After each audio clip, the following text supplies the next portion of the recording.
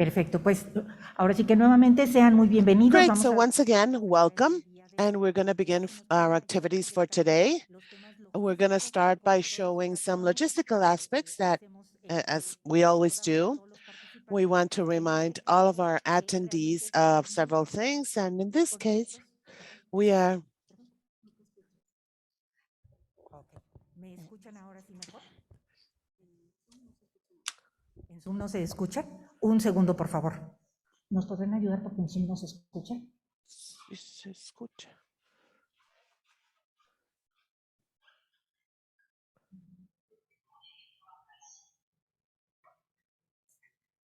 ¿Me podrían confirmar que ahora sí se escucha vía Zoom?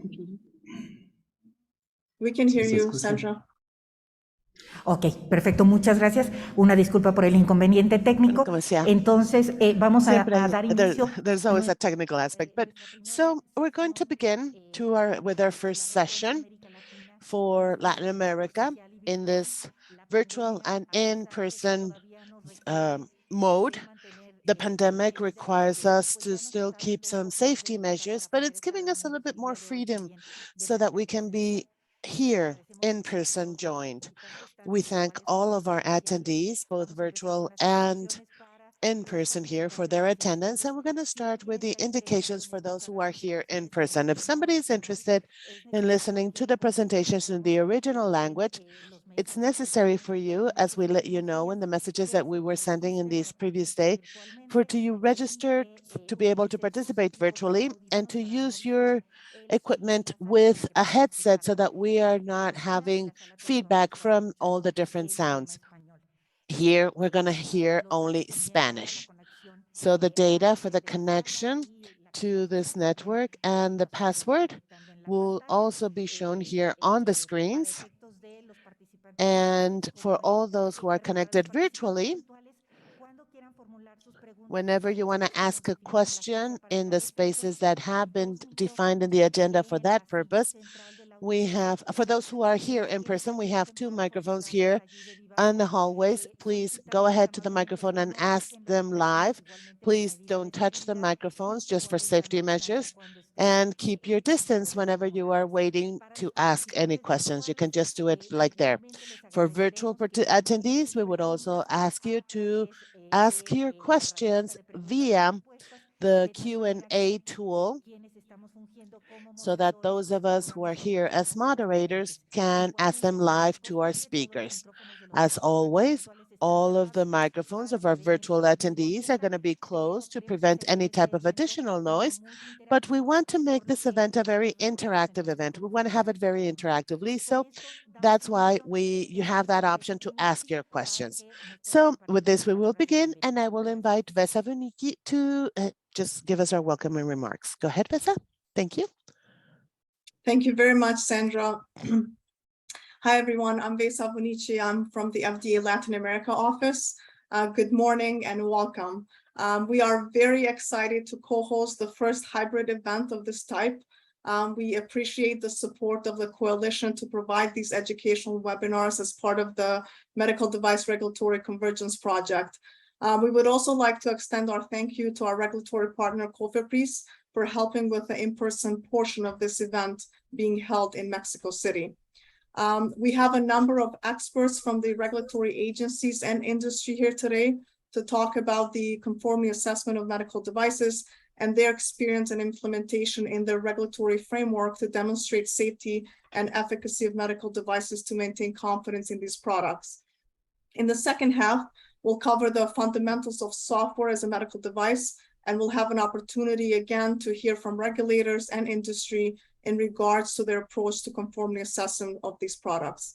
We have a broad participation today in person and virtual, as well as experts in these topics. And so we encourage everyone to ask questions to facilitate discussions that are a great value in strengthening exchanges of experiences and fostering regulatory convergence in these topics. We hope that you enjoy and find this event beneficial. With that, I'll turn it over back to you, Sandra. Thank you.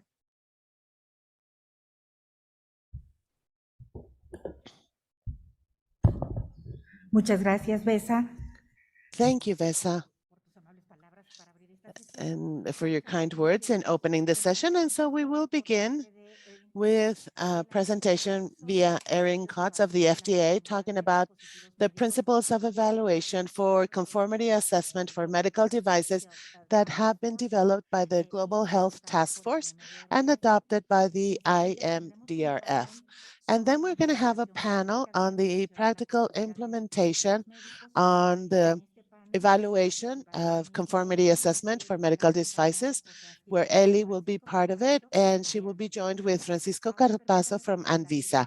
So first of all, I would like to introduce Erin, policy leader in the Health and Human Services Department of the US, and she's been the head of that since 2016. And Erin is the head of the implementation of policies and processes for all of those programs called Q Submission and Expedited Access. She joined the FDA in 2009, and since then has been in different positions with different responsibilities, heading the projects and providing her expert opinion in the review of medical trials, requests for approvals, for the 510Ks and the PMAs, as well as previous information requests before submittals. Is a graduate from the Technological Institute from Georgia, and she's joining us. And Ibran Casco is a specialist in regulatory and sanitary surveillance, and he's a professor with a master's in public health. So Erin, I will pass the floor to you, and we'll have the 3 participations, and at the end of that, then we'll start with the Q&A session. Thank you very much, and go ahead.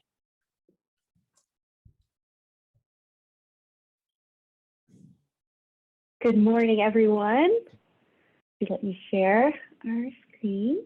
Show me here.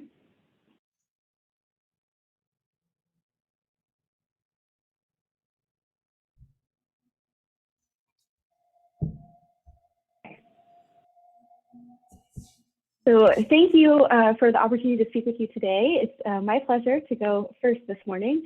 My name is Erin Kutz. I am an international policy analyst. I work for the United States Food and Drug Administration. Today, I'll be speaking with you about the principles of conformity assessment for medical devices, specifically the document from the Global Harmonization Task Force in '78. So during this presentation, we will discuss what conformity assessment is, particularly within the context of medical device regulation. I think I might be able to hear some other folks. Is it possible for folks to mute if you're not speaking, maybe? If you can please mute the microphones. Forge on. Okay. We'll also articulate please, Erin, just a minute. I will send a message for the auditor. Okay. Thanks so much. We'll also articulate the purpose of the document as a whole, which will help us give a framework for what we're talking about today. And then specifically, there are 5 conformity assessment elements that are included in the Global Harmonization Task Force document that we're talking about today.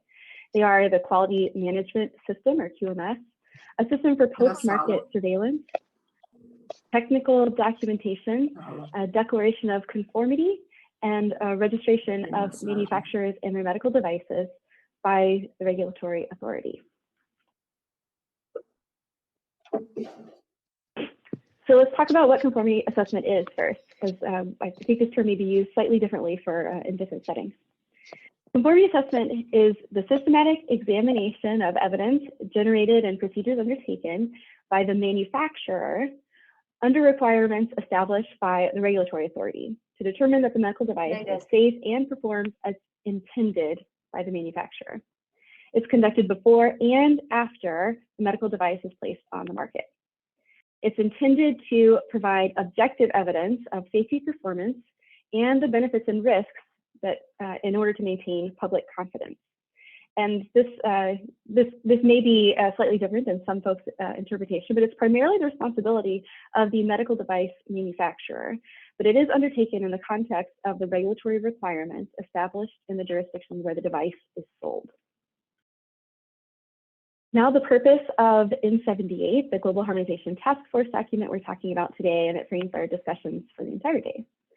This document provides guidance on the evidence and procedures that may be used by the manufacturer to demonstrate that the medical device is safe and performs as intended by the manufacturer. The conformity assessment elements that apply to each class of devices, so the document provides the conformity assessment elements that apply to each class of devices, such that the regulatory demands increase with the hazard presented by a particular medical device. So as we get higher in class and more risk, then the conformity assessment elements increase likewise. The process by which the regulatory authority or conformity assessment body confirm that the elements are properly applied by the manufacturer is also articulated in this document. And then lastly, the document talks about the manufacturer's written attestation or declaration of conformity that it has correctly applied the conformity assessment elements relevant to the classification of the device. Medical device regulations should specify the manner in which the manufacturer demonstrates to the regulatory authority or the conformity assessment body that the medical devices comply with the legislation. There are 5 necessary conformity assessment elements. As I mentioned before, the QMS, the post-market surveillance, technical documentation, a declaration of conformity, and registration of manufacturers and the medical devices by the regulatory authority. So let's talk about all of them. I'll note that each of them is required for each device class, but there's flexibility in the manner of their application. For example, whether or not the technical documentation is subject to a pre-market review by the regulatory authority may depend on the classification of the device. A lower risk device may not be, for a lower risk device, pre-market review may not be necessary for some of the technical documentation.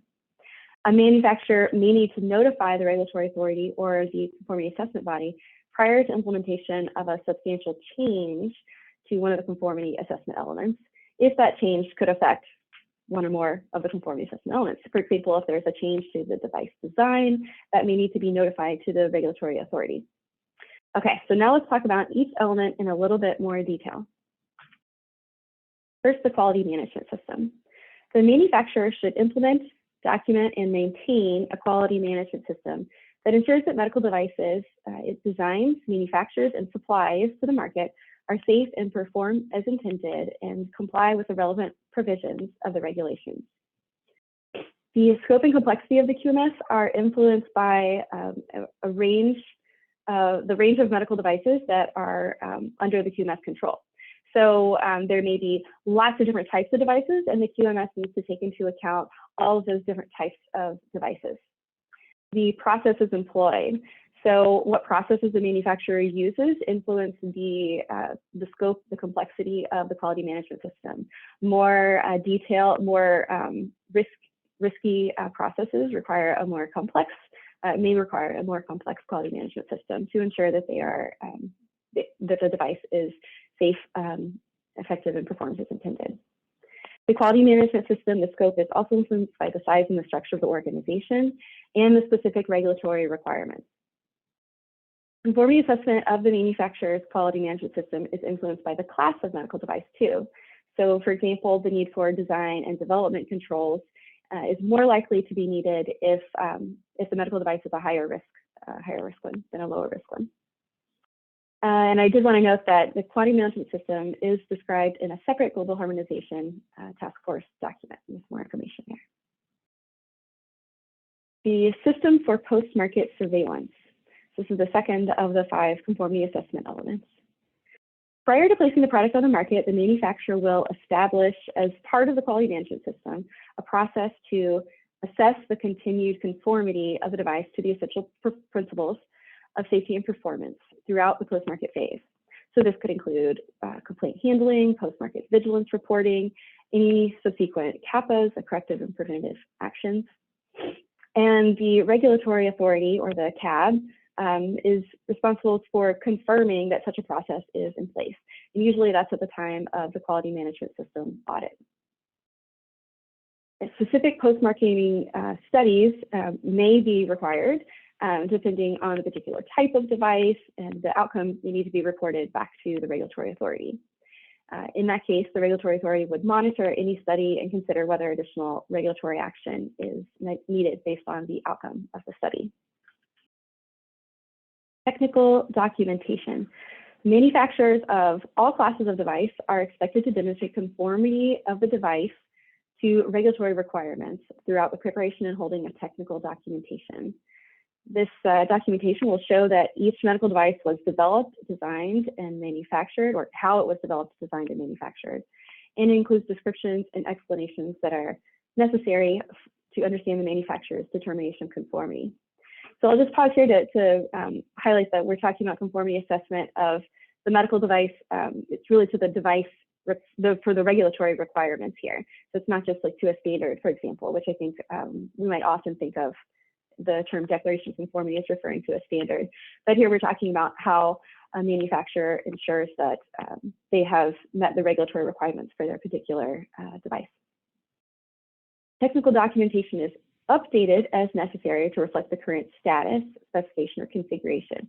For example, if sizes are extended for a device, then the documentation would need to be updated to reflect how that was designed, how it's manufactured, and how conformity has been demonstrated for that new size. Wanted to mention something else about technical documentation. So in 78, the document that is kind of framing our discussion today, that references the summary of technical documentation, or the STED, as a mechanism for manufacturers to provide evidence to the regulatory authority or the CAB that the device is in conformity with regulatory requirements. We were recommending the table of contents document instead of the STED. It's a more updated document at this point in time. The table of contents, it reflects the status of the document at a particular moment in time. This is a slight difference from the STED. So at the moment that the pre-market submission is prepared in accordance with the table of contents, or when it's requested by the regulator for post-marketing purposes, it's only a specific point in time that the documents cover. Another note about the table of contents, it's prepared in order to meet regulatory requirements. So there's a whole set of documents that the manufacturer will be putting together to support the design of the device, the design and manufacture. And it's a subset of those that are provided in summary to the regulatory authority or the CAB to demonstrate that the device has been manufactured, designed in accordance with the regulatory requirements. And then there is an attestation included in the table of contents document, or what goes to the regulatory authority or the CAB, is an attestation that the contents are truthful and accurate. The extent of evidence in the table of contents is likely to increase with the class of device, the complexity, and whether or not there is new technology. So for example, a more complicated device, a more risky device, maybe a higher class, and have more extensive technical documentation to support that it conforms to the regulatory requirements. The regulatory authority or CAB determines the adequacy of the documented evidence to support that attestation. So the manufacturer puts together, they already have their documents that talk about how the device is made, how it was designed, all those things.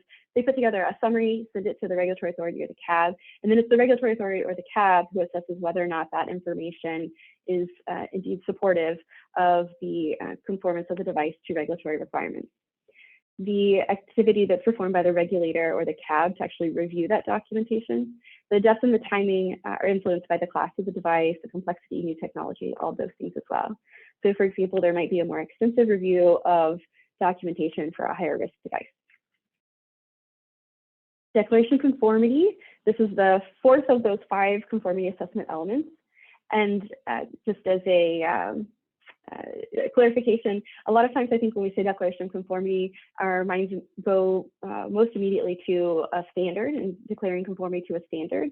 But again, here we're talking about conformance with regulatory requirements, and not just a specific standard, but with the regulatory requirements of the jurisdiction where the device is going to be sold. So in this declaration of conformity, the manufacturer attests that its medical device complies fully with all the regulatory requirements, It draws up a specific written declaration of conformity. There's some specific information in section 5.4 of N78 that talks about what should be included in this declaration of conformity.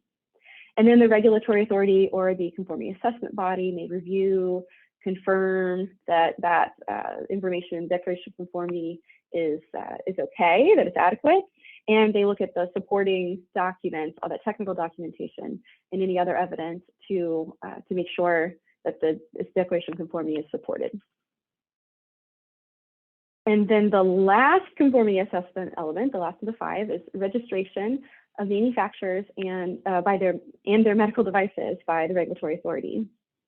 So prior to placing a medical device on the market, the manufacturer or distributor or importer or authorized representative, so whoever's responsible for a particular touch point on the medical device, they provide the regulatory authority with information that it needs with respect to registration and then listing of the medical device requirements, or listing of the medical device. There is guidance on the information to be provided in the registration and listing in a separate document that I've screenshotted here. It's in 65. And it's the responsibility of the regulator to implement and maintain the register. Okay, so that's the summary of the documents of N78 that'll frame our discussions today. First, in talking with each of the regulatory authorities on how we've implemented the best practices, the principles of N78 in our own regulatory environments, and then to hear specifically about how we have used N78 to frame our implementation of regulation for software as a medical device specifically. So I'm really thrilled to be part of the discussion today, and I look forward to learning from all of you. Thank you so much for your time and attention.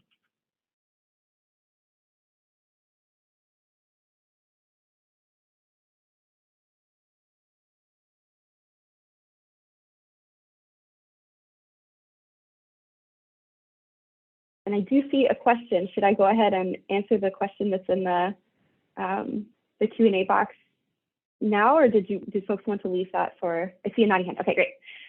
So the question is that the guidance that I spoke about in N78, it's dated back from 2012. Yes, that's true. Are there plans to modernize it or release a new guidance? And now that we are moving into Industry 4.0 and the software is getting more complex and updated constantly in some cases, I am not aware of a plan to update N78. I think it provides a framework for us to consider more complicated regulations like of software. So it really talks high level about things that a medical device manufacturer and then a regulatory authority or CAB should be doing. And I don't think we necessarily have to update those, like the overall like principles or tenets of that, to take into account the complexity of the medical devices. For example, one of the principles that I talked about is that as the risk of the device increases, then the complexity of the quality management system might increase as well, or the extent of review of technical documentation might increase. And I think that would still hold true, especially for the software as a medical device that we'll be talking about today, depending on the complexity. So we can apply that same principle without updating the guidance. Okay. Yes, I am up next. Should I go straight into the next talk? Yeah, okay, great. Let's do it. Let's see.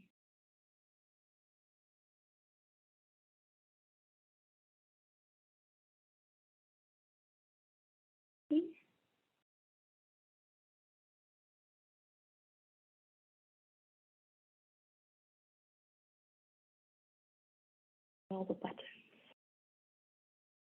Right, so.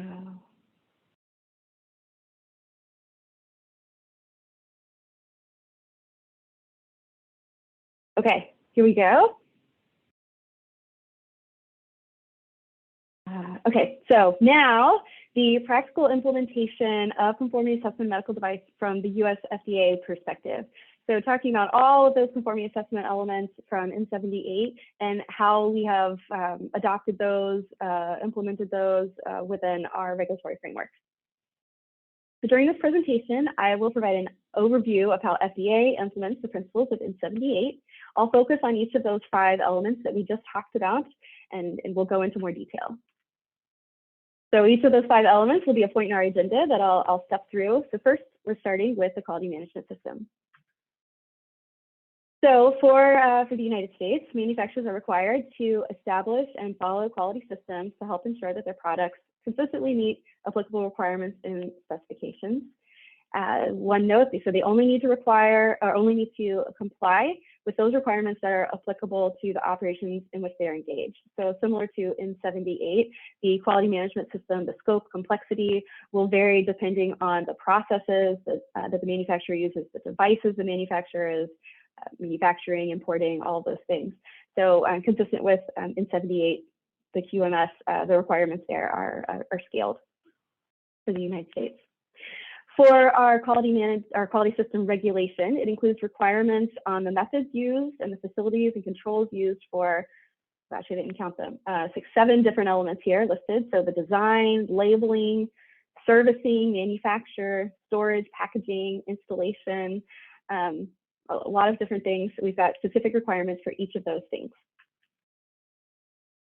The quality system regulation applies to finished devices that are intended for human use, that are manufactured, imported, or offered for import in any state or territory of the United States, DC, or the Commonwealth of Puerto Rico. And I'll mention this is consistent with N78 in that it's talking about where the devices are sold. And the previous slide was also consistent with, let me go back for just a minute, consistent with N78. And it actually, it answers a little bit the question we were talking about earlier about the need for updating it. So providing a framework for us to talk about what requirements for a quality system could be, and then getting more detailed in the application and other guidance and other regulations for the FDA. So our quality system regulation, it's 21 CFR Part 820, just included a snapshot here. You can see all the different specific requirements within Part 820. So we've got some general provisions, then we've got specific quality system requirements like management responsibility, quality audit, personnel, design controls, and just as I mentioned with N78, so the need for design controls may depend on the complexity of the medical device. A more complicated medical device might have more requirements for design controls. Document controls, so that's very similar to like the technical documentation that we were talking about. Purchasing, identification, traceability, production, process controls, acceptance activities, non-conforming product, CAPAs, labeling, handling, storage, distribution, installation, record keeping, servicing, and then statistical techniques that are used throughout the different processes for quality system. We publish the procedures that are followed by our staff during the quality system inspections. I've included a link here, but for folks' awareness, if you're curious what FDA looks for when they go out on a quality system inspection, then we've actually published what our inspectors use during those inspections. We also have a data dashboard that includes information on some completed inspections. I've got the link here, and also some snapshots, not intended to be able to read all of the snapshots, but just an idea of the types of information that are available publicly already now, like how many inspections that we've done. Are they foreign or domestic? What are the top 10 citation reasons? And then even for specific inspections, when did we inspect them? What was the outcome? What's the follow-up? That sort of information is available publicly. And it would not be a complete discussion of our quality systems regulations and approach if I didn't mention the Medical Device Single Audit Program and DSAP. We accept the MDSAP audit reports as a substitute for routine agency inspections. We allow, so in MDSAP, great organization, so it allows any MDSAP recognized auditing organization to conduct a single regulatory audit of a medical device manufacturer that satisfies the relevant requirements of the regulatory authorities that participate in the program. So we found participating in this program very helpful. It helps reduce our resources while still maintaining a high level of confidence in the inspections that are occurring. I've got a link here, and then I also just listed the current members of MDSAP here, the different like membership types. So Brazil or Anvisa, seen on the line. There's also Argentina, I think I saw on as well, listed here. And one other note, so quality system regulations, they've changed over time, and we are increasingly harmonized with international approaches. Our intent is that over time, we are becoming more and more a part of the global medical device ecosystem, and we're really trying to integrate with what others are doing, just in implementing best practices and making it more effective for everyone. So I've got more efficient, I guess. I've got a list timeline here. So 1978, quite a while ago, that's when we first started our quality system regulations. In 1990, there was a fairly large revision where we included design controls and made references to some international standards, including 1345. We also leveraged some of the information in the Global Harmonization Task Force, like the stuff that we've been talking about already today. And then this year, our quality system regulation, we have proposed edits to harmonize with and incorporate 1345 to a larger extent. So we're currently looking at comments that we've received from the public and working on finalizing that. Okay, moving on to our next conformity assessment element, the system for post-market surveillance. Medical device manufacturers and other firms involved in the distribution of the devices, they must follow certain requirements and regulations once devices are on the market. We have requirements for tracking systems, for reporting of device malfunctions, serious injuries or deaths, and for the post-market surveillance and post-approval studies. So first, tracking. Manufacturers are required to track certain devices throughout the distribution chain. That really makes it possible for FDA to better facilitate notifications and recalls if there's a serious risk that we identify with the device or that the manufacturer identifies. The types of devices that are subject, it's not a specific list of devices in our regulations, but we've included things that are considered when we think about whether or not to require tracking of a device. So for our classification system, we have class 1, class 2, and class 3. So types of devices that might be good candidates for tracking could be class 2 or class 3, so those higher risk devices. They're ones that if the device failed, that it could be reasonably likely to have serious adverse health consequences. Implants are usually more likely to be required for tracking, and then life-sustaining or life-supporting. So as the risk increases, the likelihood that we'll require tracking also increases. And there's a link to a guidance document here that talks a little bit more about medical device tracking, at least from FDA's perspective. Complaint handling and procedures for CAPA are required by our quality system regulation, and it's also part of post-market surveillance. So each manufacturer has to maintain complaint files. It talks about procedures for receiving, reviewing, evaluating those complaints, making sure that they are appropriate processes in place to incorporate that back into the design, the evaluation of the device as well. And according to the quality system regulation, each manufacturer should establish and maintain procedures for implementing corrective and preventative actions. And I call these out specifically because they are mentioned in 78, and we're consistent with that here.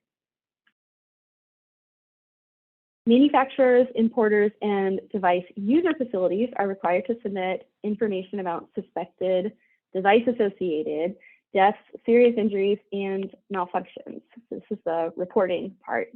There's mandatory reporting for manufacturers, importers, and device user facilities, and then voluntary reporting for healthcare professionals, patients, and consumers. And I've included a number of links here because a lot of this information is accessible for anyone, for the public. So our MDR database, those are our reported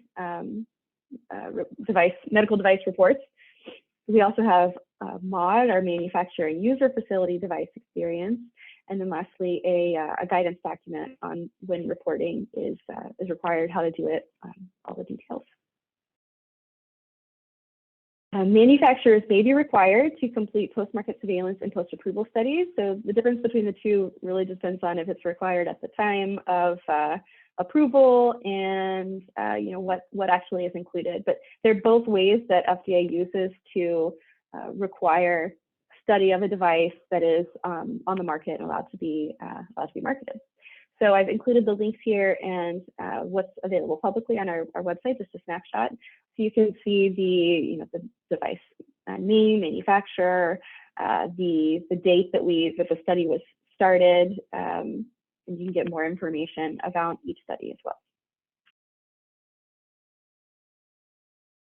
We confirmed that the post-market surveillance processes are in place during our QMS inspection. So as mentioned by N78, during our, I think the N78 calls it an audit, but during our inspection is when we're looking to make sure that the post-market surveillance activities, requirements to be in conformance with our regulations.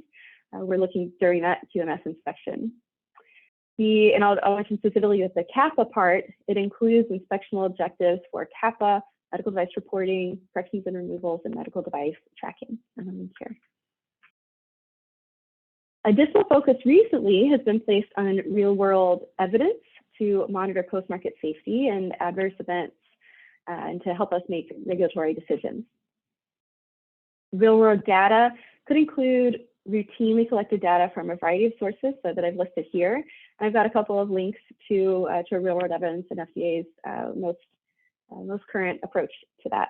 I included here as because it's very important in the direction that we see a lot of post-market surveillance work moving in the future.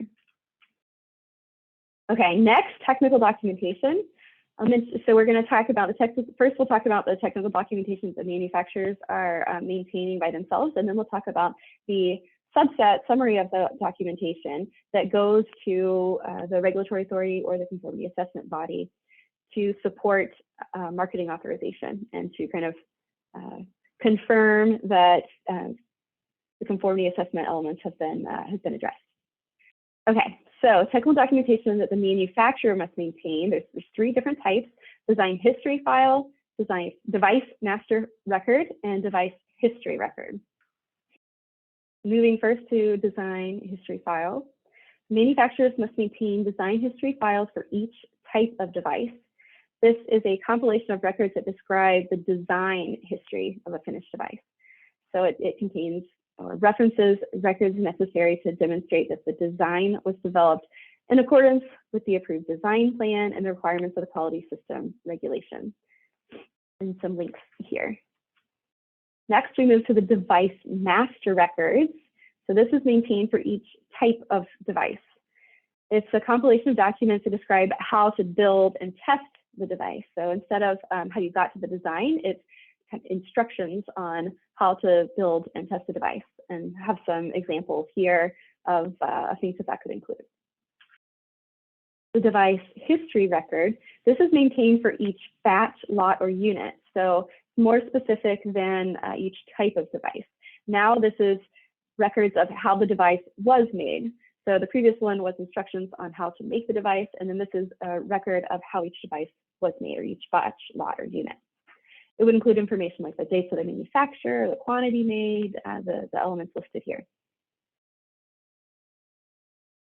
So a subset of that information may be included in a pre-market submission that goes to the Food and Drug Administration to support manufacturing. The three most common types of pre-market submissions for FDA, for US FDA, are 510(k), a pre-market approval or PMA, and a de novo classification. So 510(k), all the way on the left, this is a pre-market submission that demonstrates that a new device is substantially equivalent to a predicate device in terms of the intended use, technology characteristics, and performance testing. This is used for low to moderate risk devices. The middle, the PMA, this is used to demonstrate a reasonable assurance of safety and effectiveness for the device's intended use. It's for higher risk device, class 3.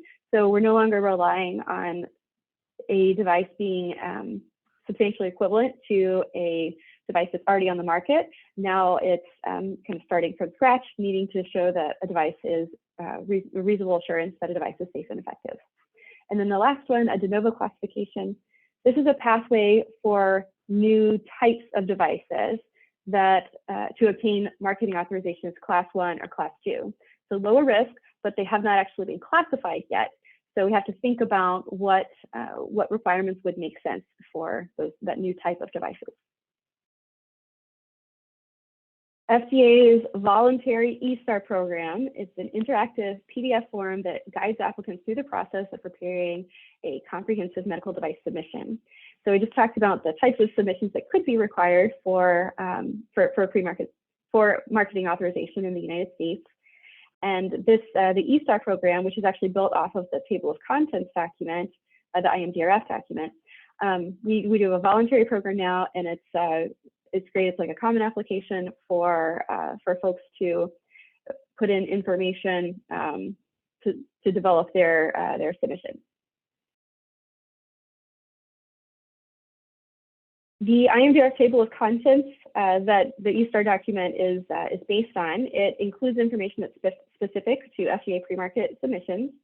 So as I mentioned earlier, the table of contents document, the IMDRF document, it's an internationally harmonized, it provides an internationally harmonized modular format for use when filing medical device submissions to regulatory authorities for marketing authorization. So it includes information from the different IMDRF countries that participated in making it. So there's information for ANVISA, for example, and it puts everything in one format, and you can see what the different requirements are for different regulatory authorities. And the information from FDA is in there and consistent with the eSTAR. Okay, next, moving on to the Declaration of Conformity. So as I mentioned, the Declaration of Conformity, we might think of it as meaning just conforming to a standard, but in the sense we're talking about today and what N78 is talking about, conformity assessment of medical devices to regulatory requirements, this is slightly different. So FDA requires a truthful and accuracy statement in our pre-market notifications. And I've got an example here of what that looks like.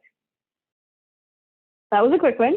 The next one, registration of manufacturers and their medical devices by the regulatory authority.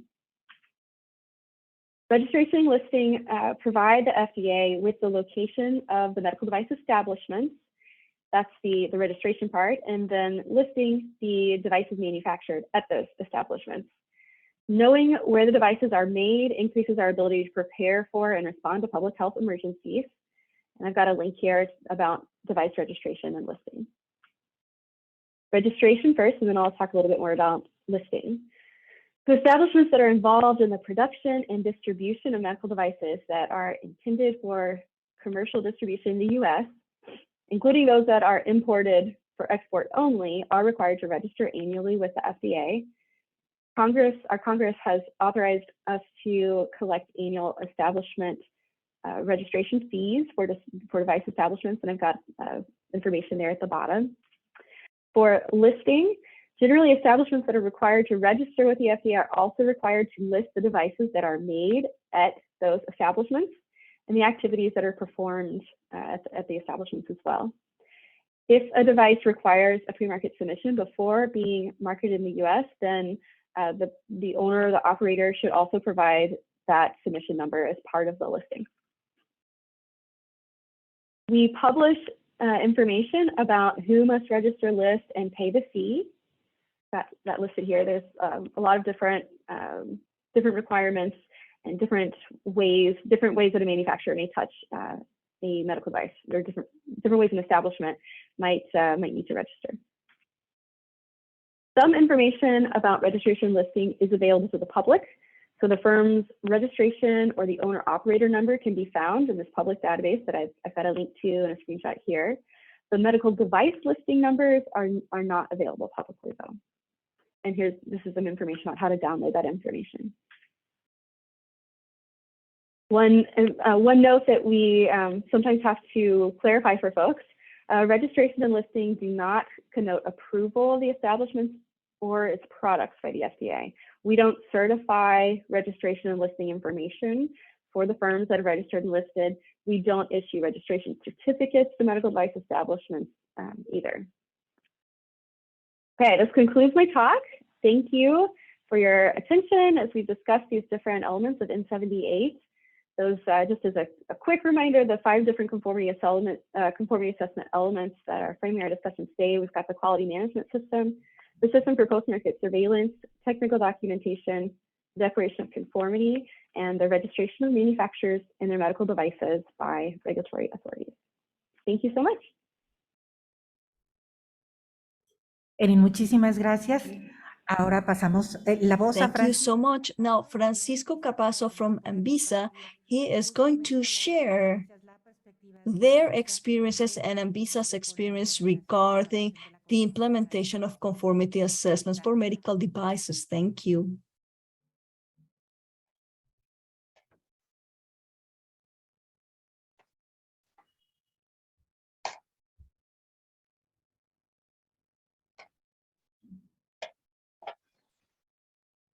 Thank you.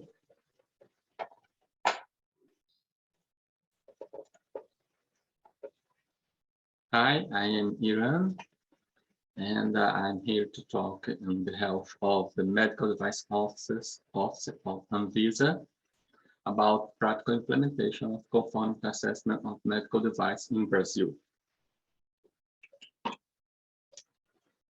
So I'll try my best to go fast because I believe that we are already behind of schedule. We have about medical device in the medical device offices. We make the analysis of submissions for registration, notification, renewal, change, and cancellation of medical devices. We make the insurance of medical device registration requirement and guidance, provide information regarding the status of a regulated product, support good manufacturing practices, inspection for enforcement and certification process, and we make the participation in international regulatory forums. And we promote the regulatory convergence within the Anvisa framework of regulatory. So we have this chart in the medical device office in Anvisa. We have the Office of Equipment that takes care of medical equipment and software.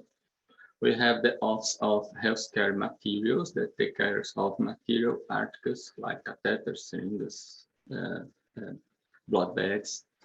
And we have the Office of In Vitro Diagnostics that take care of reagent calibrators, controls, and instruments for COVID-19, syphilis, HIV assays, or glucosamine.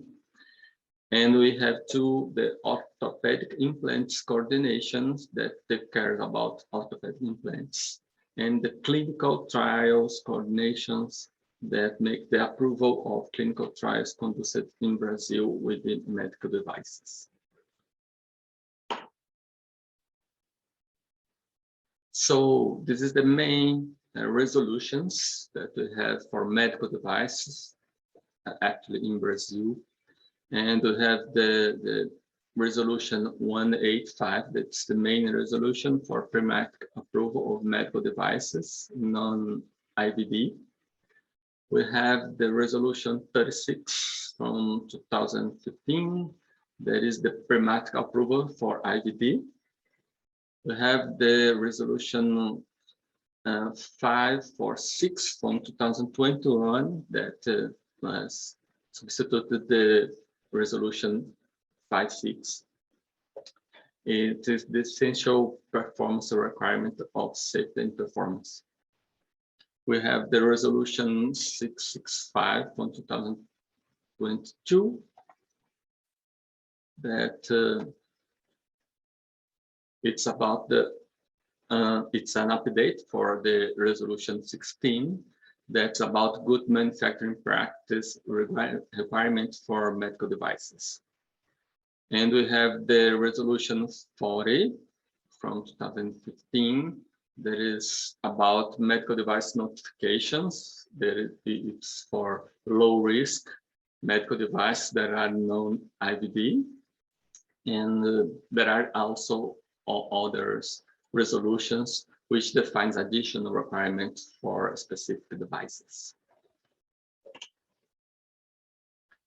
So the main resolution, the resolution 185, defines 4 risk classes, and it has the rules that are similar to the European directive from 42 from 1993, and it defines the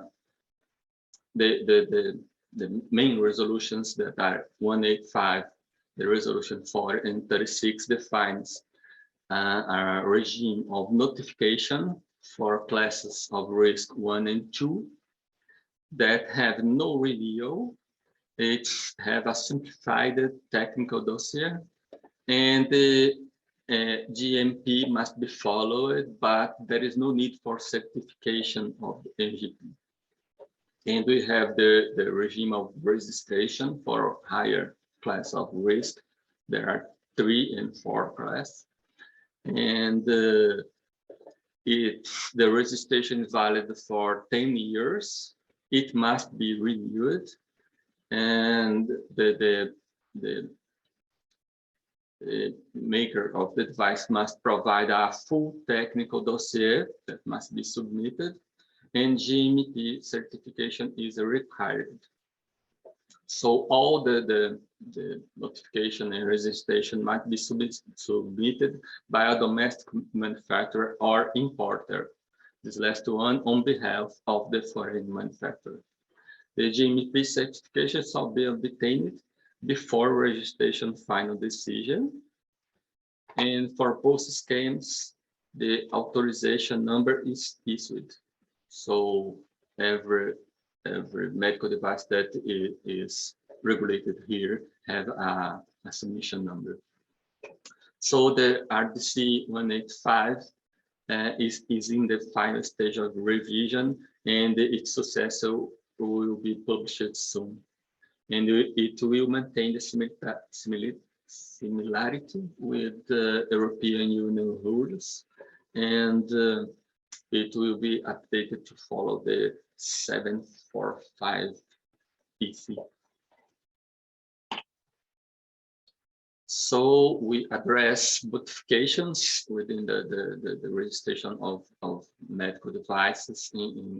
We classify this in three categories. There is one that is non-reportable. There is the ones that need is submitted to immediate implementation, and there is the ones that requires approval. So there is these 3 classifications of change in medical device. It's defined by the resolution 370 from 2020 and the EN 74. And immediate implementation of the modifications may be assessed later by ANVISA. So we can review what have changed and clarify some doubts that appear from this.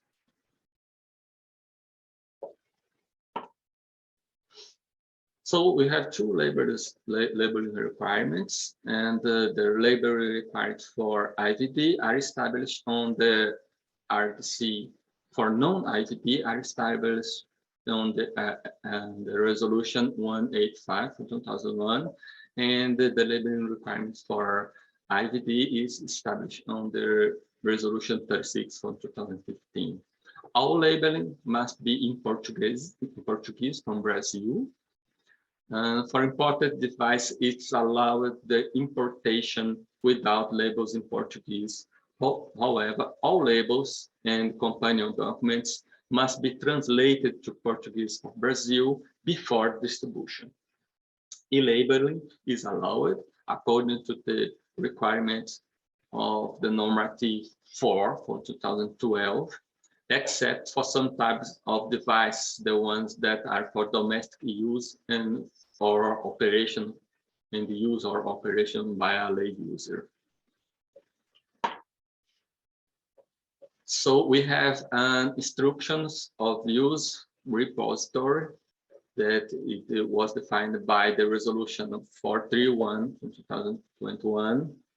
And the applicant must upload the instruction of use to a Anvisa web page. The instructions of use are available in the registered medical device searching tool. So anyone can go to the Anvisa website and search for the instructions of use for any medical device that are registered with Anvisa.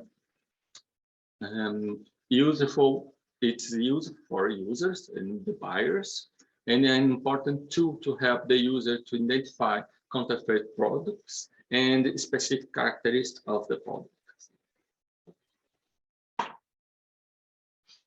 So we recently have the resolution, it's 579 from 2021.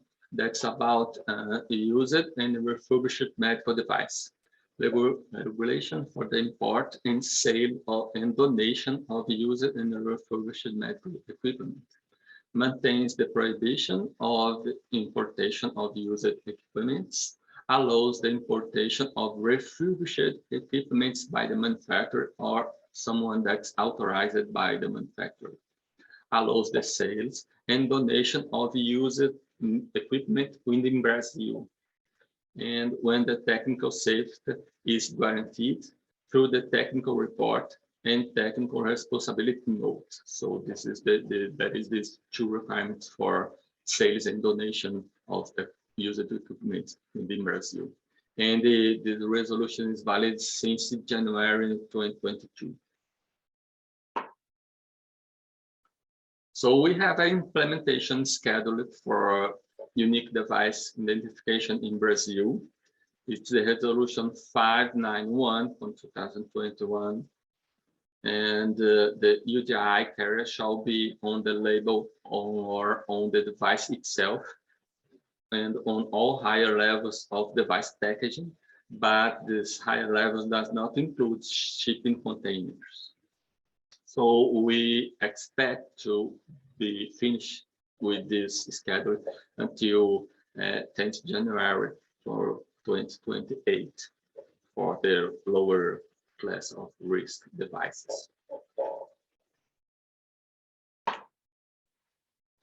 So for software as medical device, we have the recent resolution 657 from 2022 that established minimal requirements for per-market authorization of software as medical device within Anvisa, specific definitions for this market, and clarifies the non-applicability of this resolution for software for well-being, software exclusively used for administrative or financial management of health service, software embedded in medical equipment, and software that process demographic and epidemiological medical data without any clinical diagnostic or therapeutic purpose.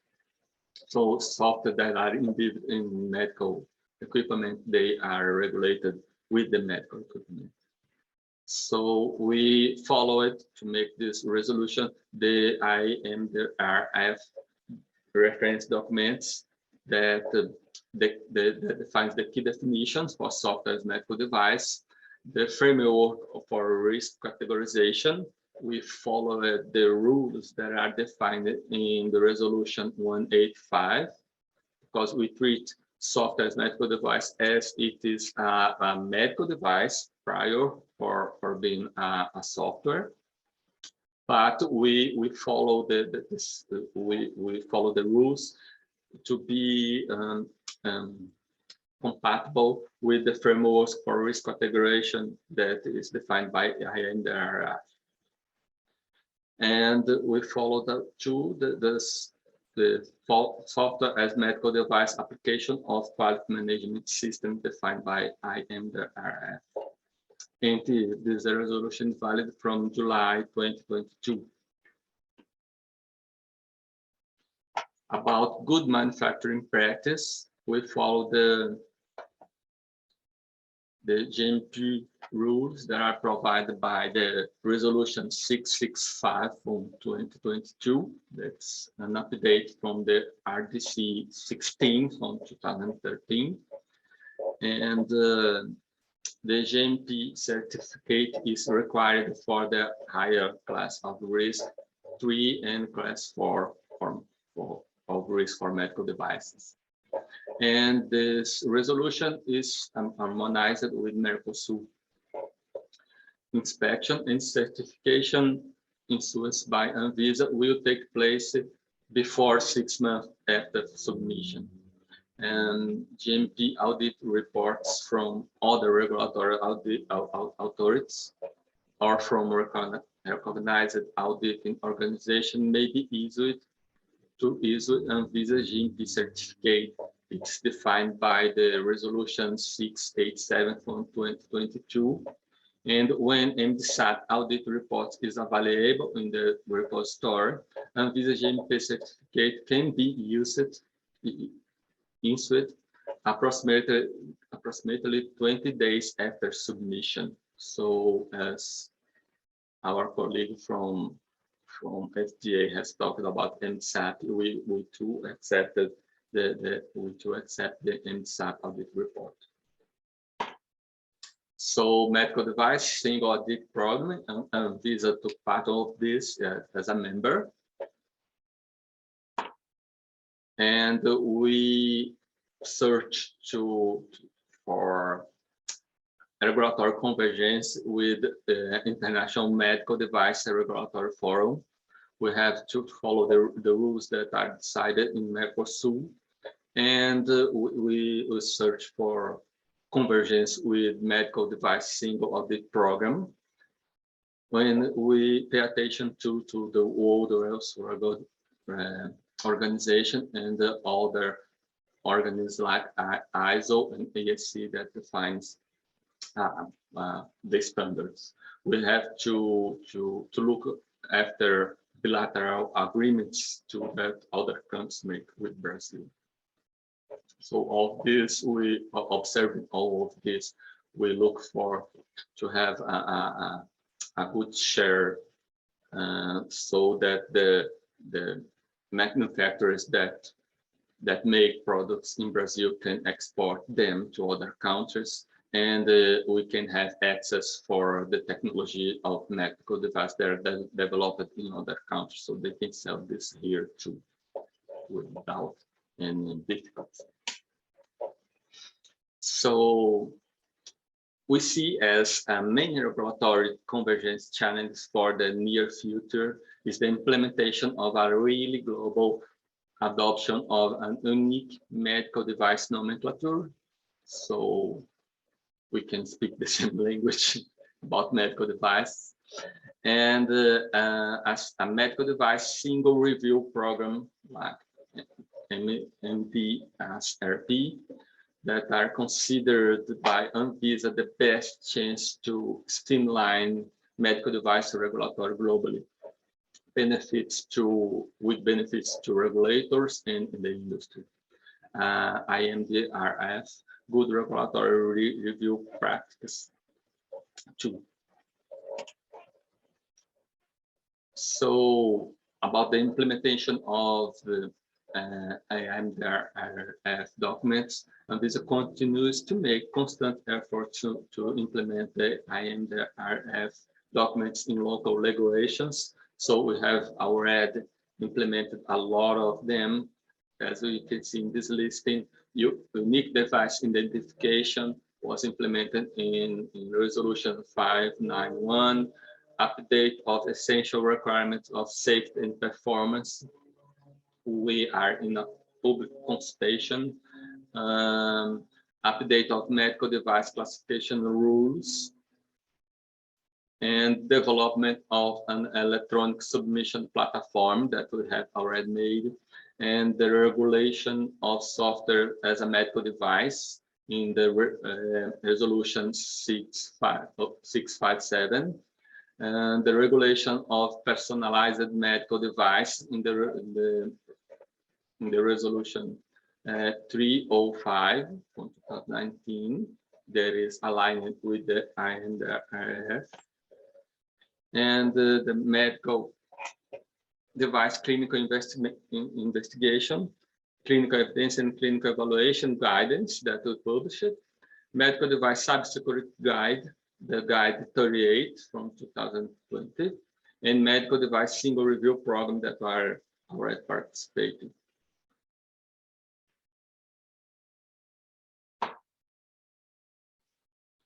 So it's simple, but it's very important tips for the applicants to register the products in Brazil. The submission form, do not leave any field unfilled. If there is any information that's not applicable, please justify. Pre-sale certificate and authorization letter. Remember that these documents must be presented consularized or with an apostille of the same country of the legal manufacturer. Information about the manufacturer, such as the company name, full address, must be clear and identical in both documents. The intended use must be the original intended use that must be preserved. And the technical dossier must cover all applicable essential safety and performance requirements. The manufacturer must consider that if that something does not apply, this must be justified. And information presented must correspond to the same region or configuration that will be made available to Brazilian market. So thank you. I could say here, obrigado.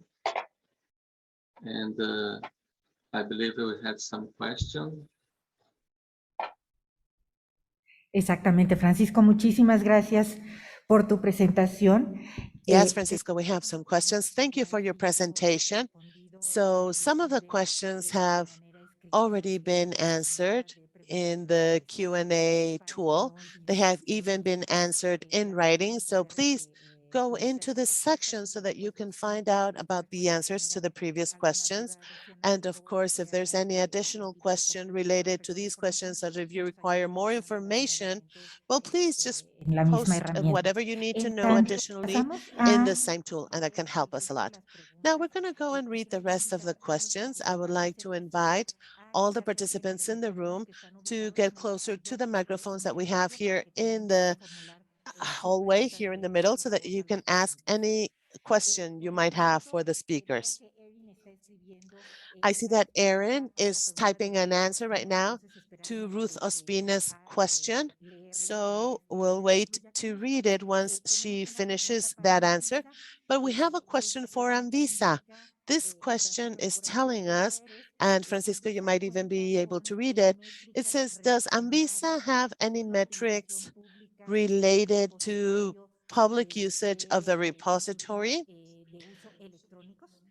for the electronic use, the instructions for electronic use? We have these metrics about the usage of this, but I don't have this with me right now. I can bring this and answer to the person that asked it later. Muchas gracias, Francisco. Si nos haces llegar ese dato, con todo gusto. Thank you, Francisco. Yes, if you can send us that information, we can actually share it with all the participants in this session. And I believe that it could be something very useful, you know, because of the times we are living in and because of the pandemic. The pandemic actually helped us to make the implementation and the use of the different e-platforms a lot better so that we can share the information. So that could be quite useful for all the participants. Thank you very much. Go ahead. Excuse me. I can say right now that a lot of public authorities in Brazil use this this repository to look after and to build some specifications for products that they are trying to buy. Thanks. You can proceed.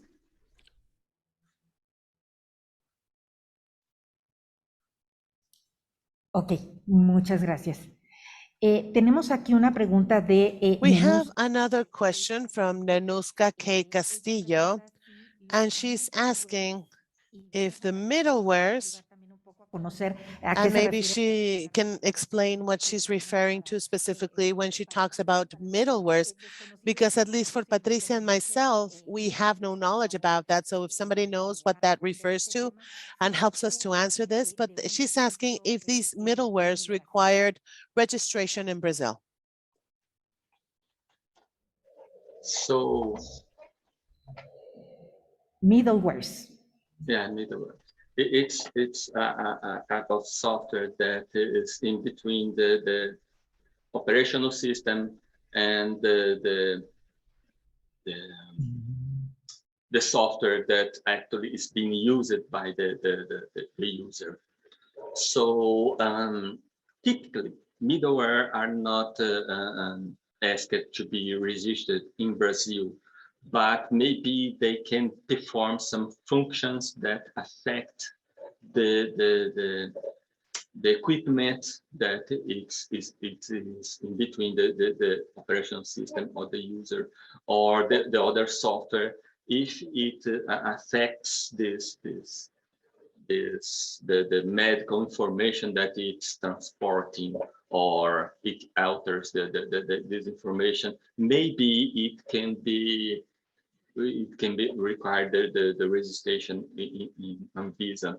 So we have a channel opened in Anvisa, so anyone can make questions, including the importers or the makers of the products.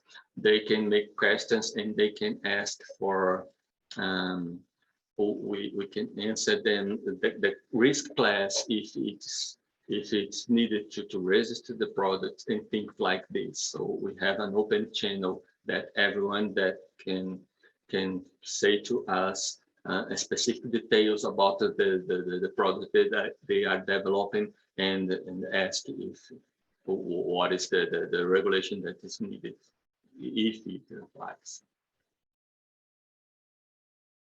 But typically for middleware, we don't expect to regulate this.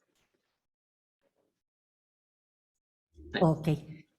Estupendo. Muchas gracias. Great. Tenemos otro par de preguntas. Thank you very much. We have two additional questions that have to do with software as medical devices.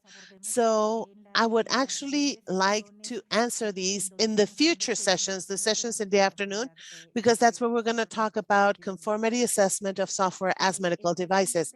So we could answer those then. And in the meantime, we have another question for the FDA that says, well, where can I find laboratories that are enabled and acknowledged or recognized by this entity so that they can perform analysis of medical devices? This was asked by Raquel Freire. So Erin?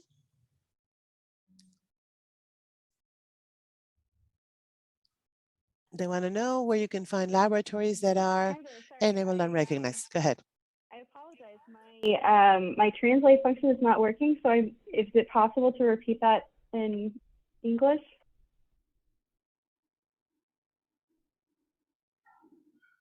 Sí, seguro. Hi, La Erin. pregunta. The question was, is it possible to find laboratories that are recognized by FDA for testing medical devices? Oh, we have a program called called ASCA that specifically looks at which laboratories might be well suited to test specific standards. So I can include a link in the chat, and that would probably be the best place to start.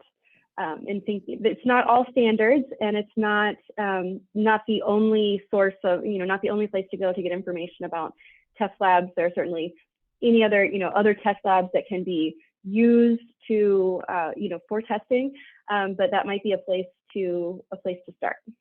I'll include that link in the chat. Thank you. I realized my video wasn't on. Apologies. Perfecto, muchas gracias. Thank you very much. Now we have a question here in the room.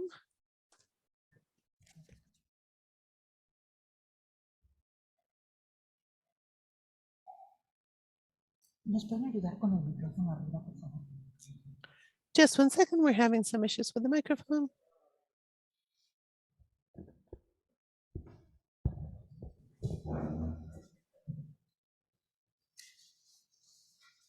Este micrófono. Gracias, doctor Cartacho. Tendría una So pregunta. thank you. Now I have a question. I mean, taking into consideration that the registry in Anvisa is for 10 years, has the validation of the GMP suffered any modifications?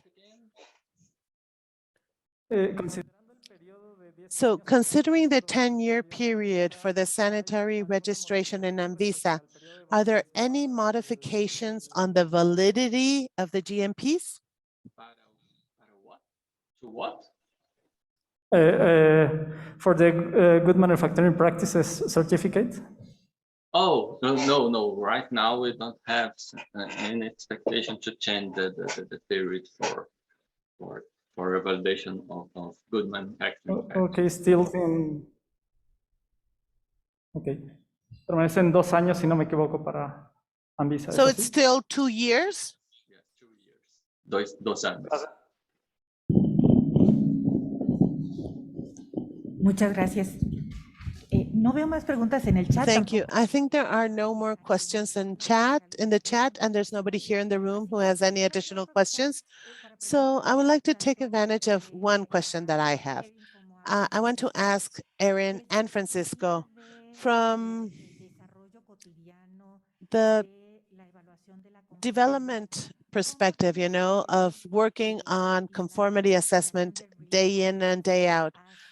What do you think about the reliance application in the future for those countries that do not have all the infrastructure that both Brazil and the US has? Do you think this reliance app is good? It's good?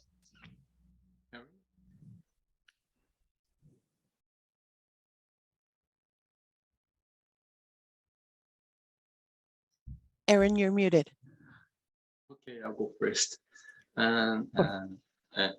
Here in Brazil, we have some structure to address this. But if someone is importing a product that is made in other country that cannot make some tests that we ask them, some certifications of something like this, the importer can do this test here in Brazil. So we doesn't put on market some things that we are not sure about their safety and that's good. But we can, the importer, for every product that are registered here in Brazil, we have someone in Brazil that is responsible for this. So he can do the tests here. So we have even some clinical trials for products that are made outside from Brazil that are being made here. So this is the support that we can provide for them, except from some international agreement like MSAP or some things like this that can help too. Would you like to talk about that, Erin? Yes, thanks for the thanks for going first while I got the stuff set up. I appreciate it. So I think reliance is a very important mechanism, especially with the number of different regulators that a number of different markets that a device could be going towards. and are going to. And we very much want to support anyone who is considering, if I've understood the question correctly, we very much want to support anyone that's considering relying at least in some or in part on other regulators, such as ourselves or Anvisa, who have mature systems. And we've talked today about how we've implemented some international best practices. We would really encourage anyone who's thinking that route might be an option to consider that, or to ask us questions about how we've gone about things as well, so we can be harmonized as much as possible and in the best interest of getting streamlining things for manufacturers in a way that gets patients safe, effective, high quality medical devices. Okay.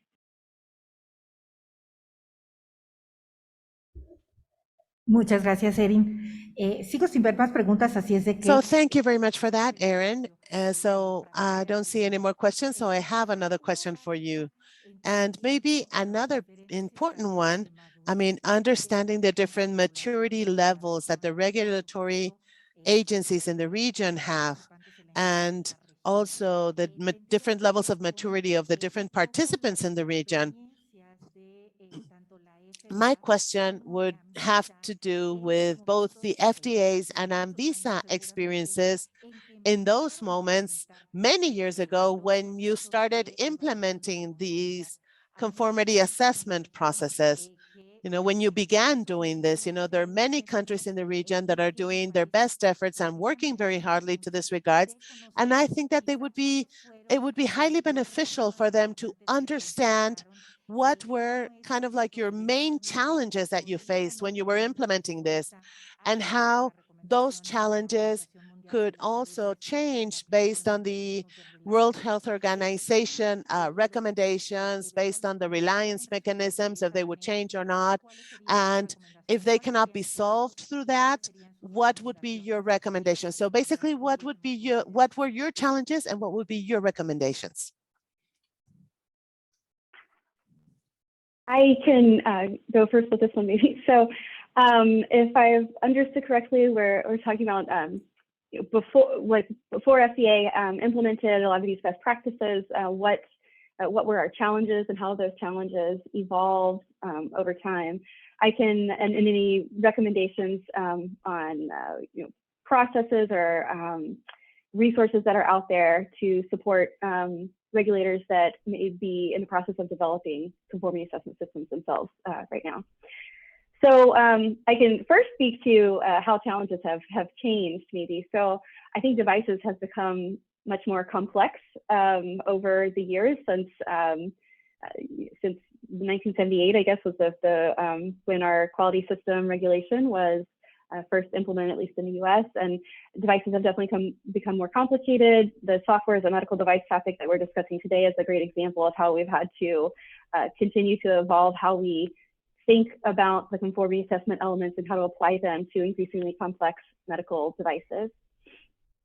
I think a challenge in starting a new conformity assessment, new regulatory requirements, is just looking at all the information that is out there and available, and considering all of these international best practices. I guess a challenge for us specifically is when we started this, the international best practice documents were not, they weren't yet out there and available. So putting together all of the ideas about what would be a best practice for a particular conformity assessment element was a little bit more challenging to identify how to go about that. I think a great resource, the WHO Reliance document is a great resource. I think that was mentioned specifically. I would also point everyone to the IMDRF documents that talk about best practices, best international best practices. So not just from an FDA perspective, but from our other mature regulators like Anvisa, ways that we have gone about, ways that we're thinking of best practices for a number of different things, all of the different conformity assessment elements. The document we talked about today in 78 from the Global Harmonization Task Force, there are even more specific elements or more specific documents that have been developed. And we will be talking about the software as a medical device specific documents today too. So recap a little bit in summary. So challenges, first for FDA, identifying all of the different requirements that we would want to have to ensure safe, effective, high quality medical devices. And that evolving as devices are getting more complex. And resources that I would recommend, the WHO Reliance and the IMDRF documents, and really just relying where possible on other regulators that have had to figure a lot of this complicated stuff out. So, okay, into my colleague. Hi, and I believe we at Anvisa are at the same page as the FDA. And I just add to what Erin said, that we here at Anvisa already work very near to the countries that are part of Mercosur, and with them we already develop a lot of partnership to address this kind of problem that you talked about.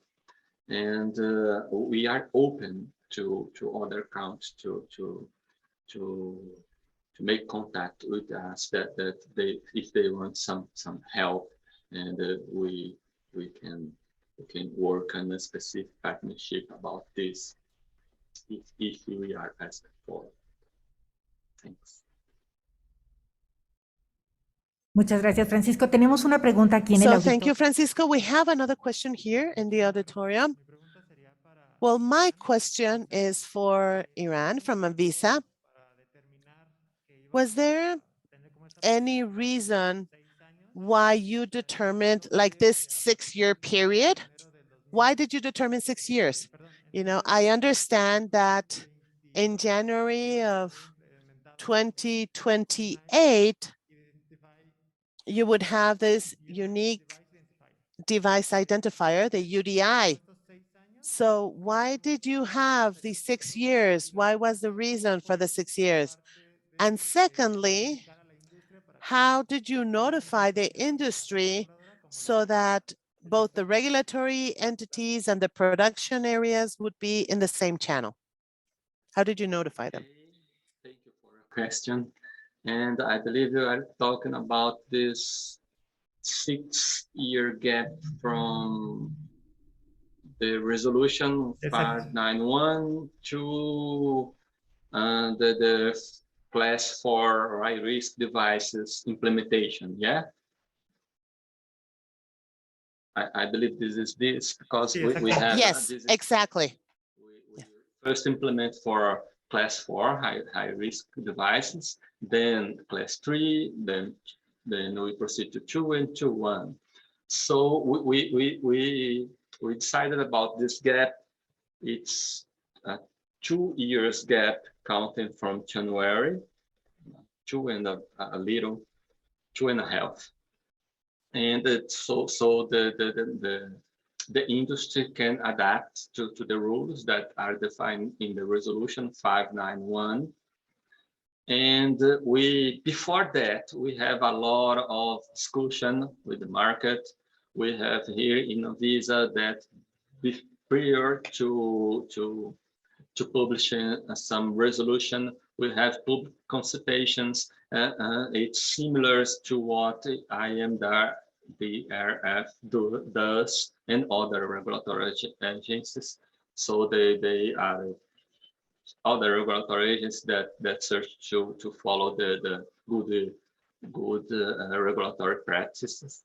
So we have some meetings with the industry. We have these public consultations, and we published these resolutions, and we have this schedule. So we have here, and the class 1 is the major part of the market, because it have a lot of medical devices that is in class 1. So we will let this to the last one. And we begin with the class 4 that are much less medical devices that in this class of risk. So we believe that the industry can adapt faster for this, because there is fewer manufacturers that make this kind of product. May I ask if I answered your question? Sí, muchísimas gracias. Thanks. Muchas gracias. Tenemos algunas otras preguntas. Thank you very much. We have Silva Valduena who's asking, what is the logic to prioritize investment in verification labs for national regulatory agencies?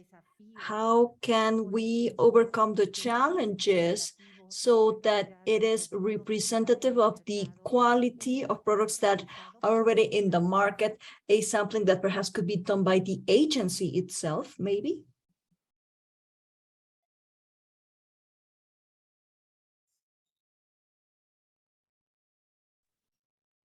So the question is for me. Ahora sí, para cualquiera de los dos que nos quiera ayudar a responder. For anybody who wishes to answer. I didn't quite understand what you said.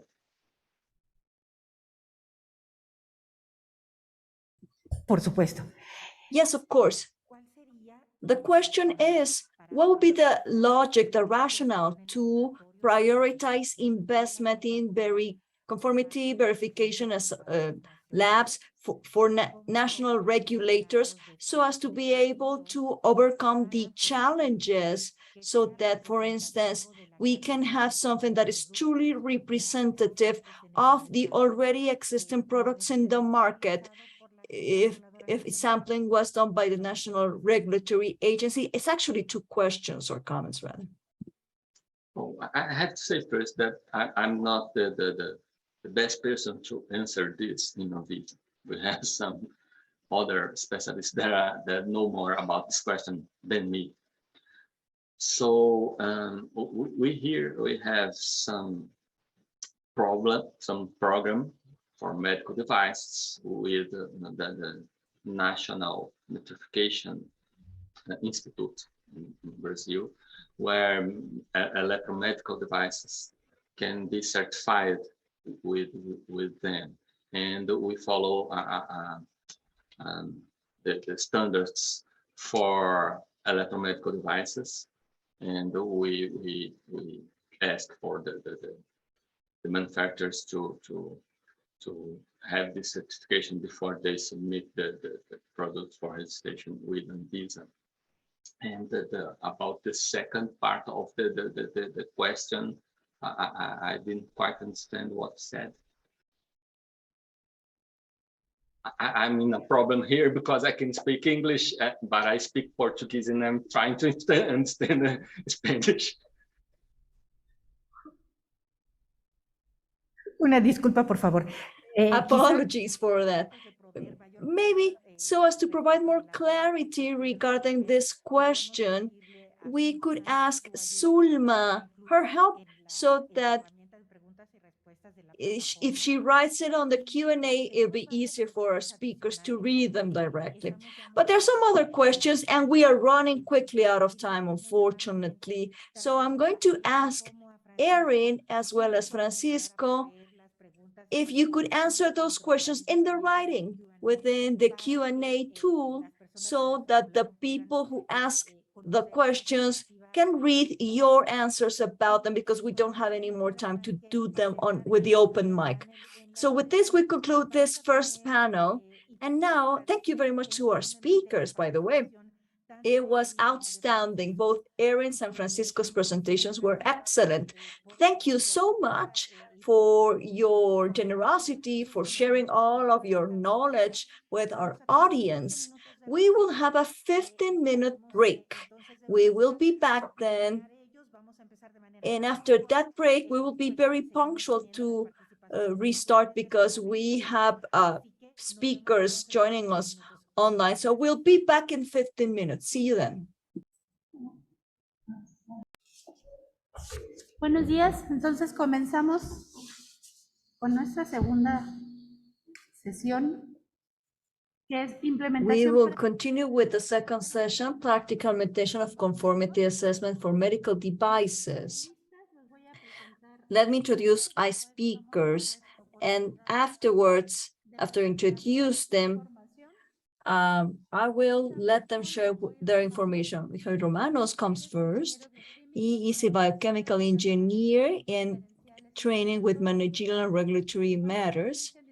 He has experience with medical devices all throughout their life cycle, clinical research, auditing, certifications, sanitary registration, post-trade surveillance, as well as quality systems and risk management.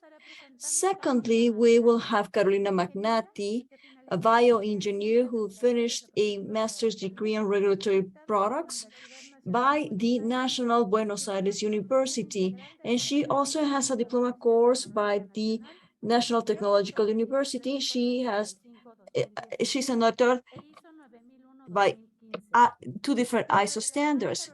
According to Mac, she's been working since 2012 as an inspector of producers, importers, and dealers of medical devices. And as of 2019, as a focal point international groups like the MDRF, Mercosur, OPS, and the World Health Organization. We have Brenda Guadalupe Olvera Gonzalez with us as well, who studied at the biotechnology area of the National Polytechnic Institute. She has more than 15 years of experience regarding sanitary regulation and technologies. She has been chief of Department of Clinical Services at the National Excellence Center of Health Sciences, and she's done research of medical devices for their incorporation of the basic scheme. She's participated in the creation of standards, as well as she's been a member of the experts committees for medical devices of the the Mexican United States Pharmacopedia. She has diploma courses on the medical devices, sanitary technologies assessment, technosurveillance, and radiological protection, amongst other things. She is currently a specialist of the Executive Director of Health Services and Medical Devices of the COFEPRIS office. Brenda, welcome. Everybody, welcome. Mijail, Caro, welcome, everyone. And so to begin with, I'll pass the floor to Mujoil Ramos. Please go ahead. Muchas gracias, Patricia. Thank you. Sandra. Thank you very much, Patricia and Sandra. Buen día a todos los asistentes. To all of the attendees, it's a pleasure to be here. Good morning. Voy a compartir pantalla y I'll start sharing my screen and I'll begin.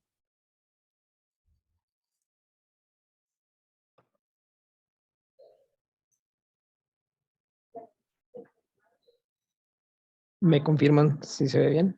Can you see my screen rather? Yes, but could you turn it into full screen? Yes, please. There it is. Perfecto, ahora lo vemos muy bien, gracias. Thank you, Mukoil. Bueno, buenos días nuevamente a todos. So once again, good morning Asistentes por parte to all of the de attendees.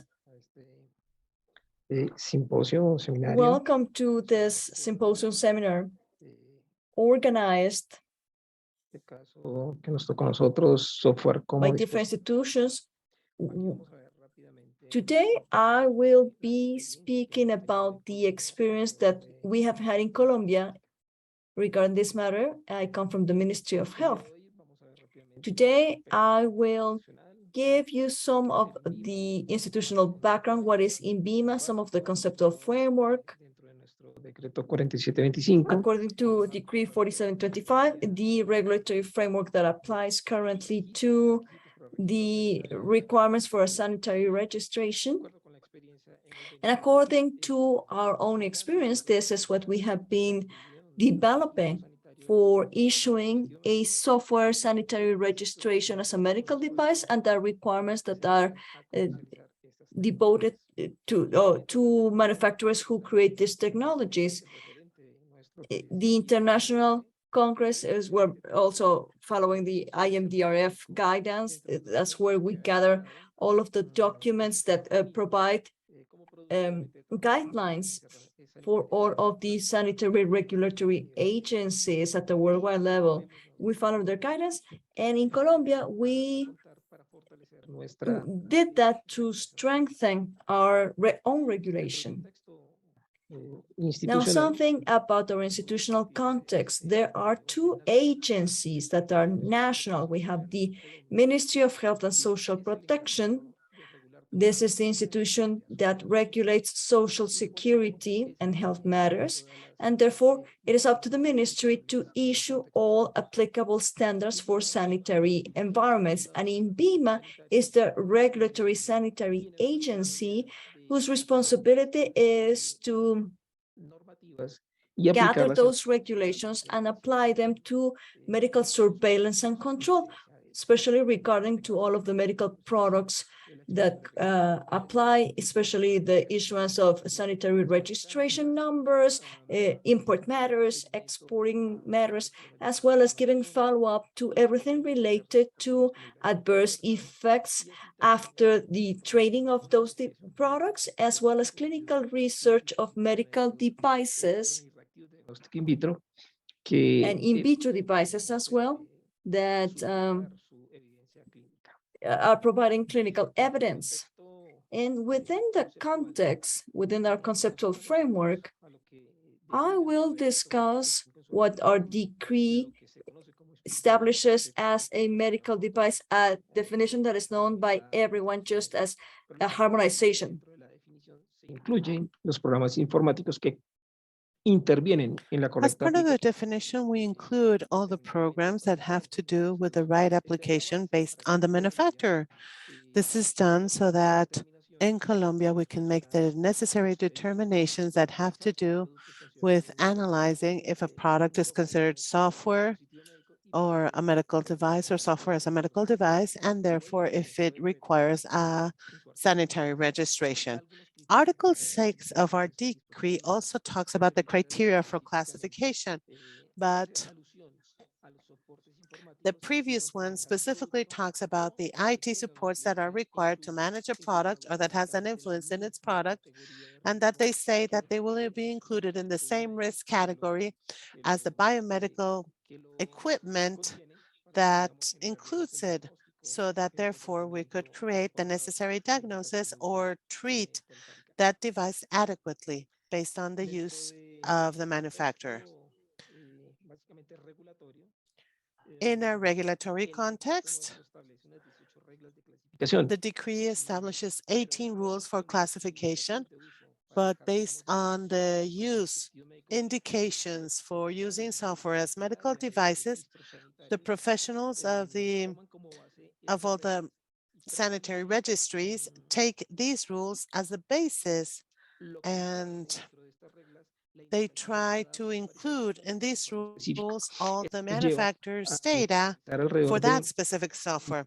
This means that we need to consolidate some 3 rules of classification that we have in our 4525 regulation to make sure or to determine what use or what influence that software has.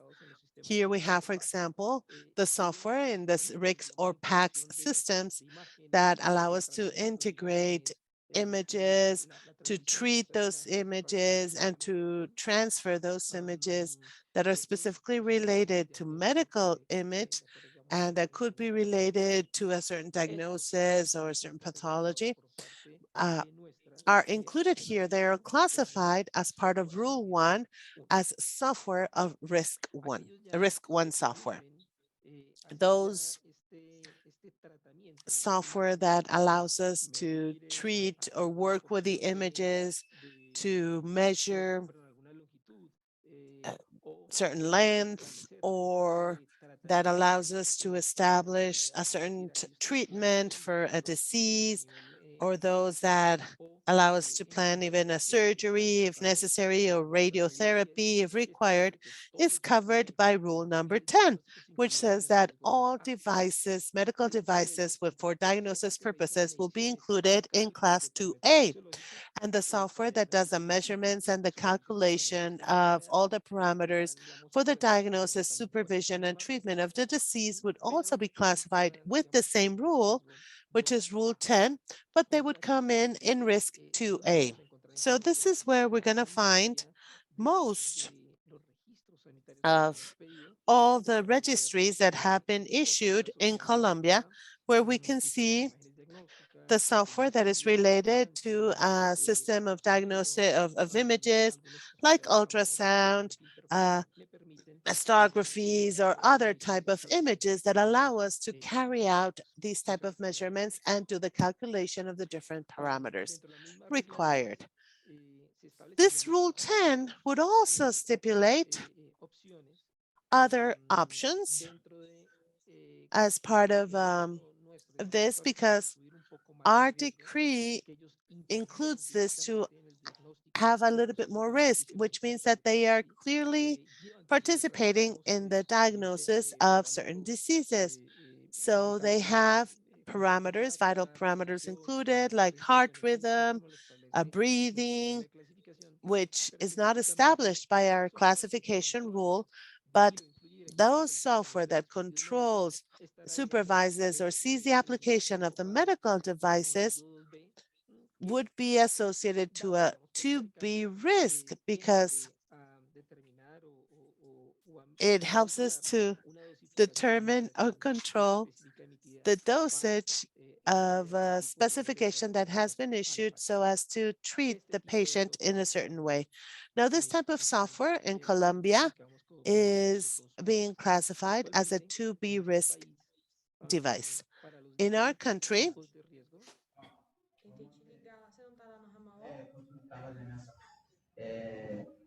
Perdón. can we please mute the microphones?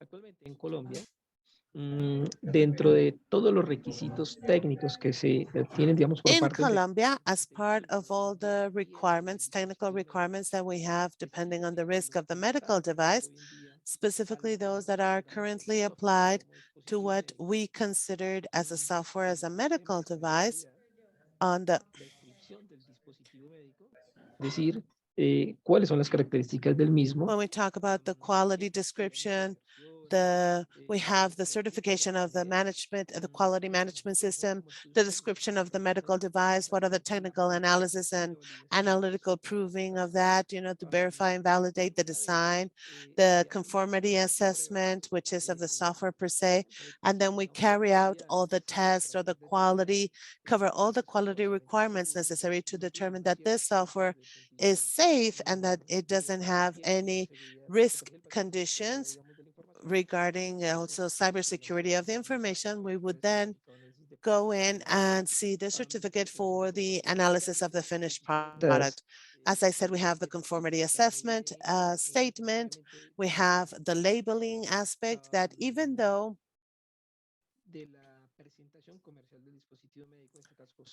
it cannot talk about it's not part of, the software does not have the physical label per se, because if you have an access to a license through a platform, well, we see the first screen where the software is presented, and in that screen is where we have to have all the labeling information of who's the manufacturer, how it is distributed in Colombia, and all of that has to do with Decree 4725. We also need the guidelines and the manuals to manage the software, information regarding the useful life of it. This is more connected to the versions and the updates that need to be carried out. And this would also depend of the commercial presentation, the final disposal of it. It has to do with the commercial presentation, but that's also focused on certain softwares that have requested the registry that has hardware as part of the accessories, and that has some peripherals as a hard drive or a PC, and that therefore requires some sort of manipulation for their disposal. We also have to include the description of safety measures and the list of applicable standards, the international standards the manufacturer is using to guarantee that they comply with the specific requirements regarding quality and safety. And lastly, we have the risk analysis of the medical device. When we talk about the management, its construction, the results, how they're going to present the diagnosis, and what would be like even a surgical plan. So all of this information is present in our website where we define the specific requirements for medical devices, but this would be the list that applies to software as a medical device.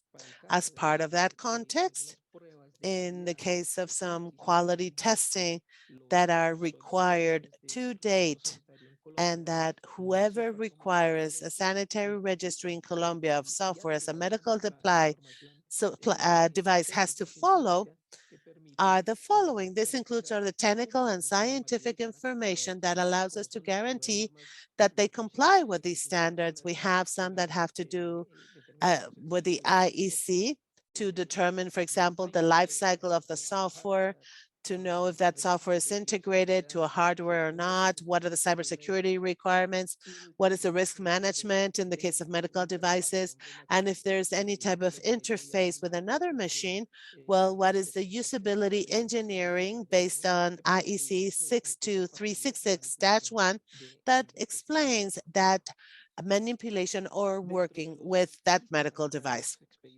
As part of the sanitary registries issued in Colombia, we have a total of 61 of them issued domestically. And of those, we have them similarly distributed or equitatively distributed if that software as a medical device is related with risk 1 and 2B. Those that have been classified with a 2A risk are the ones that are that have the highest amount of registries in Colombia. Today, we have 16 registries that are 2B, 15 that are 1, and 30 that have been issued as risk 2A. But let's say that this type of software is focused on what? On the indication of the use by the manufacturer. Some of them are related to orthopedic planning. Other has to do with tooth surgeries, radiotherapy planning, the dosage of medications for the management of the and how to give the medication. So these all of these images, diagnostic images, which is the main one of it, and where we have all those rigs and packs and all of those softwares associated to it. You know, the working with the images. We also have the modification of vital processes in our classification rules, for example, that have previously been done, as well as some others that are used for rehab purposes. So this is part of the experience that we have in Colombia with the issuing of sanitary registries of software as medical devices. Now, in our decree 4725, we also have the technical and sanitary conditions that are applied to the manufacturers of medical devices. As you all know, Colombia is currently working in the development of standards to regulate good manufacturing practices in our country. And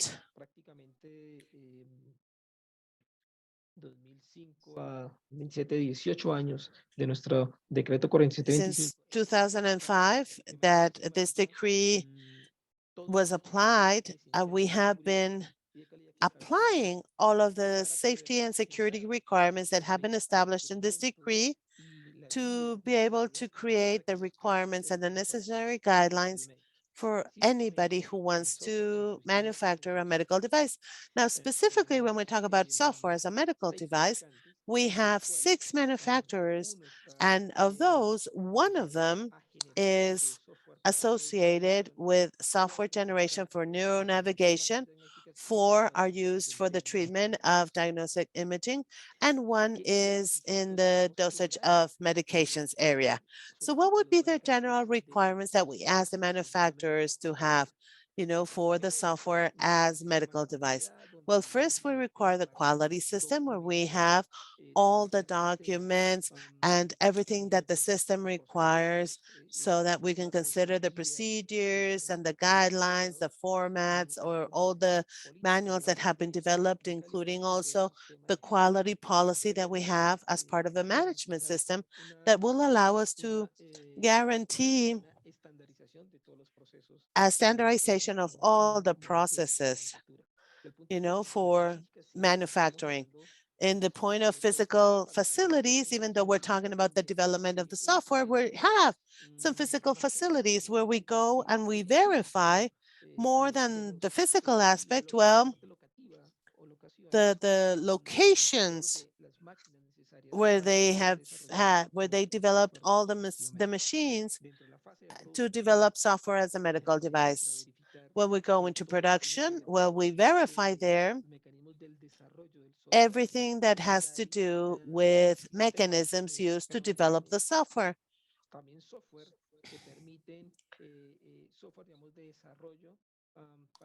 We have here software that allows us to develop that software for the specific application that is required. So we cover all of that in production. Regarding quality control, we add to all the tests that we previously said that we have to have from the manufacturer for the registry. Well, we also add the validation of that software, the type of criteria that you have for it. Some of them, well, obviously are managing critical information, confidential information of the diseases or the condition of a specific patient. So we need to guarantee that that information is managed confidentiality. And so we need to talk about how it is also managed, how it's going to be used. And we also verify how or in what way the manufacturer is verifying the fact that the software is really showing us the real condition of the patient.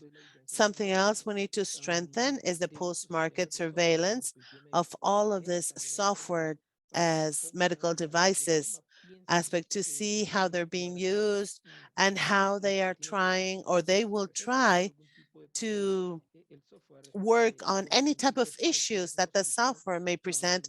For example, if they have some sort of false diagnosis, false negative, or any issue that the software might have, how can they work with that software or do the notification or just do all the recall of that product and do the necessary analysis and the consequences that came about from the use of the same. So all that post-market surveillance is included there.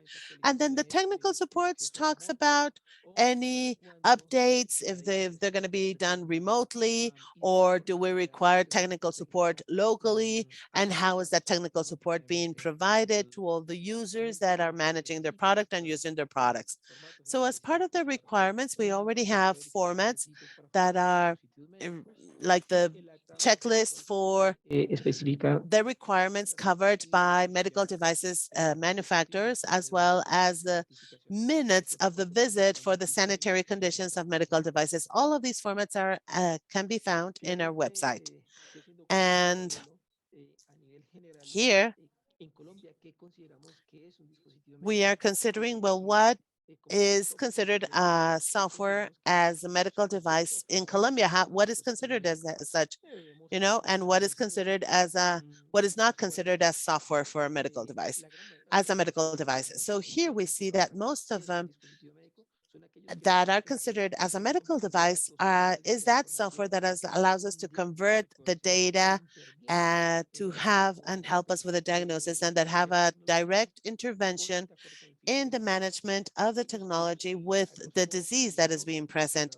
Those that are not considered medical software as medical devices are those devices that only store information or present the images without any type of alteration or manipulation of the same, or that software or app that allows us to create a system, the system that just creates an alarm to take your medication, or even a system that is managing or saving all the data of a patient for the clinical file. So for the clinical chart, here we consider the international context defined by the IMDRF that specifies how critical that software as a medical device application could be. And they have different levels to determine that. If it's something that is used to treat or for diagnosis, to manage the clinical treatment of the person, or is it only for the management of clinical information? And so in Colombia, we know that it's important to try to fully review how we can do this classification of the criticality that IMDRF is proposing in their documents, which have been issued regarding software as a medical device. Because even though in Colombia we're trying to apply our own classification rules, it's not enough from the operational point of view, to try to define that criticality based on the indication of software as a medical device by the manufacturer. We also need to strengthen the specific regulation for the development, import, marketing, and surveillance, post-market surveillance of all the software as medical device. Even though we already have a regulation, we need to strengthen it, and we need to provide like more detailed elements that would allow us to develop everything that have to do with the post-market surveillance of the software as a medical device. And we also need to work on how we can do that clinical assessment of that medical device, of that software, to show if its effectiveness and safety in Colombia. So thank you very much. This is part of the experience that we have in Colombia related to software as a medical device. And if there are any questions, we would be happy to receive them. Thank you very much. So thank you, Mukoil. Yes. Great. And so now we're going to go ahead with Carolina Magnati's presentation. So Caro, you have the floor now.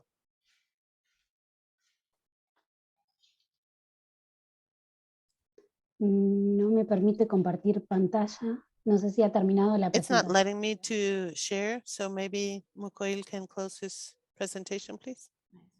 A ver ahí. Thank you.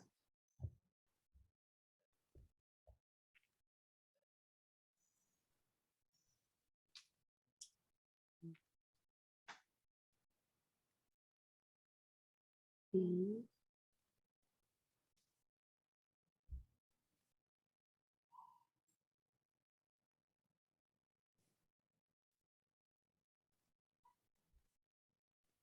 Ahí lo pueden ver. So hopefully you can see it there. Yes. Thank you. Bueno, en primer lugar, agradecerles la So oportunidad. first of all, I want to thank you for this opportunity to talk about the experience that we've had in ANMAT regarding software as medical devices. So to start with, I want to talk about who we are. We are the National Administration Office for Medication, Food, and Medical Technology.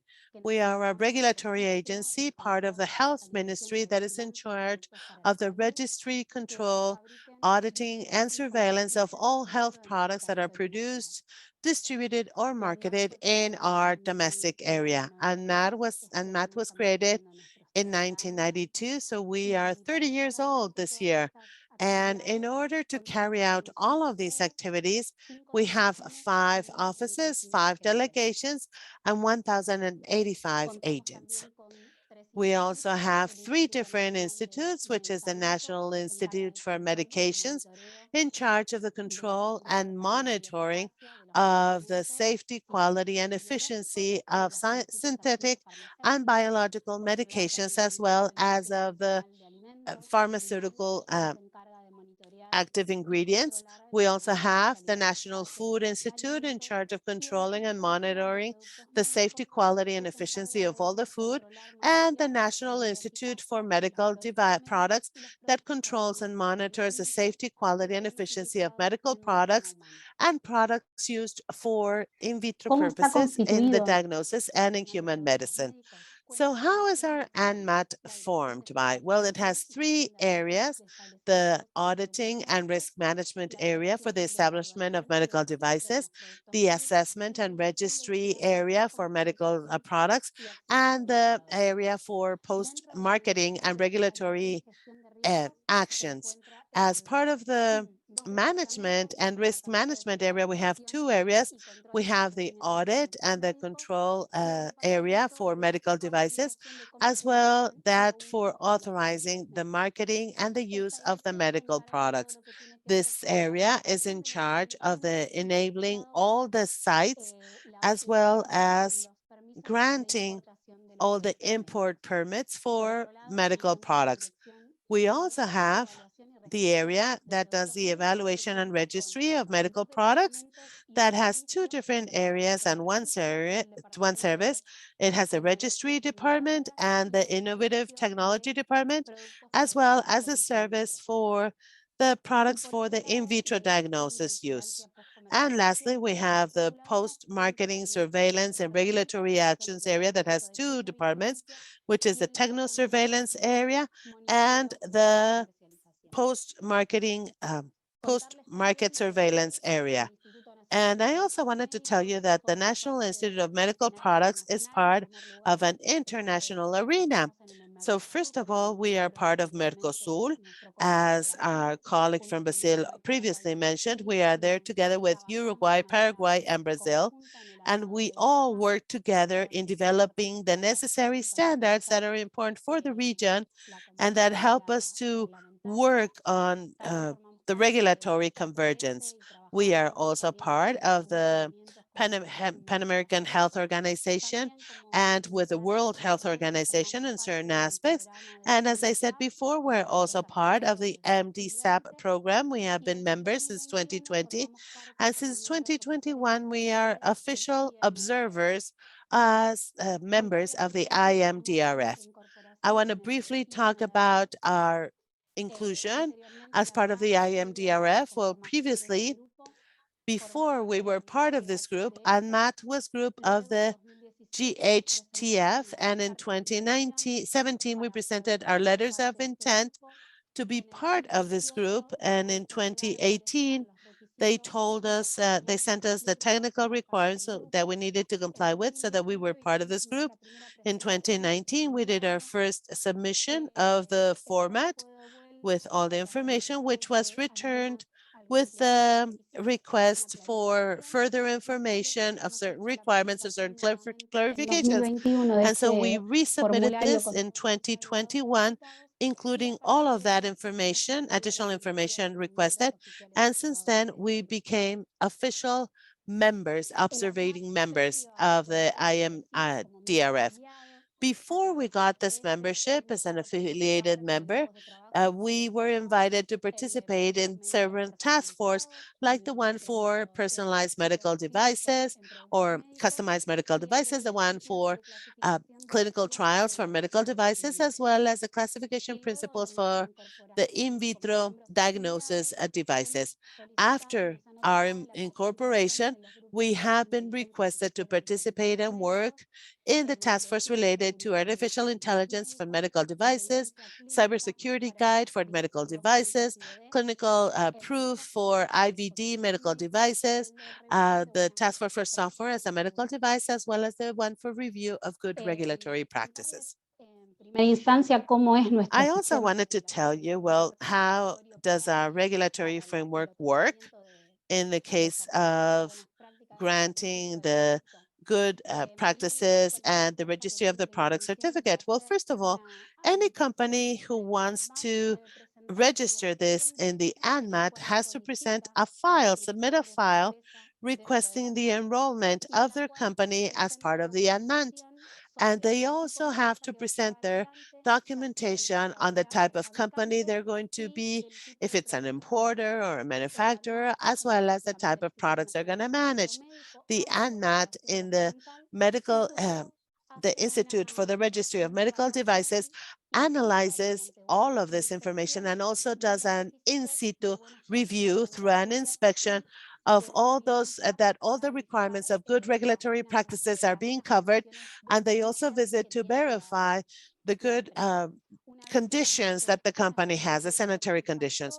Once the inspection is deemed satisfactory, well, the company can then start the registry of the medical product to be able to enroll all the products and to be able to bring it to the national market.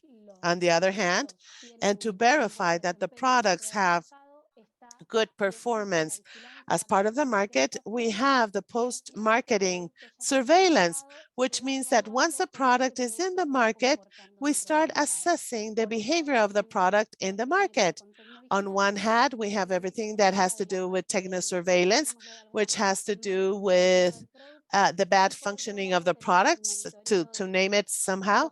And on the other side, we have the post-marketing monitoring that has to do with the product in the market and if it's working based on the efficiency and security specifications that have been specified. Also want to talk a little bit about the requirements that the companies need to comply with for both the registry and the work of the company. First of all, ANMAT has the rule, a regulation or standard called 2319 issued in 2002, where we have all the guidelines that the companies that are going to import medical products need to follow and that they need to base their activities in when they are domestically working. These regulations include the conditions that have to do with the structural aspect, as well as the conditions that have to do with the risk management. On the other hand, when the company has the intention of working within our country, what they need to do is that they need to present a file where they cover all the requirements that are added in Regulation 7425 and Annex 1, where they are requested to present all the documentation that has to do with the incorporation of the company and some specific information regarding the type of products that the company wants to manufacture or import. Once the assessment is being done, we do an inspection where we verify then all the different requirements of the quality management system, and we also verify the space. Now, this worked very well, has worked very well for medical products as a whole, but when software as medical devices appeared, well, there was another type of industry that came about within the ANMAT world, where many of the concepts that we had previously established for this type of companies had to change. That is why we had to analyze our local regulations and the international regulations to see how we could apply the assessment of these companies for those companies that had a co-working contract or that had a different way to manage all of this. That is why we were also analyzing and considering document 23 of the IMDRF, where they established the application of a quality management system specifically for software, and of which we got the necessary information to see how we could carry out the inspections in these type of companies. Then the post-inspection, if the post-inspection has been satisfactory, we issue a certificate to that company, and the company can then present all the necessary documentation to register their product. They do this through the system that the ANMAT has, which is an own development system called Helena, where they register all the necessary documentation to establish and to prove that all the products that they're going to market are safe and efficient. We also need to mention that when we start working on that file and from the office that does this registration, what the office that does this registration does is that they grant the registration to the person or the professional that talks about and says that they are the owner of the type of technology that is going to be assessed. As part of the ANMAT, we have odontologists, pharmaceuticals, biochemists, bioengineers,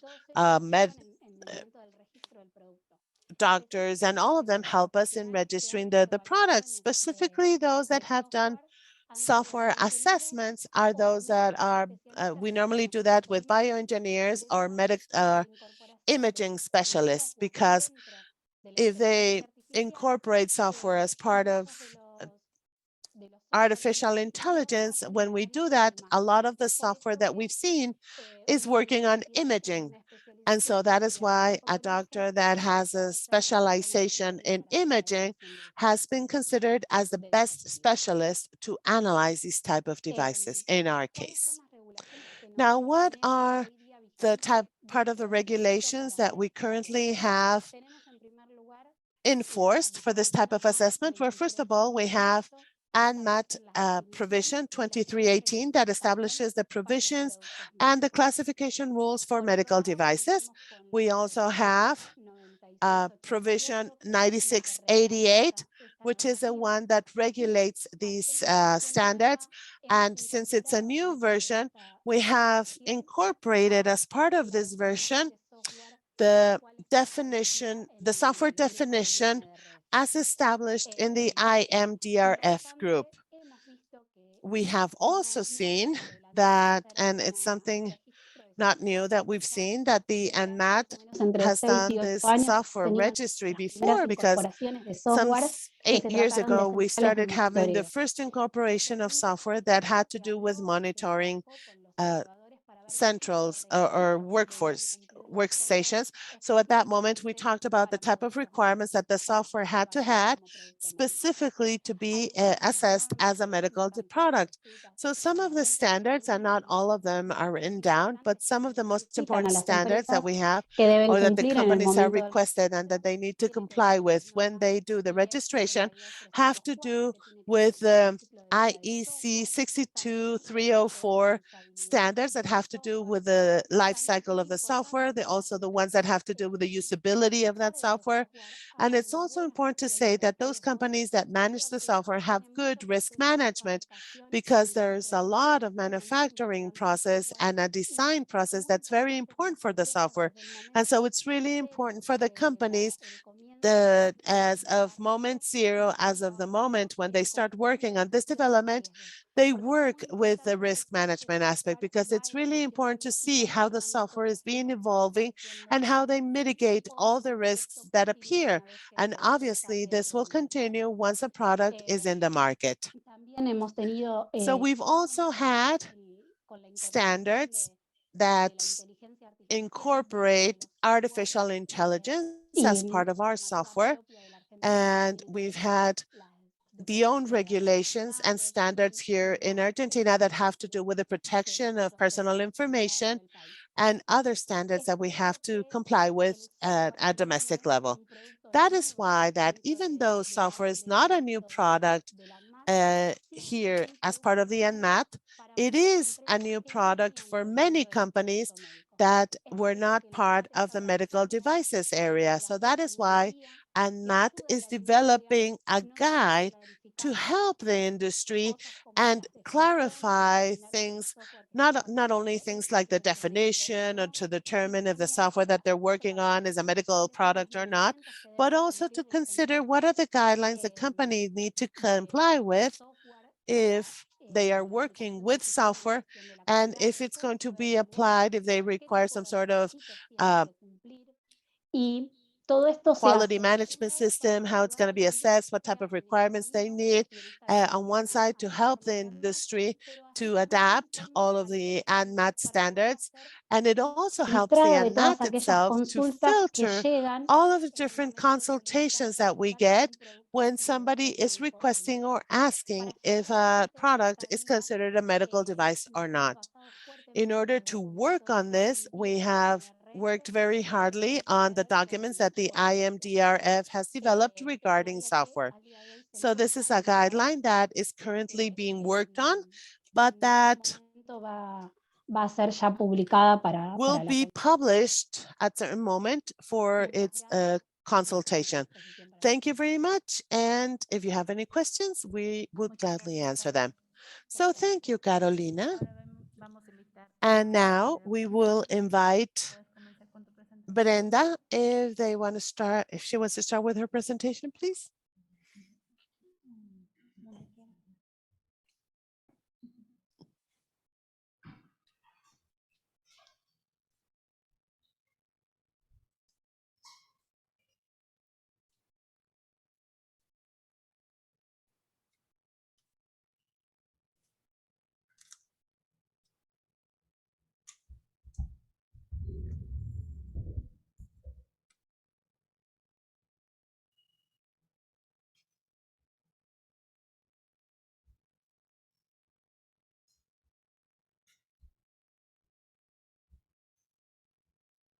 Hola, buenos días.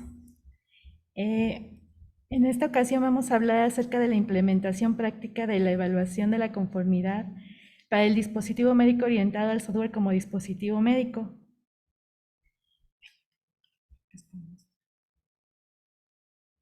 Perdón. El objetivo es dar a conocer los trabajos realizados y el proceso sobre la evaluación de la conformidad que está siendo llevada a cabo por la COFEPRIS en materia de software como dispositivo médico. Bueno, como sabemos, la COFEPRIS es la agencia reguladora, es la Comisión Federal para la Protección contra Riesgos Sanitarios. Vamos a presentar lo que hasta ahorita hemos estado trabajando. Como antecedentes, el concepto de software como dispositivo médico relativamente es un término muy reciente, por lo que gracias al desarrollo que ha habido, que ha sido muy importante, existe la necesidad de contar con lineamientos regulatorios que nos permiten la evaluación de este tipo de dispositivos médicos. Dentro de nuestro marco regulatorio, el concepto de software como dispositivo médico fue cobrando fuerza poco a poco hasta que en el año 2021 se incorpora dentro de las definiciones de la norma oficial mexicana 241, que es la norma de buenas prácticas de fabricación. Actualmente en COFEPRIS no se han autorizado registros sanitarios para la venta y distribución de este tipo de dispositivos médicos. Sin embargo, como les digo, el avance, el desarrollo de estas tecnologías surge la necesidad de implementar o de modificar los lineamientos dentro del marco regulatorio mexicano. Por esta razón, en julio del 2021, el Centro de Innovación y Capacitación de la COFEPRIS convocó a un grupo de especialistas para la revisión del concepto de software como dispositivo médico, así como las implicaciones regulatorias. En este trabajo se formaron 4 células de trabajo. En la primera se vio la correcta clasificación de dispositivos So médicos. here we saw the correct implementation of all the medical devices. And secondly, we talked about the software as medical devices and everything that had to be modified. Thirdly, we talked about the regulation designed for the approval process and the updating. And the fourth talked about the surveillance process of this device, of software as a medical device. In these groups, we mainly talked about the definition of software as medical device, and we also worked on the risk classification aspect. And during this, we found out that the concept of software as medical device has an impact within our regulatory framework in the area that calls about the supplement of medical devices, which is a pharmacopoeia here in Mexico. It also has an impact on our health general law in Article 262, in our regulation for health input, and in our standard, like standard 240, which is that for the installation and operation of technosurveillance, in that of the labeling of medical devices, and in NOM 241, which is the previously defined definition. So one of the tools that as evaluators we use to assess a medical device and to get the sanitary registration is the Pharmacopoeia of Mexico. And according to the regulation for health inputs in Article 1, in Title 1, Article 2, the Pharmacopoeia is defined as a document issued by the Ministry of Health that includes all the general methods of analysis and the requirements on the identity, purity, the quality of drugs, additives, medications, biological products, and other inputs used for health purposes. In 2006, they published the first supplement that had to do for medical devices, and then the Pharmacopoeia was considered as one of the most complete pharmacopoeias worldwide, including quality control for allopathic, homeopathic, herballary, and other type of medications, as well as the control of these medications.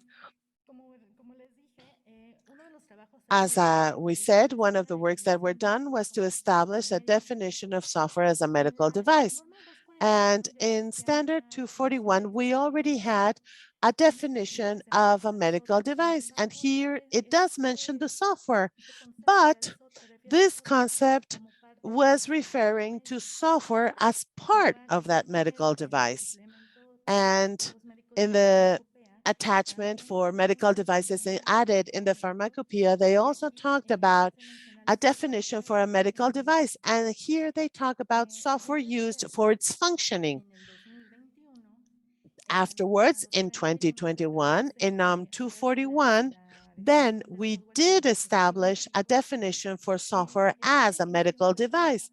And this definition was taken based on the work done by the IMDRF, and it specifies, or it's defined as all of that software that is used for one or more medical purposes that has the main characteristic of not having to be part of the hardware of the medical device. It can be used via computer platforms, and it can be used standalone or in combination with other products. The software that's making the physical medical device functioning is excluded from this definition, which is the one included in the other definitions used before for medical devices. Now, we need to clearly specify what we are referring to when we talk about software as a medical device. We have some examples like the software used for all the radiotherapy treatments that will help us to accelerate the linear workers so that we can have the right dosage. We have also the software to visualize, to do all the imaging for diagnosis purposes based on images obtained through MRIs or other type of imaging. What is not considered software as a medical device? Well, the software that is already part of a medical device, which is not considered software as a medical device. This could be the software used to control all the drugs going through an infusion pump, or the software that is used to see the right performance of a different type of medical device. Another thing that was done as part of these task force was to classify them based on the risk of the software. So attachment 2 of the pharmacopoeia establishes the criteria for the classification of medical devices based on the sanitary risk level. And here they talk about the 3 different classes based on risk level, class 1, 2, and 3. And this is based on the impact on the information that we have of the software as a medical device, what impact it's going to have. And lastly, we have Rule 16, which says that Class 2 will include software as a medical device that is used to provide information used to make decisions with treatment goals, except those cases when these decisions have an impact and can cause death, can cause a serious deterioration of the health status of a person, or a surgical intervention. And in that case, it should be considered class 3. If it also observes physiological processes, except when it is used to observe vital parameters, when the variations in set parameters could endanger the patient. In that case, they would be considered class 3. All the others would then consider class 1. So this is Rule 16 that will be used for the software as a medical device. Now, regarding the work done or the guidelines to obtain the sanitary registry, we see that as part of our health regulations, Article 376 of the General Health Law say that all the drugs, medical equipment, the prosthetics, orthotics, functional aids, diagnosis agents, surgical materials, and other hygienic products require a sanitary registration. So here we would add the software, even though the changes have not occurred yet. But in Article 376 bis, this sanitary registry will be subject to the following requirements. And there was where we have the list of requirements. We have clearly specified the requirements when an domestic or international registry is required or if it's part of an equivalent work. We also have the classification based on the risk level, if it's 1, 2, or 3. And we had, or we're actually working on a review of all the guidelines as a whole. We are not going into the specific requirements when we have an FDA equivalent aspect. You know, right now we're going through like the general path to see what general guidelines can be kept and which need to be changed to be able to assess this type of devices. And for this purpose, we have three parts. We have administrative requirements, we have legal requirements, and we have the technical and chemical requirements. In the administrative area, what is normally requested is the request, the certification of the legal representative, the payment of the rights, and also the functioning and sanitary responsible notifications. And in the labeling projects, we're still working on how they're going to be requested. Regarding legal requirements, we have the representative's letter. This is when the product is not manufactured by the main area, the subsidiary, or the area that is requesting the registry in Mexico. We also need the statement of that, the sanitary responsible party with the COFEPRIS under oath, also the good manufacturing practices certificate, the free sale certificate, and the software licensing, as well as the authenticity certificate. So we're seeing if we're going to keep those as is, or if we're going to do or require some sort of modification to those. So these are the main documents that have been requested so far. Regarding the technical and clinical aspect, as we were saying, we get a lot of support from the Mexican Pharmacopoeia, and we are currently consulting or analyzing attachment 13 that talks about software as a medical device. This document is mainly based on all the work, or mainly on the work done by the IMDRF. And here we established the regulation that will focus on the following points. First, in establishing harmonized definition for the right context of software as a medical device. It's also going to establish the general and specific consideration that the life cycle process has to consider for that software as a medical device, which includes requirements, design, development, testing, maintenance, and the use of the same. And it also tries to establish a common understanding of the clinical assessment and the necessary principles to show a safety, effectiveness, and the good performance of that software as a medical device. As part of the technical information that we have been assessing, we have general information, which is the generic name, the commercial name, the description, the use of it, the category and classification based on the level of risk. And we're also proposing to add the statement, the definition and category statement of that software as medical device that has also been presented by the IMDRF, and the instruction guideline if required. Regarding the definition, the statement, the definition and classification statement of this software as medical device this is gonna give us the identification of the medical purpose that had been foreseen to see if that is being considered for the treatment, the diagnosis, the management of the clinical management of the patient, or if it's gonna give us information on the how to direct that clinical management of the patient. This is going to help us to see how important is the information that that software as a medical device is providing and what type of impact it has on the health of the patient. And this is a path that we can follow so that we can classify this software based on our risk level. It also helps us to understand if the software is considered a medical device or not, but this is something that we are just working on.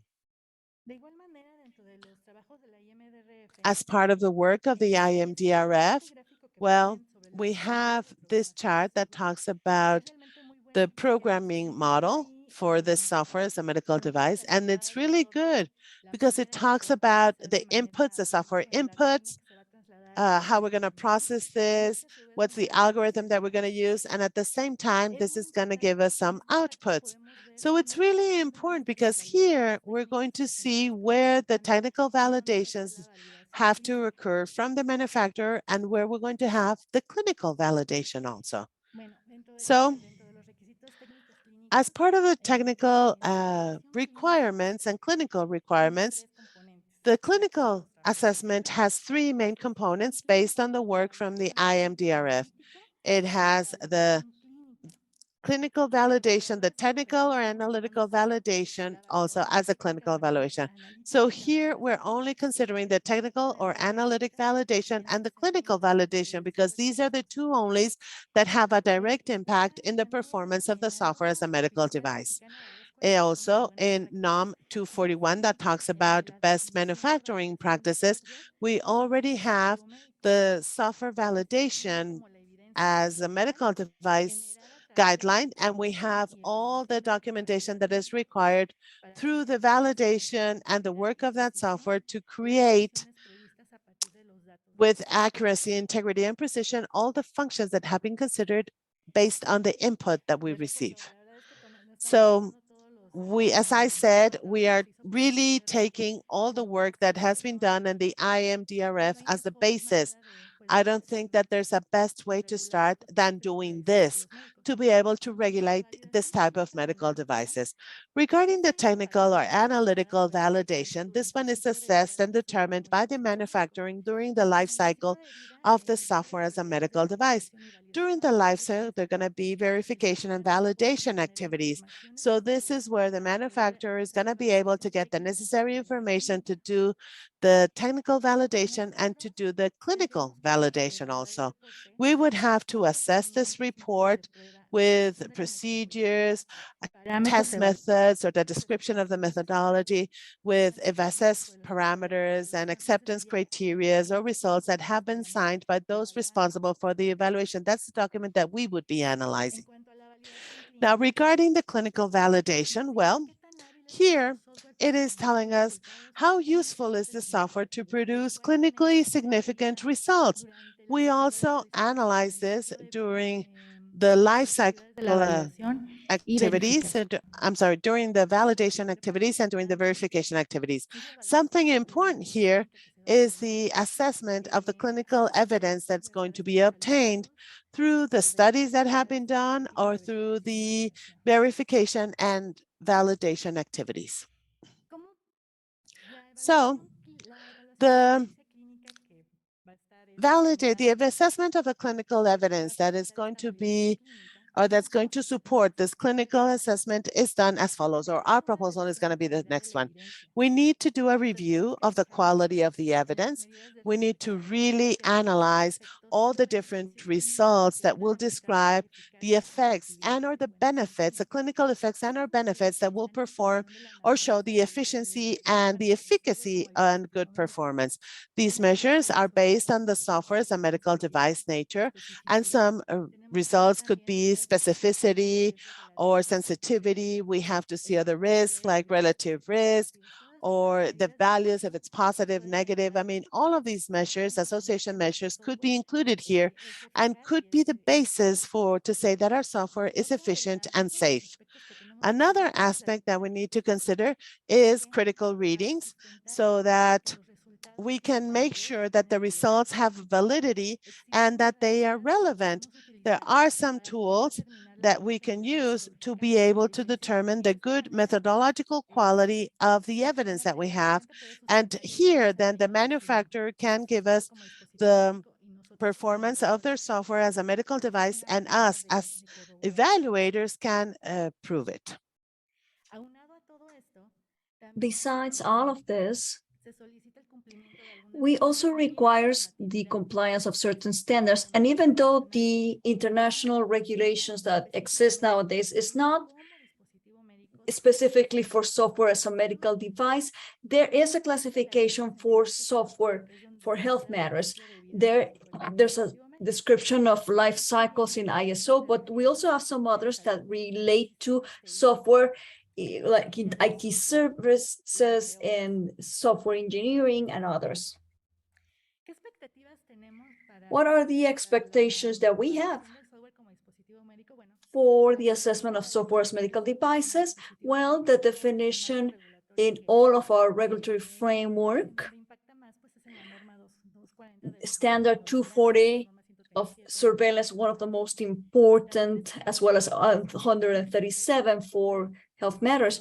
We are also waiting for the publication of Appendix 13 as software as medical devices in Pharmacopedia, and we're also looking forward changes in guidance for the assessment of software as a medical device. Thank you very much for your attention.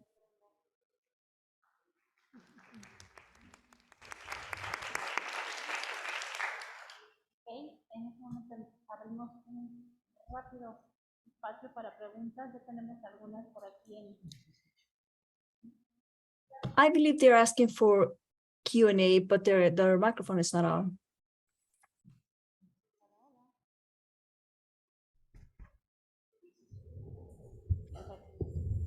Continuamos con un espacio muy rápido de preguntas. Tenemos algunas ya en el chat. We have some questions already written down in the chat. The microphones apparently are not working. That's what participants are letting them know. They cannot hear them. Gracias. Thank you. All right, so we ran out of time because of this inconvenience. No, not just kidding. We have some questions on the chat, or if somebody here in the audience who would like to ask a question, please just stand and come to the microphone that is between rows 1 and 2. The first one is in Binenmat, where they're asking if software that are used for in vitro immunological diagnosis or some others that do genetics, do they require registration? Caro Mocoil, who would like to answer that first? I'll start. During my presentation, I spoke about standard IBD 2198 from 2022. This standard does consider medical devices as IBDs, so they are included within that regulation, yes. Thank you, Caro Mucoy.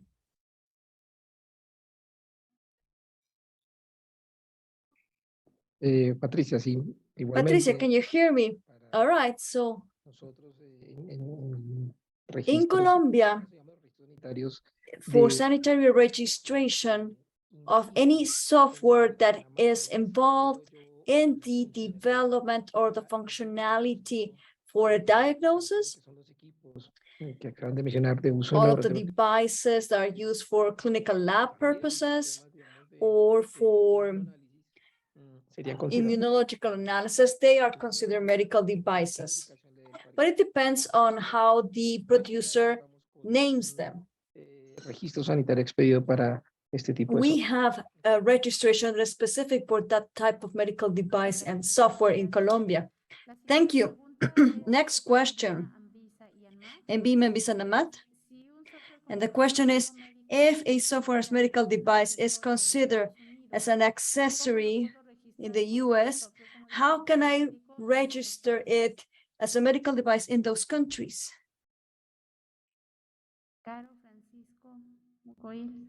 Caro Francisco Mucoil.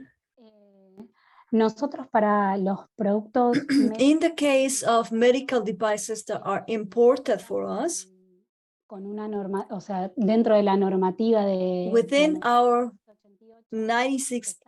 82, there is a list of requirements, especially if the product comes, like in this case, from the FDA point of view.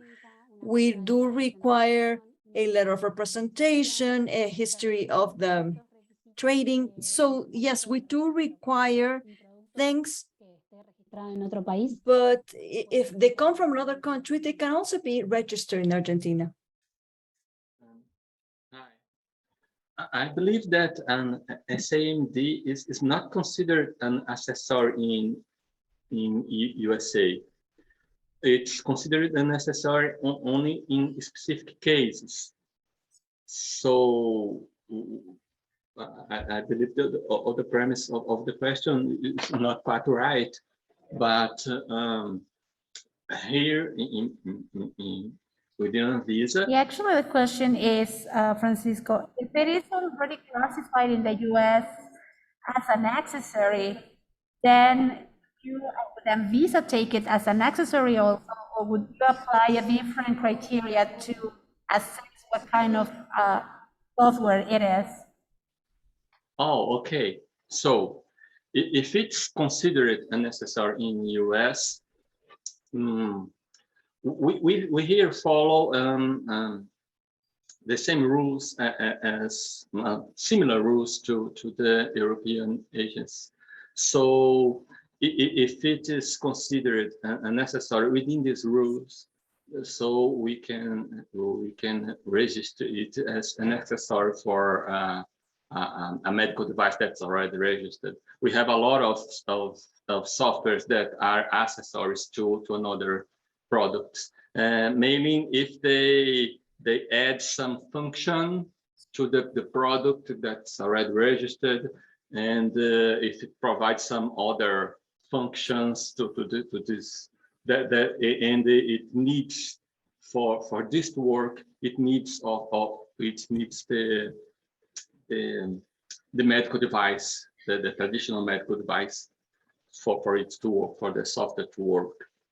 So we can have this registered as unnecessary here too. And maybe if it doesn't apply to those rules that defines the necessary, they can register this as a software separated. So I believe it is. Thanks. Gracias. Corinne, ¿quieres agregar algo? Pasamos a la siguiente. Sí, Patricia. Is there anything else you'd like to add? Well, yes, in Colombia, the definition that has been used by Decree 45 includes everything regarding software, accessories, parts, spare parts, anything that belongs to the medical device that is to be registered. Now, if the software is part of how the medical device works, it's including the functionality, then it has to receive the same risk classification as the whole device. And if there's an independent software with an app that at some point could be used as an accessory to a diagnostic imaging system for a traditional functionality of diagnosing a pathology or to extend a diagnose, then a sanitary registry is also required. Thank you. There's a question here. Thank you. Good afternoon. I wanted to ask if you have considered a transition period so that software as medical devices are registered here in Mexico, because right now they are classified as it's not required, but as of next year it'll change. So will there be a tolerance time, a tolerance period, or is any type of training required for supervisors as well? Well, to answer your question, yes, there is a transition period. We are waiting for Pharmacopedia to publish Appendix 13, which is currently undergoing consultation. As soon as that is released, well, that's a time you have to get ready, because we don't have any other guidelines. It's still a proposal, but as soon as it is published, then I don't think any more time will be given than that. So no, the answer is, I don't have an answer to that. We don't have a period. But for reliance purposes, it's considering foreign products, how would that apply?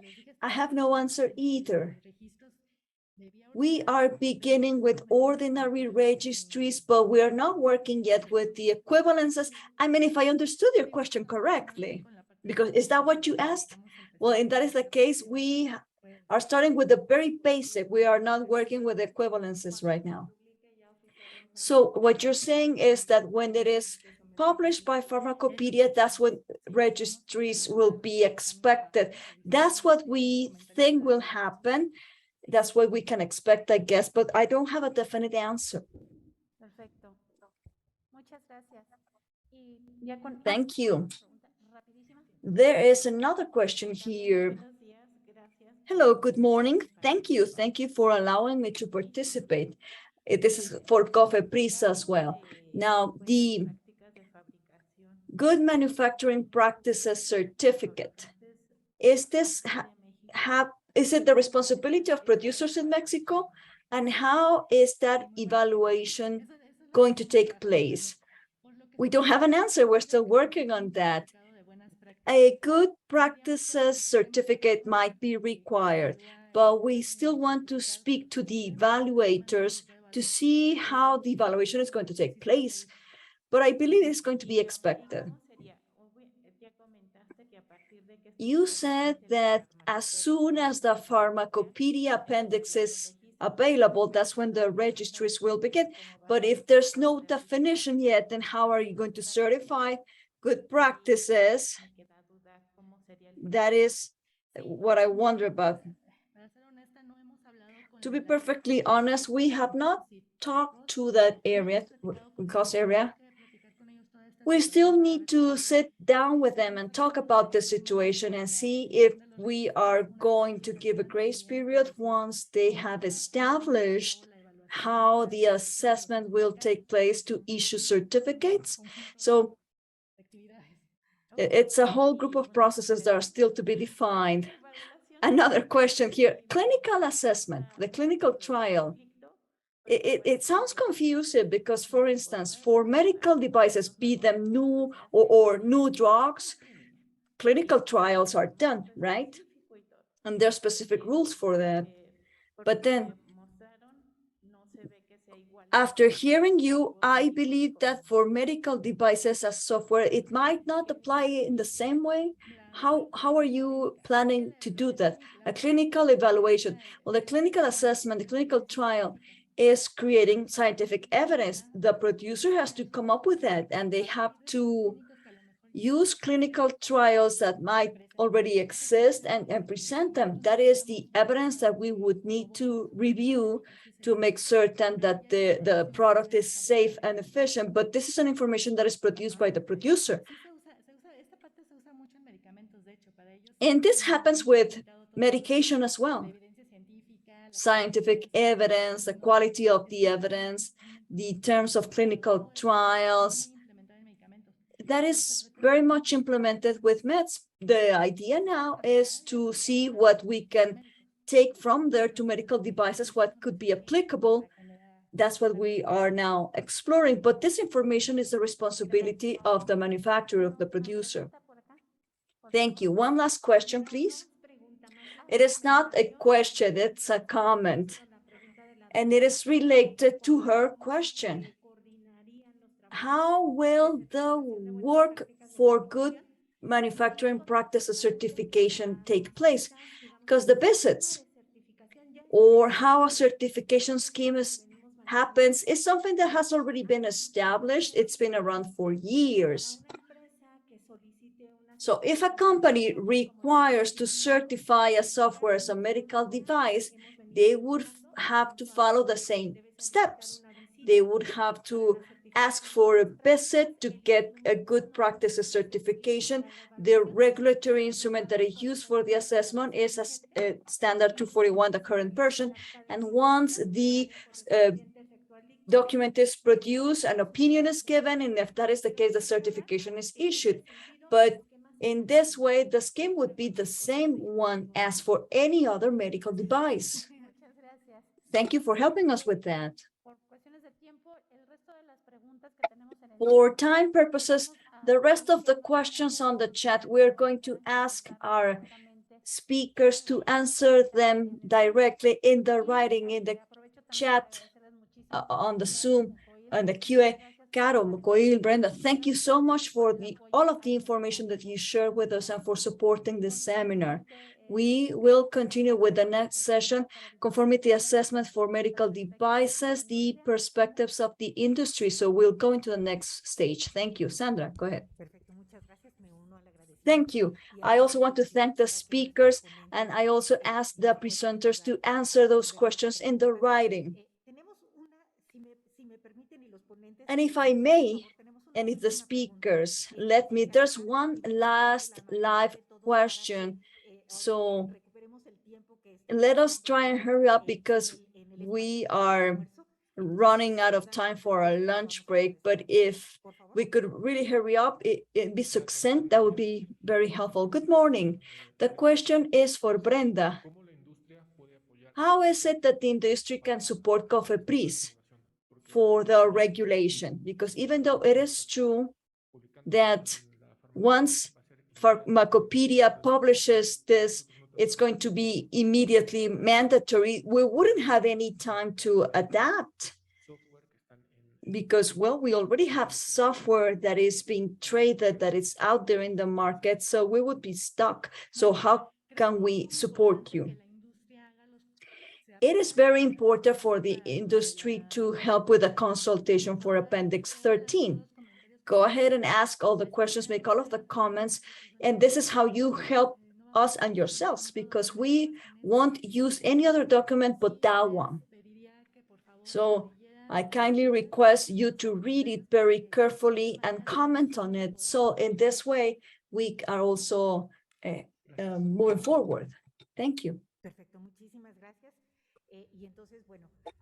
Thank you, everyone. So COFEPRIS is inviting everyone to actively participate in the consultation. It is open, and everyone is open to give feedback. It is going to be challenging, and it's a shared responsibility. Good. Thank you, everyone. Thank you for this additional time. Now, let us go into the conversation of the industry's perspective about conformity assessment.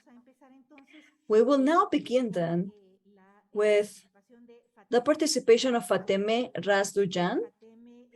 Fateme, who is a member of the Rotary Global Policy team of Medtronic. She is based in Washington, D.C. She actively participates in regulatory harmonization at the global level through task forces with the industry and different coalitions who are looking for the same goal. Before she came into this position, she was a team leader of regulatory policies in the US. And before that, she held different positions at the Center for Medical Devices and Radiological Health of the FDA, including the reagents office. She is a biomedical engineer. She has a master's degree in electronic engineering by the George Washington University.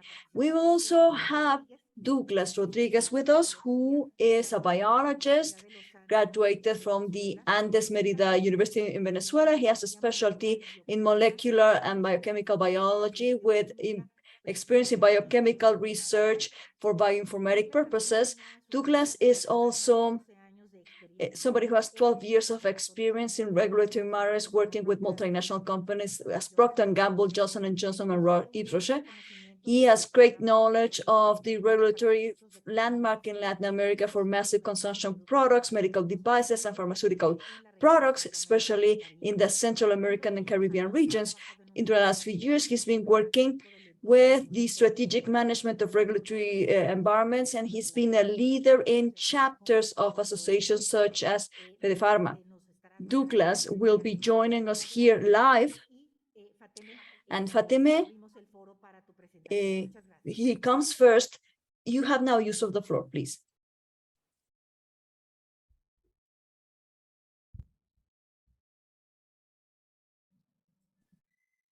Hello, Sandra. Do you want me to go ahead and share my screen? Okay.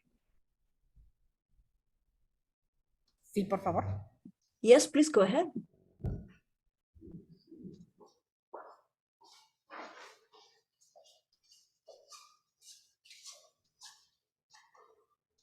Right. Good day. My name is Fatime Razdrian, Director of Regulatory Policy, International and Harmonization at Medtronic. And I'm pleased to talk about industry's perspective on approach to conformity assessment for medical devices. So regulators and manufacturers share the commitment of ensuring patients have timely access to safe, effective, and quality medical devices around the globe. Conformity assessment is a critical part of the medical device ecosystem because it provides the tools to demonstrate that a medical device is safe and performs as intended in its intended use environment, and therefore conforms to the essential principles of safety and performance for medical devices. However, differences between regulatory systems, between regions, and limited regulator resources and capacity lead to delays for manufacturers to get approval and to register their devices in different regions, or duplicative inspections to satisfy different regions' regulatory requirements are burdensome for manufacturers, and they impact the ability to introduce innovative and life-saving medical devices to market. And to that end, patient access is hindered. In fact, one study revealed that 75% of regulatory authorities are unable to perform all core functions consistently well and depend often on better resourced authorities. And lack of regulatory capacity hampers efforts to ensure the quality, efficacy, and safety of health products. And these constraints became even more prominent and visible during the public health emergency, this recent COVID pandemic that we all experienced. So this presentation will cover application of reliance to conformity assessment, benefits of a globally harmonized approach, and how reliance can be applied to conformity assessment. Manufacturers already adhere to all elements of conformity assessment that are here on the slide and also were covered in previous sessions by my colleagues in order to be able to place medical devices on the market. But again, these elements vary among regions, such as FDA's quality system regulation that was initially introduced in 1996, about 20 years ago.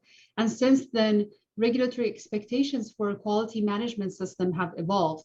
Fortunately, FDA is looking into incorporating by reference the 2016 version of ISO 13485, which is an internationally recognized consensus standard, in an effort to harmonize its requirements for quality management system.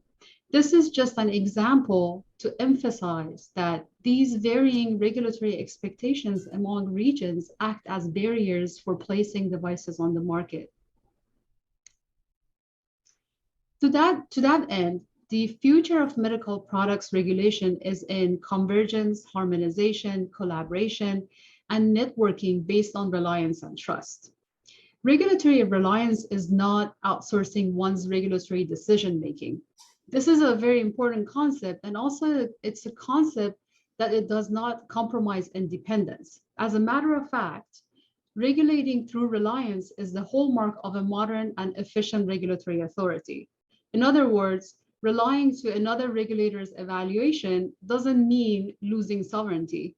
Lastly, reliance is a concept that it can be used through the life cycle of the medical products in making let's say marketing authorization, inspections, and many more regulatory activities.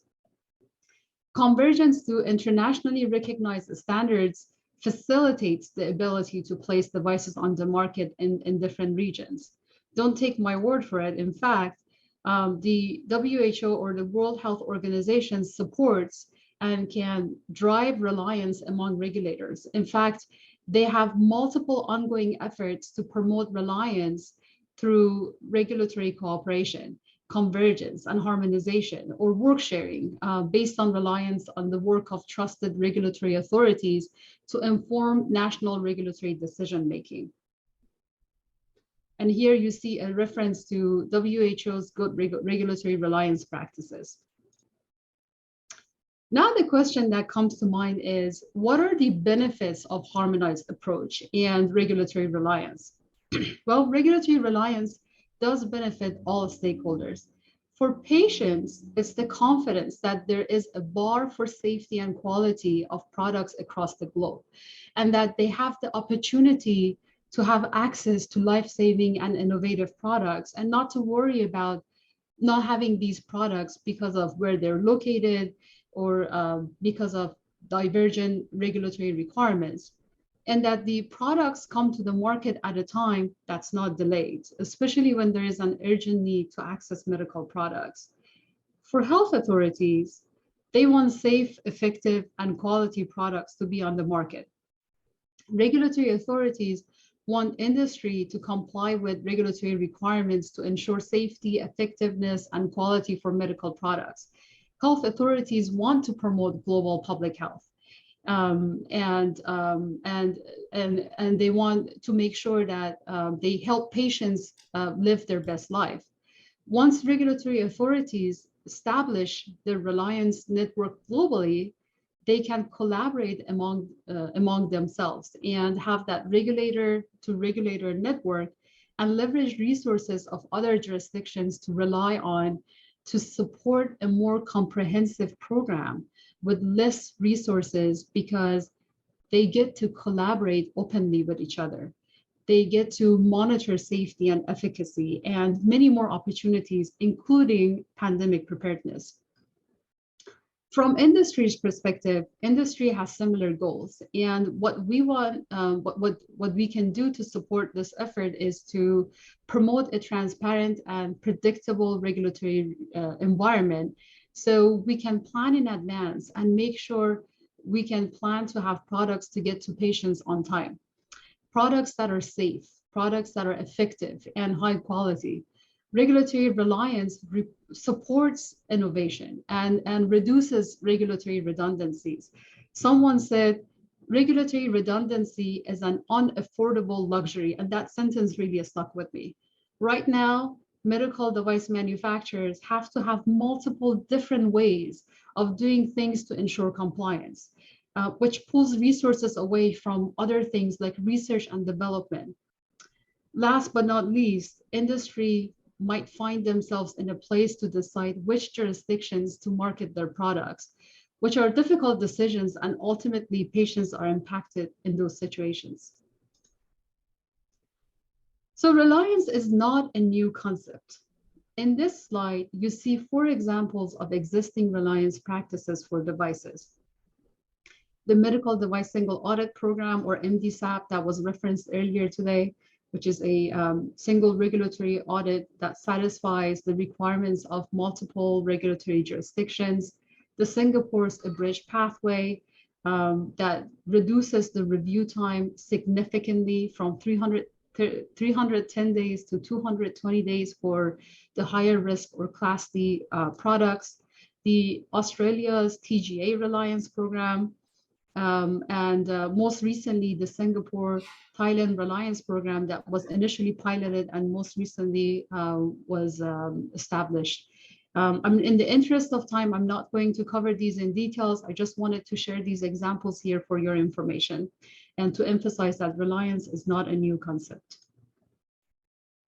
So that brings me to this slide, how reliance can be applied to conformity assessment to accelerate patient access to medical devices. Here are a few steps for consideration. As recommended in the World Health Organization's Good Reliance Guidance, apply and implement reliance throughout the life cycle, the total life cycle of the product. If a relying authority has relied on another regulator, notified body, or a recognized institution for its initial approval, by the same token, similar reliance measures can be used for post-approval changes and for inspections. MDSAP, or the Medical Device Single Audit Program, is a successful example of reliance and a global approach to auditing medical device manufacturers. Next, utilize and rely on internationally recognized consensus standards to help streamline the conformity assessment process. And that's what FDA is doing for their quality system regulation that I spoke to earlier. Another point is on IMDRF, or the International Medical Device Regulator Forum's recommendations. There are a number of work that are ongoing from IMDRF for a number of years that can be leveraged to facilitate reliance by driving convergence. Number 4 is on accepting harmonized and electronic formats in support of making reliance a reality, such as one dossier format. The example that I have here is the eStar program that the US FDA has put out there, and it's been very well received by industry. Lastly, minimize the need for country-specific clinical data to eliminate duplication so that innovative and life-saving medical devices get to patients on time. So in summary, reliance benefits all stakeholders, regulators, manufacturers, and most importantly, patients. We live in a world where medical products cross borders. And when there is a pandemic or public health emergency, there will be an urgent need for getting medical devices that are innovative and life-saving to address unmet medical needs without compromising quality, safety, and efficacy. Reliance is the catalyst to get us there, to improve patient outcomes. Thank you so much for your attention, and I look forward to continuing these discussions to serve our patients.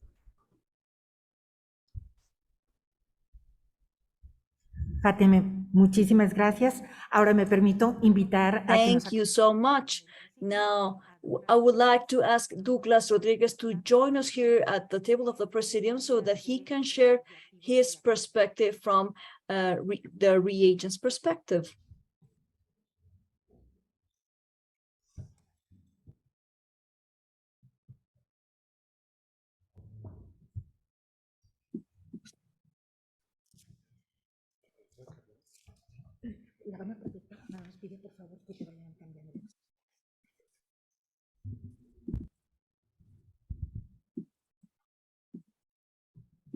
Buenos días. Good morning. Well, first of all, it is a great pleasure for me to be joining you here today and to be able to contribute and tell you about the industry's perspective on conformity assessment and how important harmonization is for this. My name is Douglas Rodriguez. I am the regulatory policies leader for Latin America at Roger Diagnostica. And today, I will tell you, as I mentioned, and as we have been seeing all throughout the day, how important it is when we speak about conformity assessment to speak about harmonization within this context.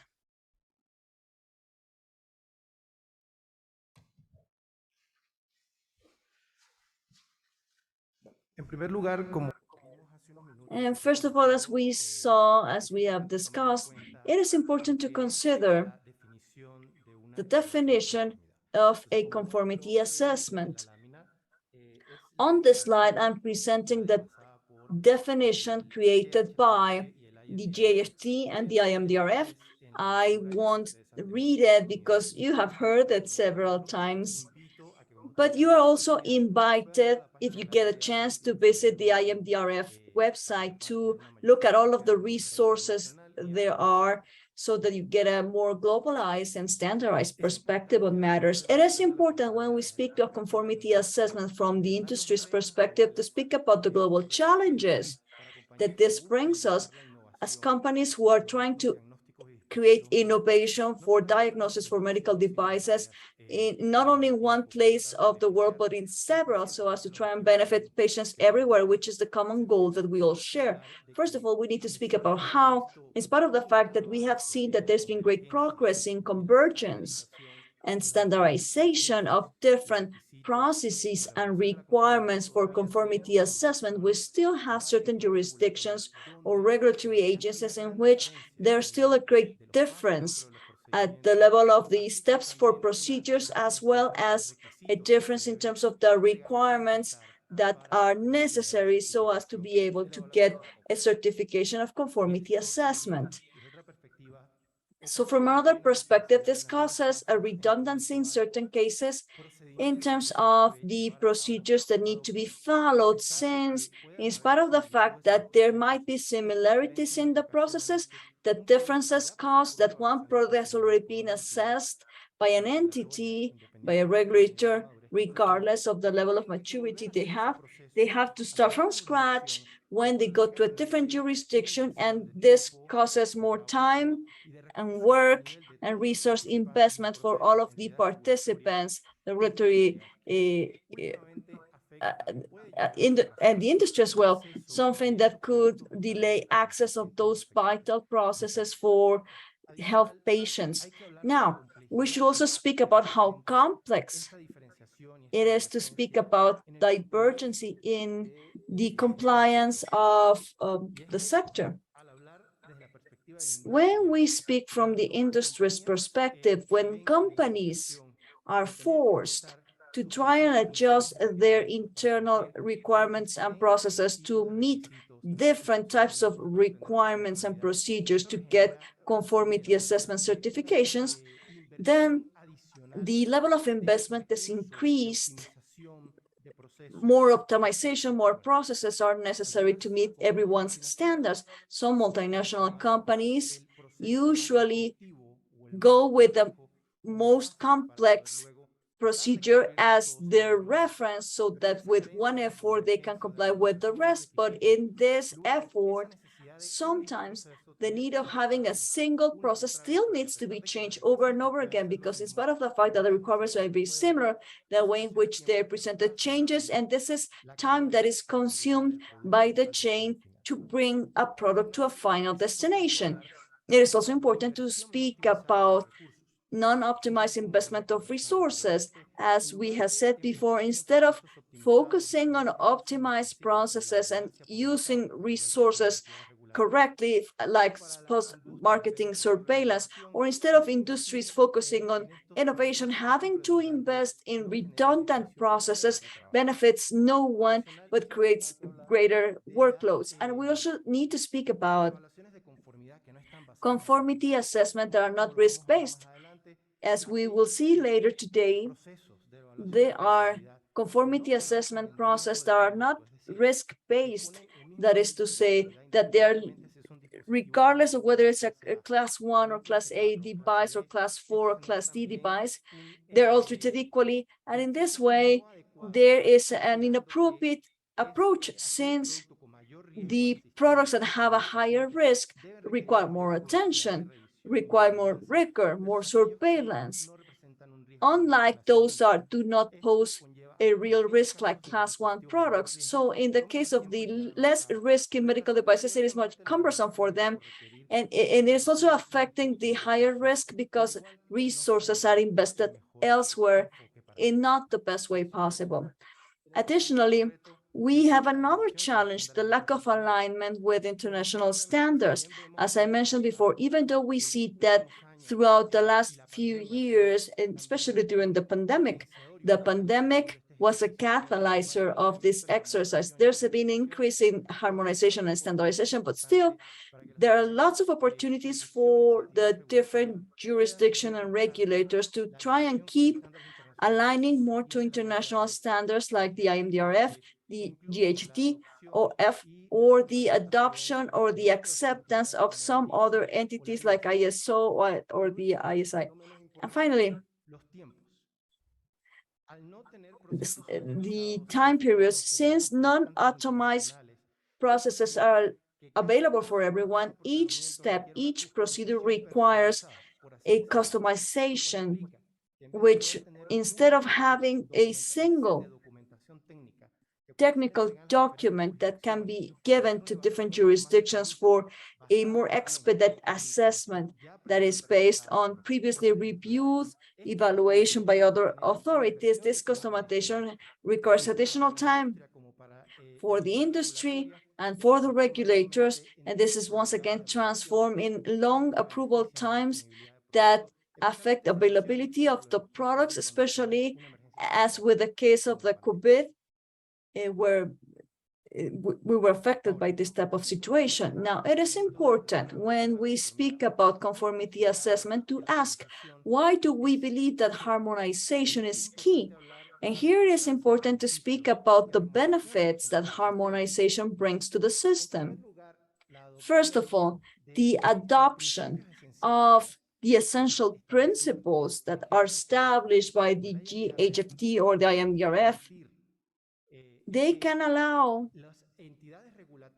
regulatory entities to optimize their processes, to use international standards, and finally to create more robust processes that are stronger, that are more strict when needed, and more agile when possible to facilitate the correct surveillance when it is required, to facilitate an early access when possible. The second point, it facilitates regulatory convergence. When we speak of harmonized frameworks, we are saying that since they are standardized requirements that are interpreted equally and are presented in a similar way, we are allowing for there to be a regulatory convergence that can also help with a collaborative effort, a work sharing, as they call it in English, not only between regulators, but also the private sector and the public sector.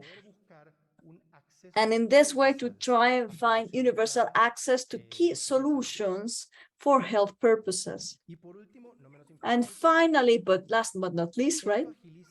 This expedites processes for patient access, people who could benefit. Not only are we talking about the health system, but also the patients from the perspective of what's needed.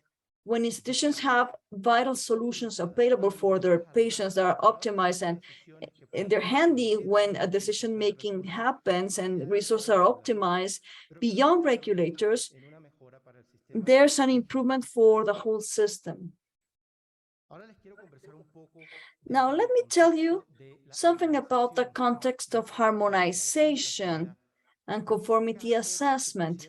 There is a case that considers a best practice, as Fatemed explained, which is the Therapeutic Administration from Australia. This organization, when they have developed their conformity assessment procedures, they consider key factors to create a process that was appropriate and was based on international guidelines and could help them have the right type of process agility. First of all, we see that their procedures were modeled based on international standards and the essential principles established by the GHTF and the IMDRF. And likewise, with this, there is a scheme of procedure that is based on risk classification. What would that mean?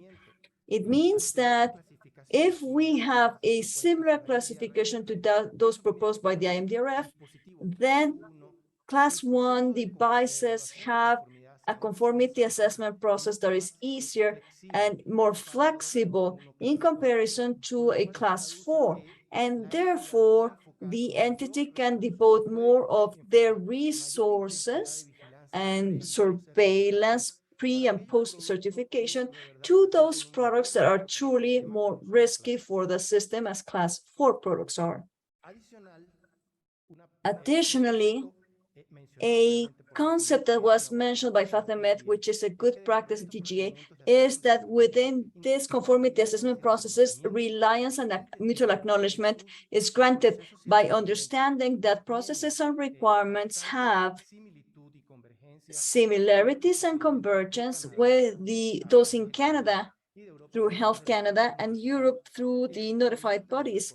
They enable the acknowledgement of conformity assessment and certificates issued by those regulators so as to be able to make decisions and certify a product.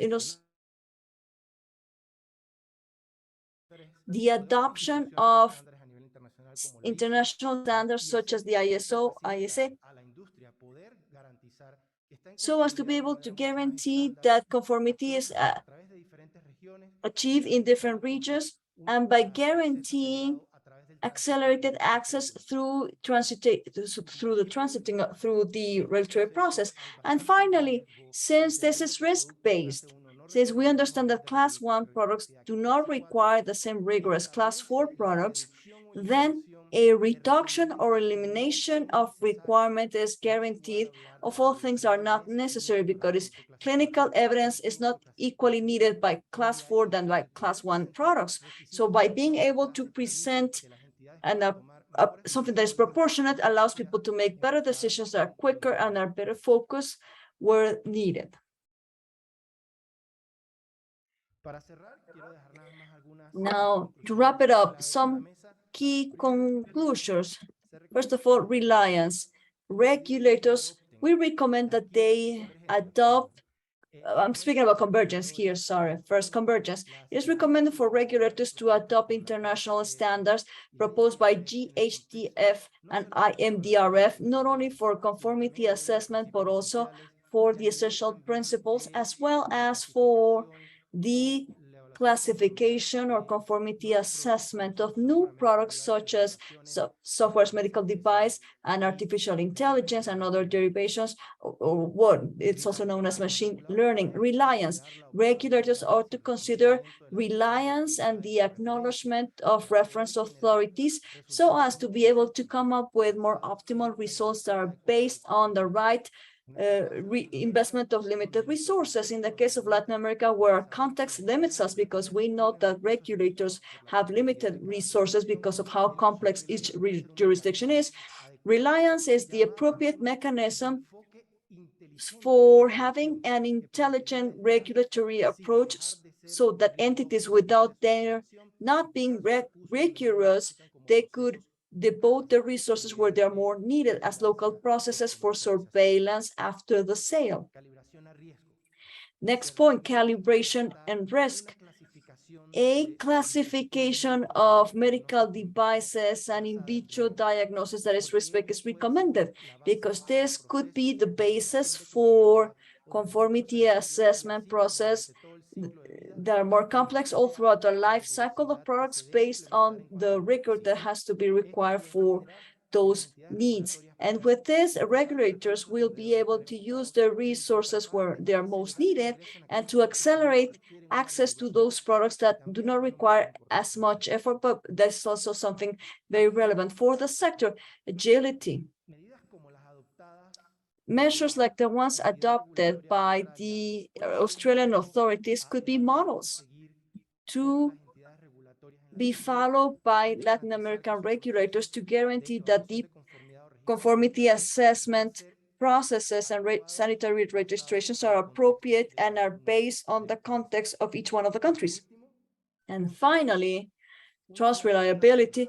One of the keys of conformity assessments proposed by GHDF and IMDRF and implemented by the TGA is that they trust the producers, the manufacturers, if they continuously prove that they have the right type of quality systems that are in place so as to give continuity to products not only at the time of their development, but also when they are traded. Trust reliability is a basic concept, and it is not only regulators trusting producers, but everybody in the system is giving a vote of faith for reliance. I'll conclude by saying that the industry and the public sector, not only the regulators, but other actors, we all play a critical, important role in the health system, and we want the same goal to create innovation that benefits patients. Today, we are here. Tomorrow, we could be the patients, and we could benefit from the work we achieve here today. Thank you, everyone.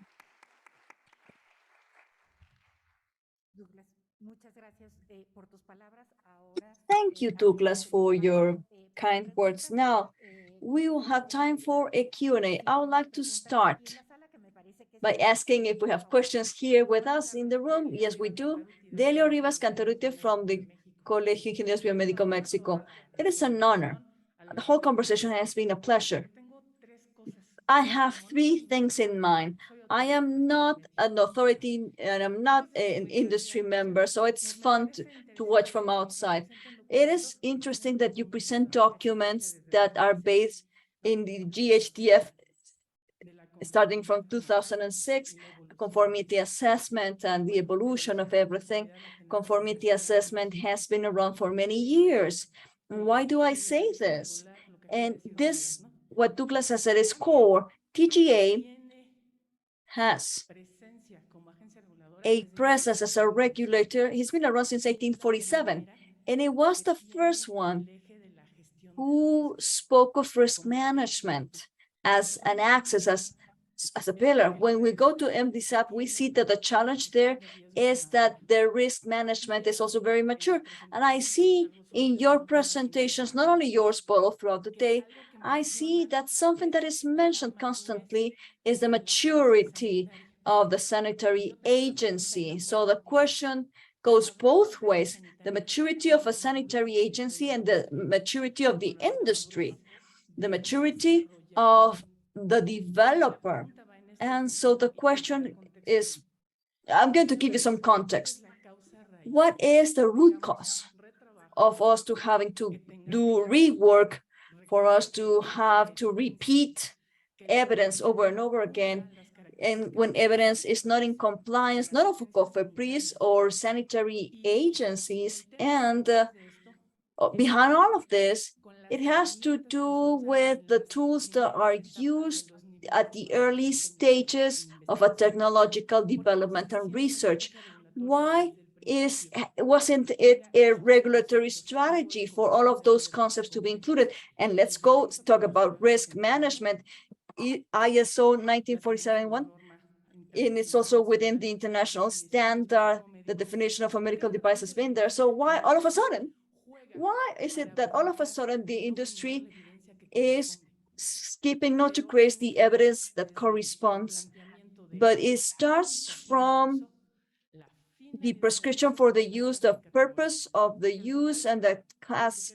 Because at the end of the day, we want to have medical devices that are safe and efficient. So now my question, what is the challenge that we have as users, as producers, consumers, regulators, to find the root cause, to touch it, to tackle it?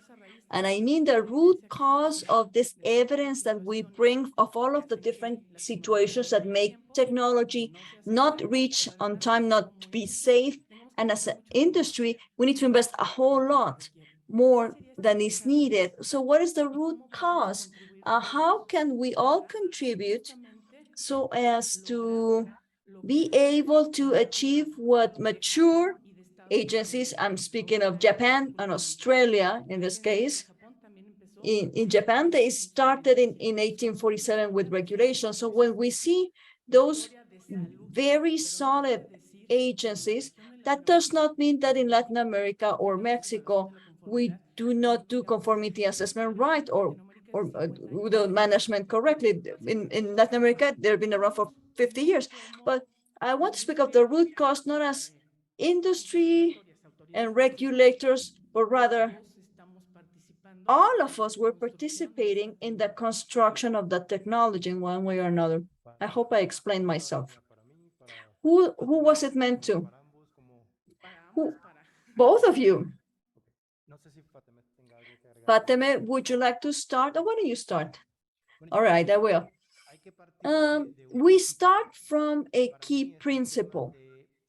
To me, this is a matter of understanding that in the path of creating sustainability of health sectors, this is a shared work between the private sector and the agencies, and we need to speak about transparency and communication. It's historically been proven that the better the communication between the agencies and in the industry, the better the transparency of information sharing, then there's more clarity of the context, and therefore there's a better flow of the information.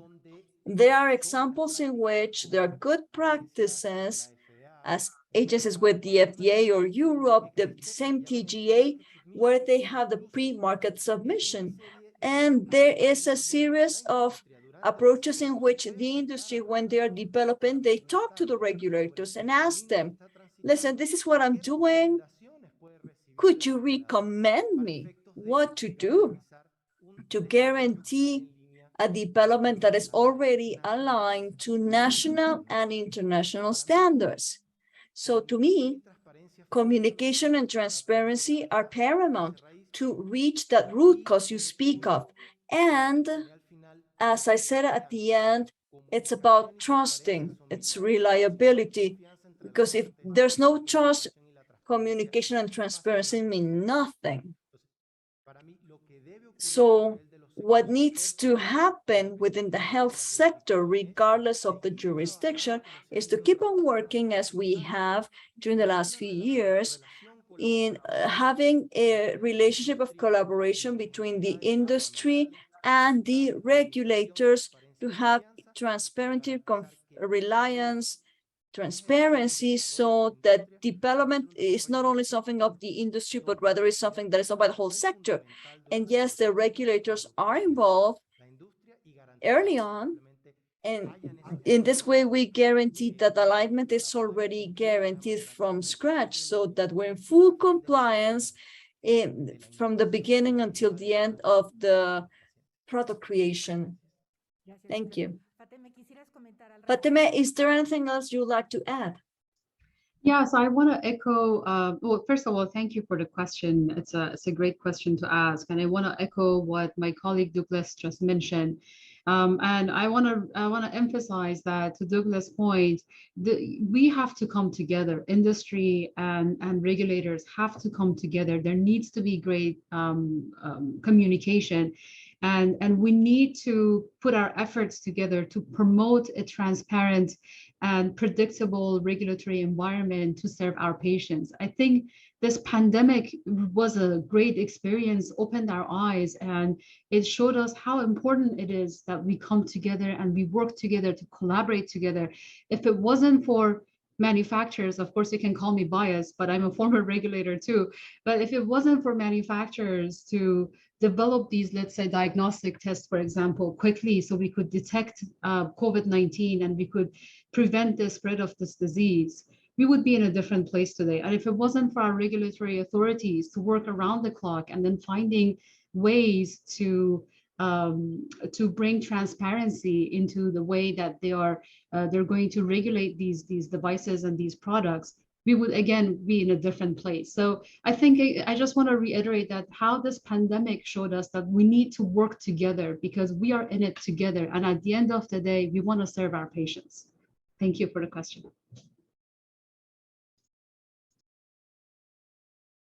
Gracias. Y bueno, yo quiero agregar algo. Thank you. I think that the first thing we need to do is to get to know all of our documents, everything that has been written. It's been written for a while, and to understand what's happening in the region, because that's a way in which we will be able to communicate with one another and share experiences. This has been a wonderful experience. Thank you, everyone. Thank you, and thank you for the question. There is another question from Zoom. Zulma Balbuena is asking, how can you prove comparability between two technologies so as to be able to stop presenting clinical trials when, because of the risk level, something else could be done? Douglas, what do you think about this? It is very important when we speak about comparability to have clarity about the different contexts of the different processes and conformity assessment procedures. By this, I mean, as the DGA has established also in its analysis, they understand that their procedures and requirements have great similarities with Canada or the European Union. However, they also acknowledge that there are certain differences, and in those differences require more attention, because that's where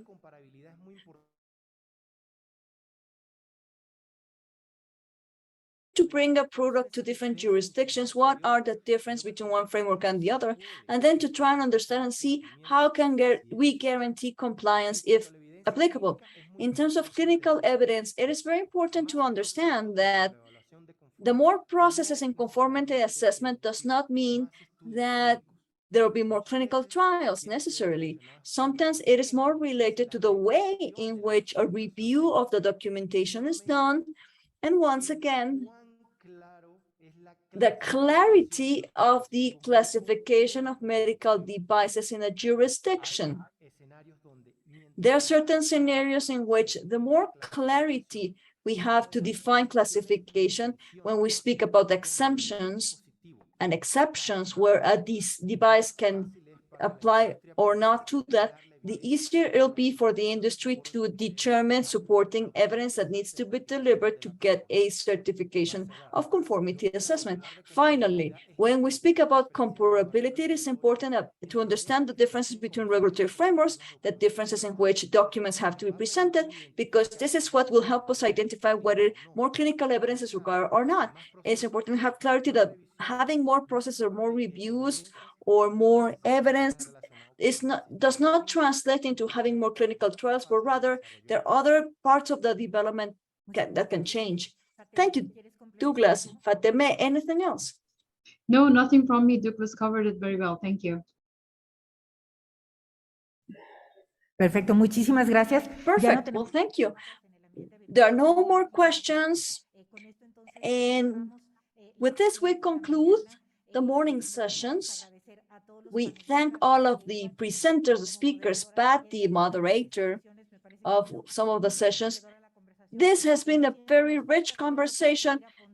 Of course, we could continue talking about this. Time is always something that we lack, but we thank the presenters, the attendees, and if you have more questions, ask the presenters on the chat, write them down so that they can answer in the right time if possible. And to conclude, the basic principles of transparency, reliability, and dialogue, lucky enough, they already have a very clear framework for us to follow.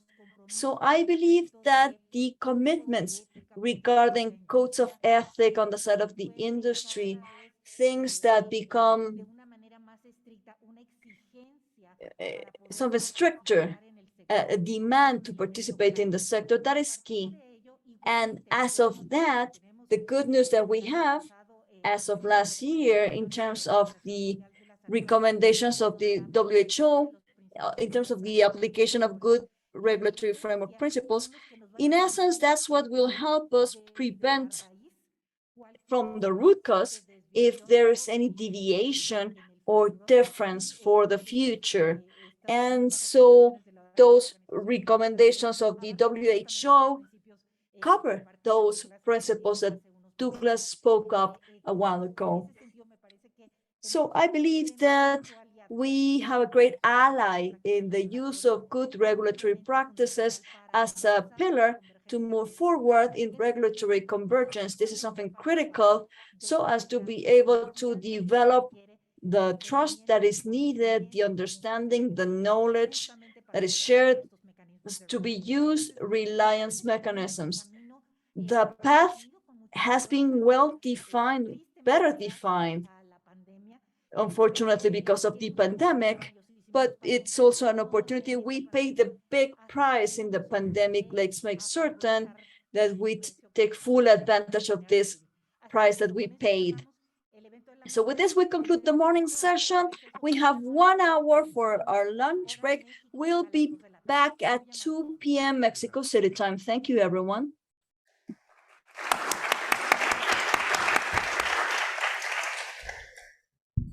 Kathy Burr has over 40 years of global industry and US FDA experience, of which over 20 years assuring that healthcare software products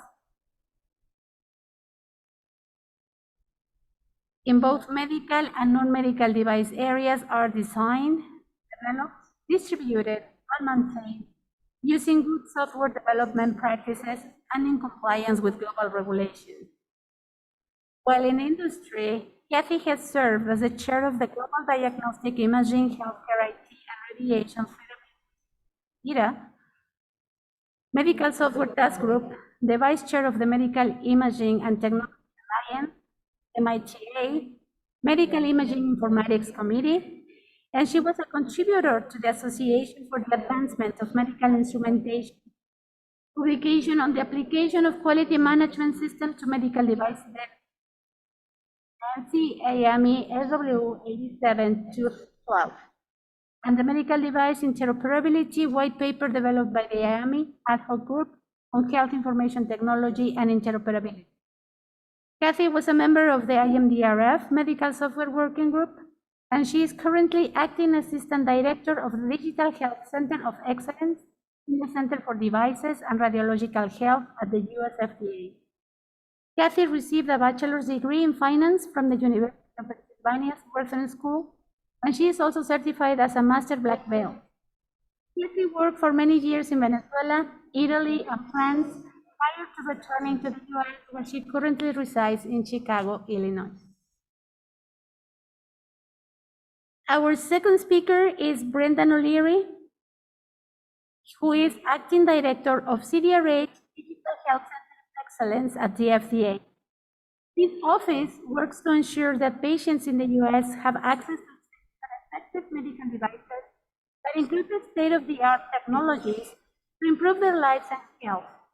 Before joining the Digital Health Group as its Deputy Director, Mr. O'Leary held positions in FDA's Office of In Vitro Diagnostics and Radiological Health, including leadership roles in policy and operation and engineering roles in the Division of Radiological Health. Mr. O'Leary has been instrumental in FDA's digital health efforts since they began in the early 2010s. He received his bachelor's degree in mechanical engineering from the University of Maryland, College Park, and he worked in the aerospace industry before FDA in 2009. So, with this, I would like to invite Kathy Ward to present on software as a medical device key definitions. Kathy, the floor is yours.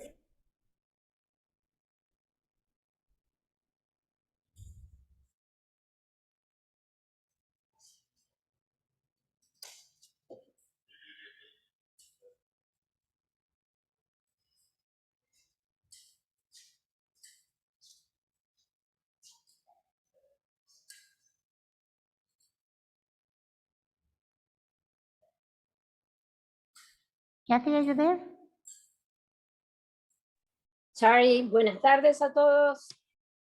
Good afternoon, everybody. ¿Se puede ver mi pan? We are seeing your screen, but it's your talking points. Okay, do I need to speak louder? Is your...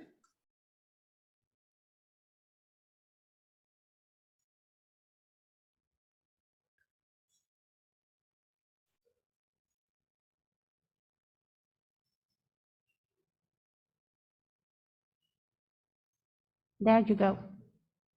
Okay, perfect. Sorry about that. All right.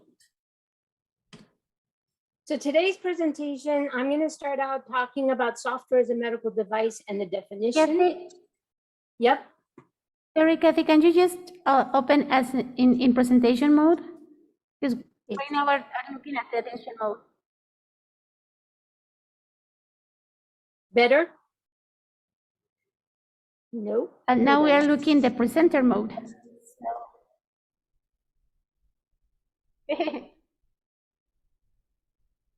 Hold on. It worked before. 1 minute of patience. That always happens, don't worry. Okay, that's perfect. Okay. Buenas tardes a todos. Thank you. Good afternoon, everybody. Thank you for your patience. So we're going to get started. 3 different areas when we talk about SaMD as software as a medical device. We'll review really quickly IMDRF. I think this morning you heard quite a lot of information on SaMD in general, especially around IMDRF policy. We'll switch over then into the application of the IMDRF SaMD definition and how we have been able to work with legislation in the US to be able to harmonize with that definition. We'll touch lightly on some digital health technology, and then just provide a page of resources of key information that we use both in the US and that we know that is used heavily in the European Commission as well. So really quickly, because you've seen a lot of this morning, the IMDRF working group, as you know, started in the 2011, 2012 timeframe. They published the first document on definitions in 2013, so almost 10 years ago. They followed that up with the risk categorization of software in 2014, and Brendan O'Leary, as introduced previously, will go a little bit more detail into that.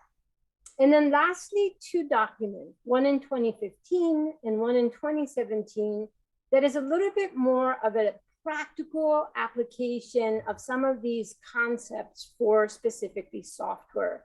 In 2015, IMDRF published a quality management systems application for software development practices. And then lastly, in 2017, they published a document on clinical evaluation, where they stressed that all software was required to have evidence of clinically important SaMDs, for clinical important SaMDs. Additional work that wasn't done by the SaMD working group, but as you all know, clearly very tied to software, in 2020, the IMDRF cybersecurity working group published principles and practices for medical device cybersecurity in April of 2020. IMDRF Machine Learning and Artificial Intelligence Working Group published key terms and definitions for machine learning medical devices in 2022. And there are two efforts underway today. The first one is to provide more application-related information related to the software bill of materials for cybersecurity. And lastly, kicking off this month is going to be a new effort for SaMD Working Group to review these publications and to highlight where revisions or changes may be needed. In particular, potentially around the risk framework for SaMDs, which was published in 2014.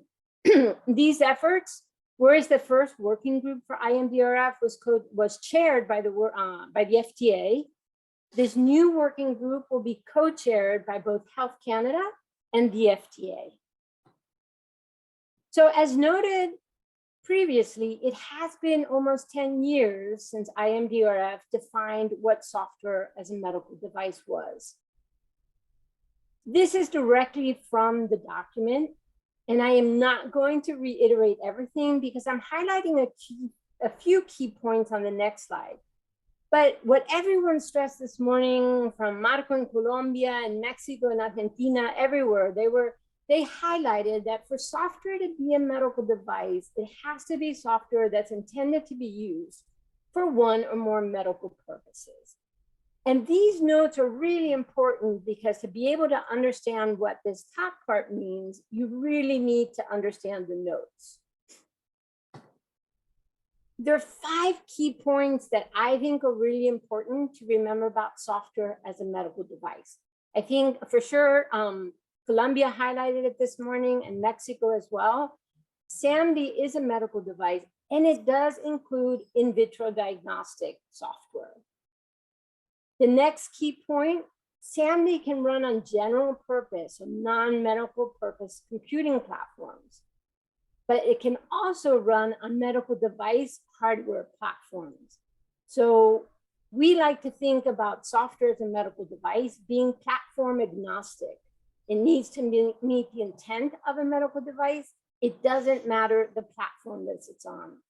It's important to consider the risk categorizations or the hazards related to the platform, but for purpose of SaMD definition, it is agnostic.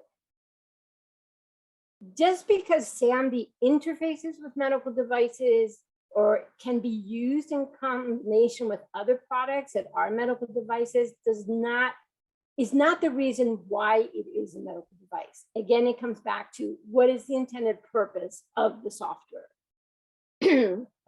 And point 4 really, I think, just reiterates in a different wording. Point 2, again, it can run on general purpose software. So if you have a consumer platform like a smartphone or a wearable on your wrist, it can run on those consumer platforms. And then finally, if you have a mobile app that meets the definition of a medical device, those would be SaMDs. But it's also really important to know when software is not SaMD.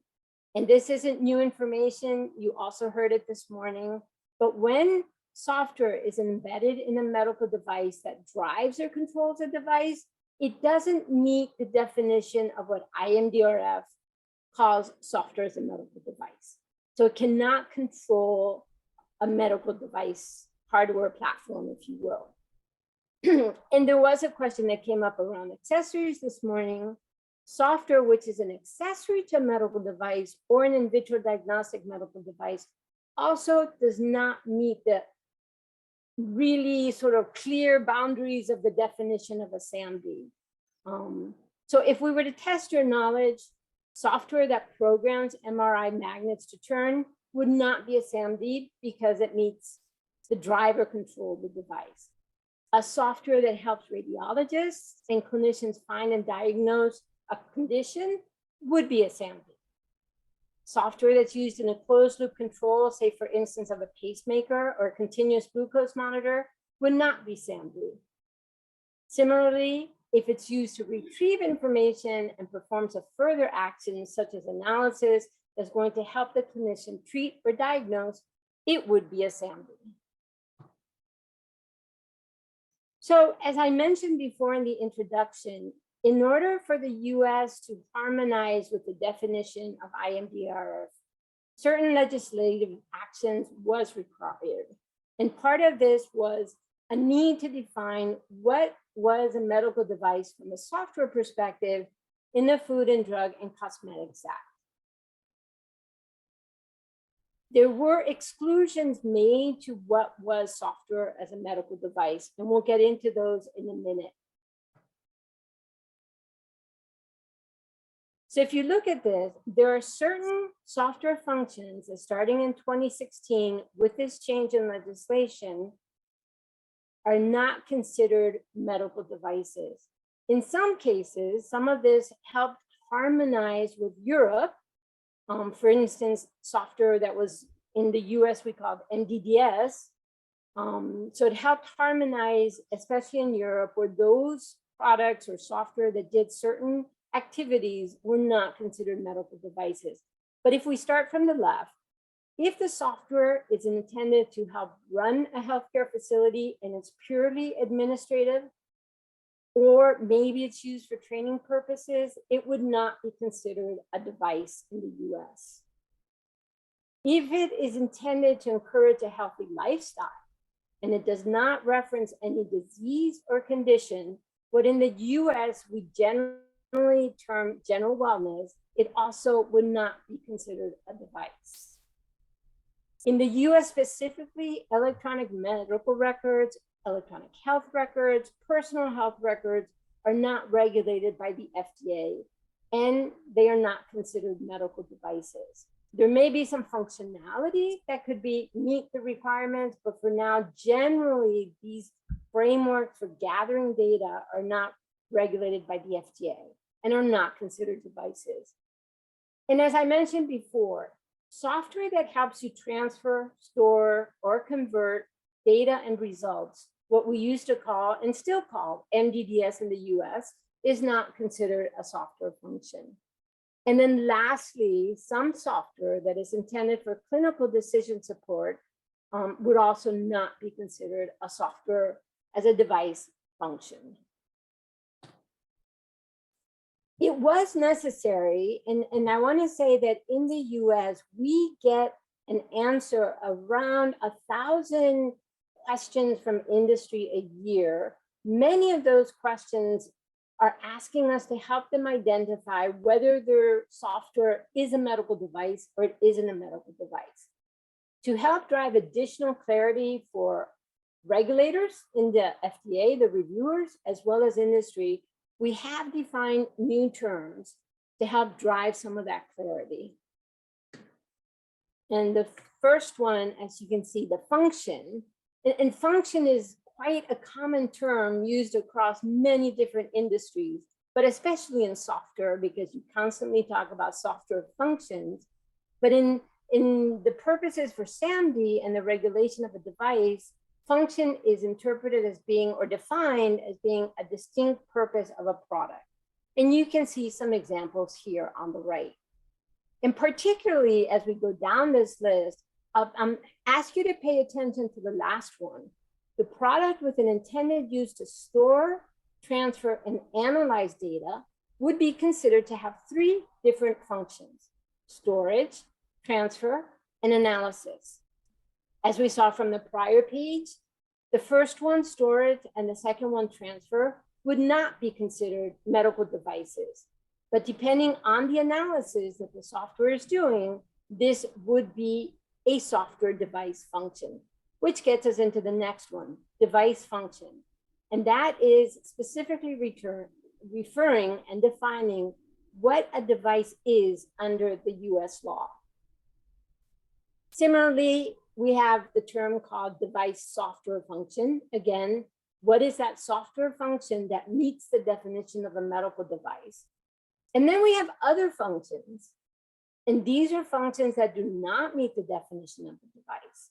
And as you saw in this example before, this could be one software product that stores, transfers, and analyzes, but only analysis is the device function. The other two would not be. To make it simpler for our reviewers, to make it simpler for industry, those functions that do need to be reviewed by the FDA, we define them as device function under review. And coming back again to what we call multiple function device products would be something like that example we just stated, where you have a function that does three things, but only one of those functions is a medical device. This morning, someone talked about labeling, and I thought this would be interesting to pull in for this audience as well. As part of the legislation that was changed, becomes less explicit, or if you will, more explicit around what types of evidence are relevant when determining a product's intended use.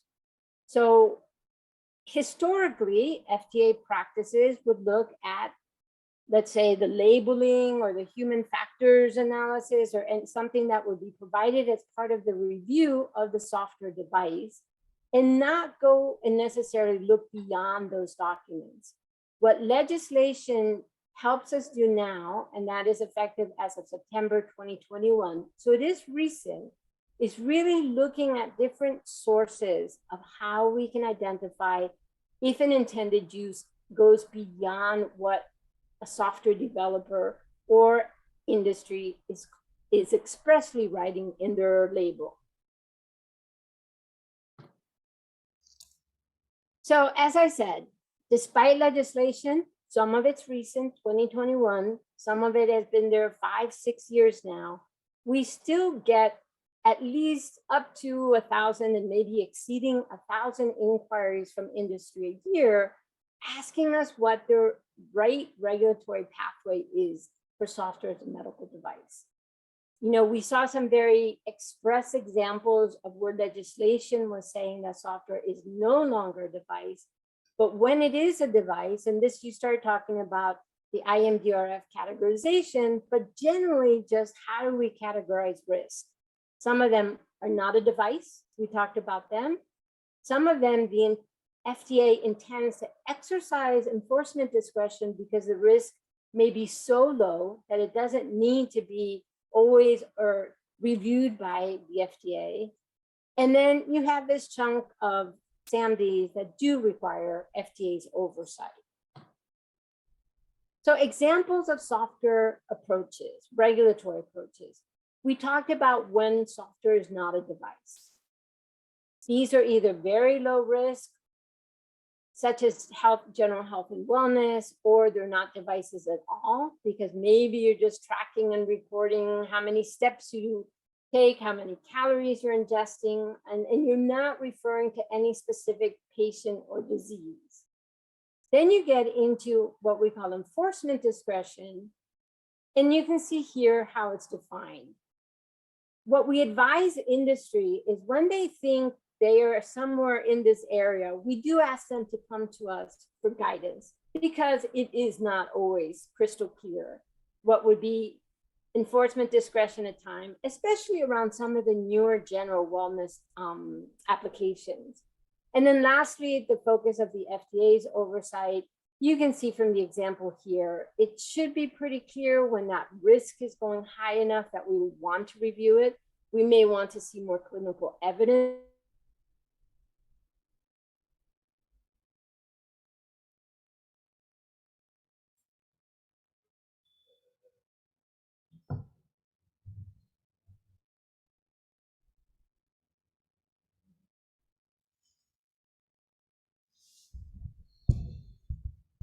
Katie, are you there?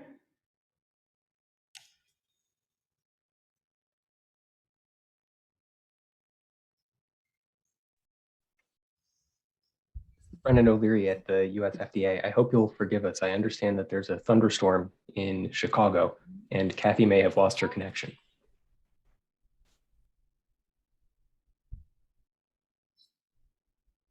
Okay, thank you, Brendan. Perhaps we can wait a little bit for her to reconnect. Yeah, let's give it a moment, and if that doesn't work, we can move on to the next presentation and maybe come back to this in the panel discussion. Okay.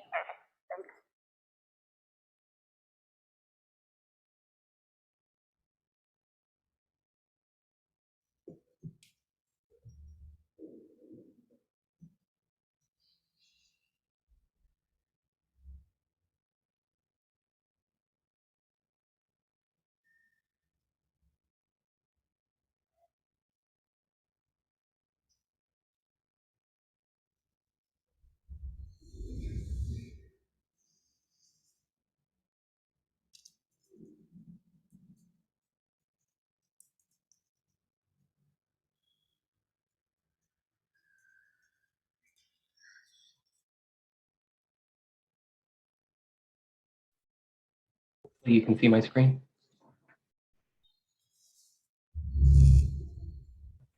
Yes, we can see your screen. Okay, thank you. Good afternoon. My name is Brendan O'Leary. I'm the acting director of the Digital Health Center of Excellence at the US FDA Center for Devices in Radiological Health.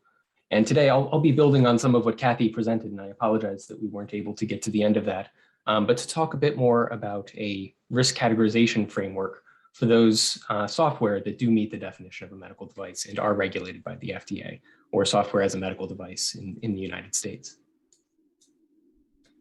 In particular, I'll cover 4 topics today. First, we'll explore why we need an internationally harmonized framework for considering the varying risk profiles of software as a medical device. This will build on a lot of the conversations earlier today about the need for international harmonization. Second, we'll address how intended use is incorporated into this framework. Third, we'll take a look at the framework itself from the International Medical Device Regulators Forum. And then finally, we'll cover some limitations and subtleties of that framework and why we may consider some updates to it. First, why a framework? By developing and adopting a common framework, we ensure that all stakeholders, including and especially regulators, can stay aligned as they work to promote safe innovation of software as a medical device. It all starts with a harmonized vocabulary, which you heard some about a few moments ago. And then from there, we identify some specific information that needs to be included to describe individual software as a medical device products. Based on this descriptive information, we should then be able to understand how the risk of that SaMD fits into our overall framework. Then, using that understanding, we can identify the right regulatory approach that's going to protect patient safety while fostering innovation. The specific information needed to describe a SaMD typically starts with the intended use of the SaMD, including its indications for use. The indications typically include a few sentences that describe, first, what the SaMD does, or what clinical or other activity it supports. For example, is it for diagnosis, for screening, such as for identifying signs of a disease in members of a population that you might otherwise presume to be healthy? Or is it for treatment or intended to help mitigate the effects of a disease? This is a newer category of SaMD that we are seeing more and more that we call digital therapeutics, where the software itself is intended to help treat a disease. From there, we get more specific. What condition or disease does the SaMD perform this task for? In what population is it intended to do that? And then depending on the product, you may have both a patient population and a user population. For example, is the product used or administered by a healthcare professional? And if so, is a particular specialty or level of expertise required of that professional? A brief form of all of this information is typically included in a statement about the intended use or the indications for use for the product. And then a device use description may cover this information in some more depth. From there, we look for an overview of the technical features, and that's going to provide some insight into how the SaMD accomplishes this intended use. And as a regulator, it's very important to check that that aligns with the intended use of the product and is consistent with it. And here we may look at the various inputs and outputs of a SaMD to help us understand that. From all of that information that we gather, we infer two key items. And first, in the left-hand column of the table, from highest risk to lowest risk, what is the state of the healthcare situation or condition? We'll cover these in more detail in a moment, but they range from critical at the highest end of the risk spectrum at the top, all the way down to non-serious at the bottom. Second, across the three subsequent columns, what is the significance of the information provided by the SaMD to a healthcare decision? Again, we'll cover these in more detail on a future slide, but here we still have three levels, ranging from treat or diagnose at the highest end of the risk spectrum on the left, down to inform clinical management on the right-hand side at the lowest end of the risk spectrum.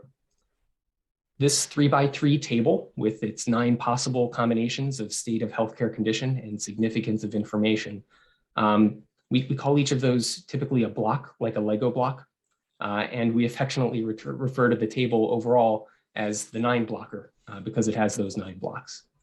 And under the IMDRF framework, those 9 blocks map to 4 overall levels of risk. The highest risk level, level 4, is in the upper left, and then the lowest risk level of level 1 in the bottom right. One thing to note about this framework is that it is heavily focused on SaMD that processes information to aid in diagnosis.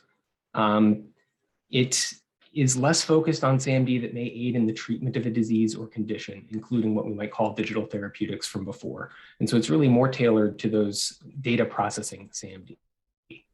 Under this framework, even the lowest risk digital therapeutic SaMD might be categorized as level 2, which is at least as high as the highest risk SaMD for informing clinical management. Now that we've had the framework for some time and have some experience with it, we're reconsidering this a bit. For example, a SaMD that helps a patient cope with mild anxiety might fall under treat non-serious.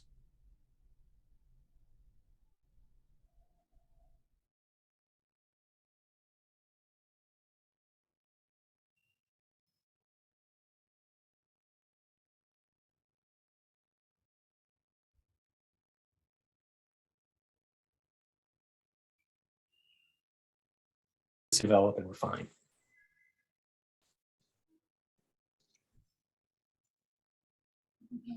Let's take a closer look at the significance of the information provided by the software as a medical device.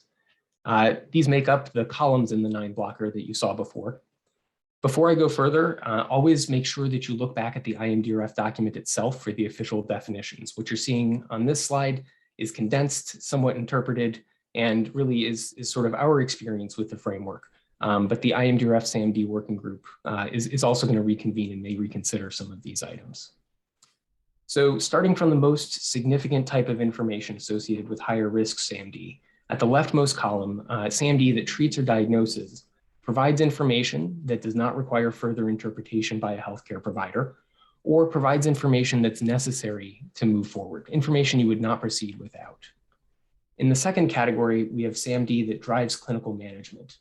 This is SaMD that does not treat or diagnose. It doesn't fall into that first category, but instead prompts or contributes to a clinical decision or action, or may help identify symptoms or other identifiers of a disease or a condition. And then finally, at the lowest level of significance, we have SaMD that informs clinical management. This category is most easily described by what it's not included in it. This is the category for SaMD that neither treats nor diagnoses and also does not drive clinical management. I'm presenting it this way because based on some experience we've had over the years, developers are very tempted to say that their SaMD simply informs clinical management no matter what it does. You might hear that our SaMD can process images, sounds, or other signals to diagnose a respiratory infection. But because a healthcare provider should always rely on their own judgment in vitro diagnostic testing when diagnosing a patient, this is only in the informed category. At a minimum, I would say that such a product is probably driving clinical management by identifying symptoms of a disease, and depending on the indications and how it's intended to be integrated into the clinical workflow, it may even be higher than that. And so again, look carefully at the IMDRF document when interpreting these categories. Please do keep this in mind when applying the IMDRF document. Just because a healthcare provider is involved, that does not mean the significance of the information is only in the informed clinical management category. It can be higher than that. Now let's take a closer look at the state of the healthcare situation or condition, which makes up the rows of the 9-blocker. Here, at the highest end of the risk spectrum, the top row in the 9-blocker, we have critical. In these situations, if you're not able to make timely action to treat or diagnose the patient, the result may be death, disability, or a serious deterioration of health to that patient, or even to the broader public, such as in the case of a highly infectious disease. The time criticality of the decision is a major factor here. If very quick action is needed, this may be the correct category for the software. After that comes serious situations. These situations are those that are not critical, so they don't fall into that first category, but they are important to mitigate irreversible consequences for an individual patient or for the public. So this is where we might land for diseases that progress with moderate progression. Time may still be a factor, but you have some additional margin. Finally, we have non-serious situations. Forgive me, I think the slide here may have the same text as we have for serious, but non-serious are for situations that are neither critical nor serious. And this typically includes curable diseases with slow progression, or if the disease is incurable, a disease where very effective management is available that's associated with interventions that are going to be minor and non-invasive. That's a lot to put together. Sometimes there are dependencies between the two dimensions of the 9-blocker as well. And so you can imagine that the criticality of the healthcare situation may impact the significance of the information and vice versa. In addition, factors like the ability of the user to independently understand the basis of the information being provided by the software as a medical device can also have an impact, as can the population of users it's intended for. The IMDRF document itself talks about all of these factors in much more detail than I'll cover in this talk. One thing I do hope that you'll keep in mind, though, is that this risk framework makes up a spectrum of risk. And those discrete categories that we've talked about are really overlaid on that spectrum. Everything okay? Okay, sorry. So even though we have 9 blocks or regions that we can land in, they still only map to 4 overall categories. And so in some cases, the distinction between inform and drive, or the distinction between non-serious and serious, may not matter so much. In other cases, knowing that a product is falling somewhere towards the upper left of the 9-blocker may be all you need to know as a regulator before you begin a more in-depth review. Certainly in the United States, neither the 4 categories nor the 9 blocks map perfectly to our legal framework for medical device regulation. But we do find that this framework and the spectrum of risk that it helps to illustrate is very useful in our regulation of SaMD. And I hope that the categories in this and any future versions of the document will work well for you. And even if the categories themselves are imperfect, I hope that the general approach to the risk spectrum is going to be useful nonetheless. Another thing to consider is, when do we reconsider categorization? And here, I think there are 2 major things to keep in mind. First, generally, for SaMD with more than one function or use, and Kathy talked a lot about multiple function products, and sometimes more than one of those functions are regulated. In that case, we're going to categorize that overall product according to the function with the highest risk. And then second, We'll revisit a categorization if a SaMD is modified significantly or if our understanding of the context of use for the software as a medical device changes. I'll end with a few closing thoughts. You heard a few times in this presentation that we're still learning as we implement this framework, and we may pursue some updates based on what we've learned. It's also true that this framework was always intended as a starting point, not an ending point. It doesn't address software in a medical device, that second category of software that Kathy identified, especially that software that can have more direct effects on the physical world by controlling hardware. It doesn't fully address software that improves the use of other devices, accessory devices. And it doesn't address adaptive software that can change and improve itself over time, like artificial intelligence and machine learning, at least not directly, or complex systems with lots of software interactions. In particular, it doesn't address security and cybersecurity.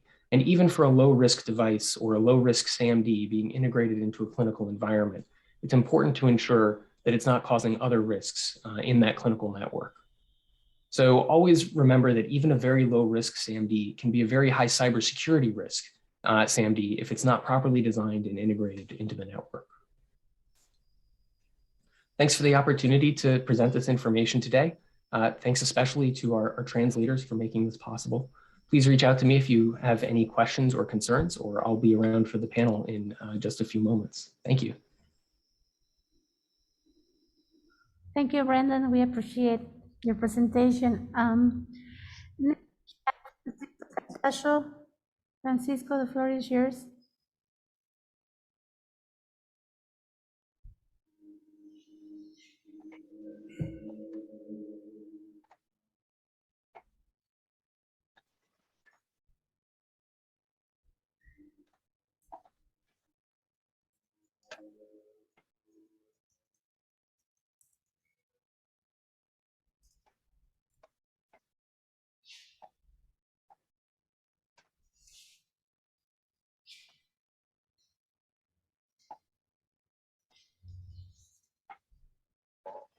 Thank you.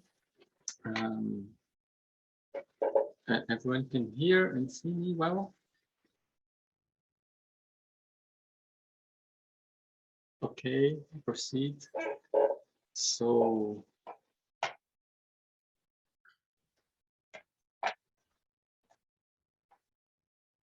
I'm going to here to talk about the application of quality management systems for software as medical device as defined by the IMDRF document. So the motivation for this document was that the IMDRF document highlights the use of quality management as a general consideration to add safety, effectiveness, and performance of SaMD, and as key to ensuring the predictability and quality of SaMD. In the medical device sector, it is generally accepted that following quality management systems requirements is one of the controls used to minimize and manage unintentional outcomes related to patient safety. In the software industry, good software quality and engineering practice are used to control the quality of software products. So it is expected that application of a quality management system in the software industry will not be something of other world. So the scope of this document in the IMDRF is to inform the reader of SaMD specific practice, provide a guidance for applying of quality management system in software industry of medical device, highlight clinical, environmental, technology, and system environment considerations that should be addressed, help attain a common understanding and vocabulary for quality management system requirements for software as medical device, complement the IMDRF software as medical device framework for risk categorization, and it's not intended to provide a guidance of how to undertake good software quality and engineering practice, or how to implement a quality management system, as it's common for a regulatory approach, not to provide guidance of how to make things, just to provide information of what is required to achieve. So it's defined principles for the quality management system for software as medical device. Are organization structure that provided leadership, accountability, and governance, and a set of software medical device lifecycle support process that are scalable for the size of the organization, and a set of realization and use process that are scalable for the type of software medical device. So you see that they intended to build some type of construct where you have a leadership that provides accountability and governance that as a base, and above this we will build process that support the life cycle of the software, and of course in production of software as medical device there is a lot of sizes for the organization. We have just companies that have a handful of employees to companies that have thousands of employees and a very complex process, and this must be scalable for this specialty of software as medical device. And for last, we have a set of realization and use process that it's applicable for the software as medical device. So about the leadership and organizational support. The organization leadership is responsible for implement the quality management system, ensuring resource and infrastructure management, include people that must have competence in technology and software engineering, including an understanding of the clinical aspects.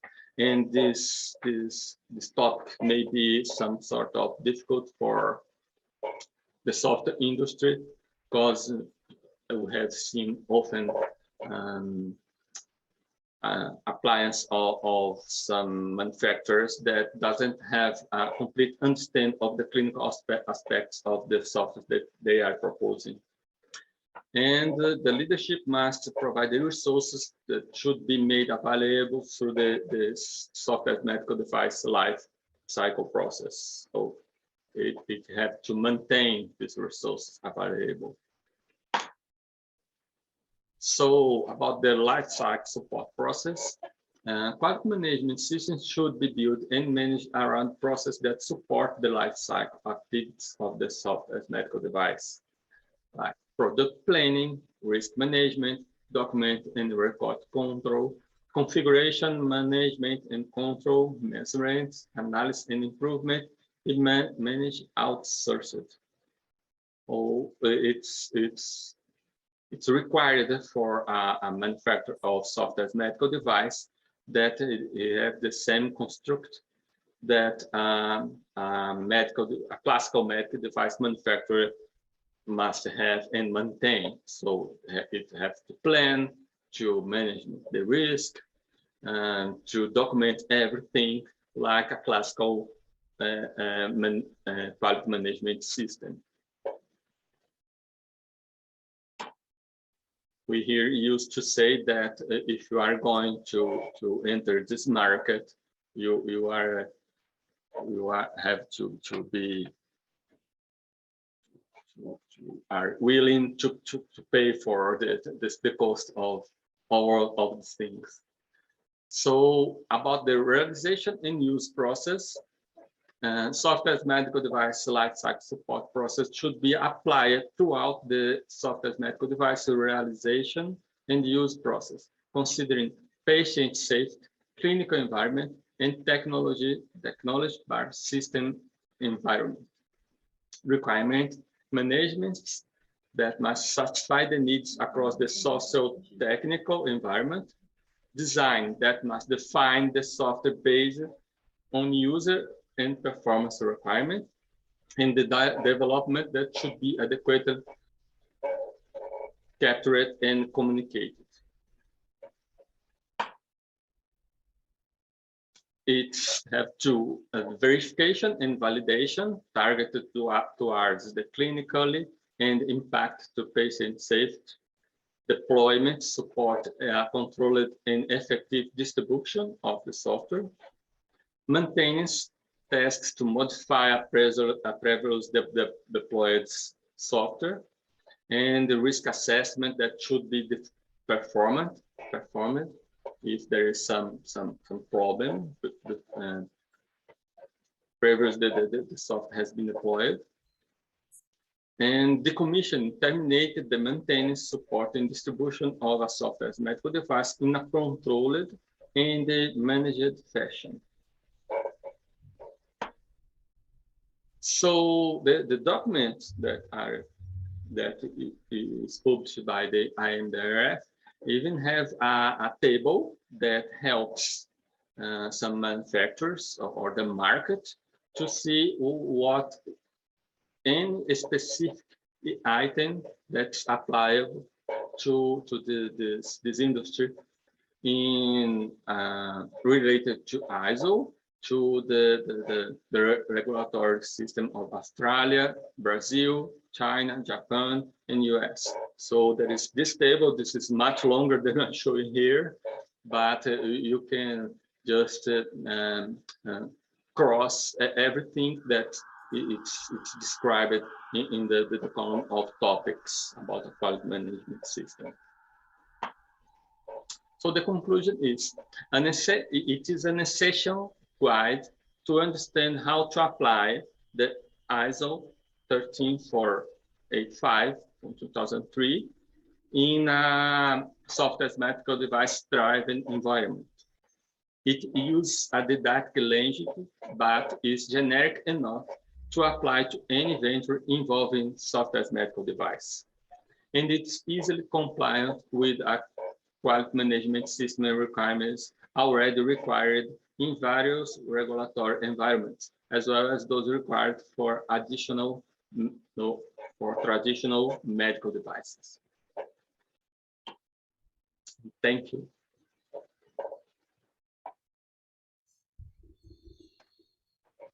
Thank you so much, Francisco. And with that, we finish the presentation of this panel. We can move on to the question. Okay. La primera pregunta, un servicio web. So the first question is, a web service that is managing all the medical imaging that require post-processing by sending and recovering the images from PACS to the post-processing station, and does so in an autonomous way without human intervention, could it be considered an SaMD? And if so, is it considered a medical device with a high risk? Because the post-processed images that have been processed by that station will be used for the diagnosis. Who wants to take a first stab at it? Sure, I think I can answer for the US FDA on this one. There are several functions that were mentioned there. The first is a storage and routing function for the cloud service. If you are routing an image to different post-processing algorithms based on different information in, for example, the DICOM metadata for those images, and saying this is a chest lung image, and therefore it's going to go to post-processing system A versus a head CT image that might go to post-processing system B. That routing function is a medical device data system function, or MDDS function, which those software functions under US law are no longer medical device functions. When they were regulated as medical devices, they were in our very lowest risk category. and potentially even under enforcement discretion, meaning that we didn't pay much attention to them on a day-to-day basis. But the second function there, the post-processing itself, that is, a very important function for the diagnosis of disease based on those images. And that's typically regulated as Class 2 in the United States, which means that they are reviewed before they go to market. It would probably be somewhere between level 2 and level 4 in the IMDRF framework, depending on the specific disease or condition and depending on the nature of the post-processing being done. Some of these will go so far as to highlight a region of an image and say, take an extra close look here because there may be cancer present. That would be, likely towards the higher end of the risk spectrum in the United States, versus others that might be doing edge detection or helping with simple measurements on an image, which might be on the lower end of the risk spectrum. For us in Anvisa, we have practically the same approach as the FDA, but here I can say that the functions that are described in the question, it falls for class 2 of risk, and it has to follow the regime of notification that is described in the resolution 40 of 2015. And it may have a higher class of risk depending on the post-processing of the image and the intention of this post-processing, if it's related to some serious condition of the patient or something that might be addressed in a very quick manner, so to save the patient. And maybe this software can go to a higher class of risk, and it can be addressed, regulated as a registration process that is described in RDC 185. Thanks.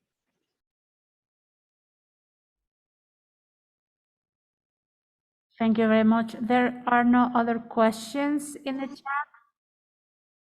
¿Alguien en la sala que tenga alguna pregunta? Anybody in the room have a question? All you wanted to ask and you never dared to ask? Now is the time.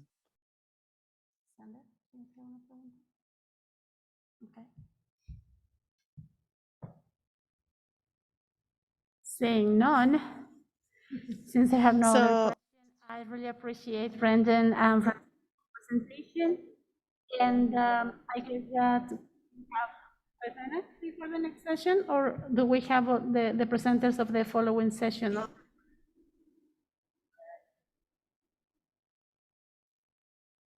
If Mary is already connected, we can probably get started.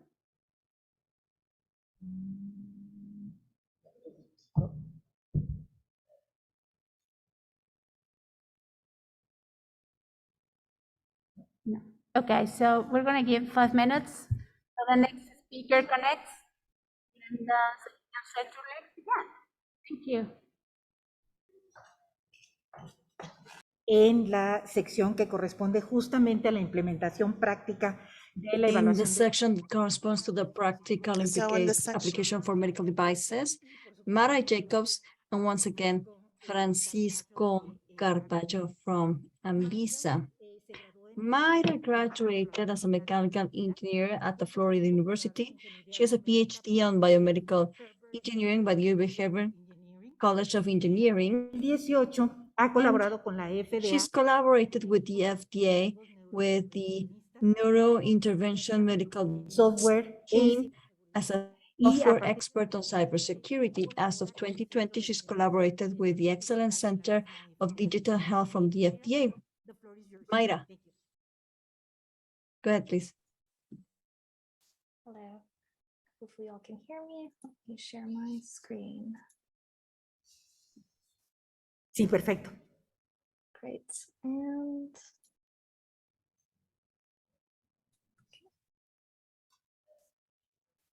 okay. Okay, great. Well, thank you for the introduction. As was said, my name is Mira Jacobs. I'm a biomedical engineer and I'm the acting team lead for our policy team at the Digital Health Center of Excellence. Today, as we open up this session on the practical implementation of conformity assessment for SaMD, I wanted to spend some time providing a very high-level overview of considerations or motivations for the technical assessment aspect, the broader conformity assessment. As we've heard throughout the day, but I'm going to repeat again as a post-lunch refresher, in the IMDRF's document, Principles of Conformity Assessment for Medical Devices, the 5 elements of a conformity assessment are listed as a quality management system, a system for post-market surveillance, technical documentation, a declaration of conformity, and the registration of manufacturers and their medical devices by a regulatory authority. So what I want to discuss today may be most clearly tied to setting expectations around technical documentation.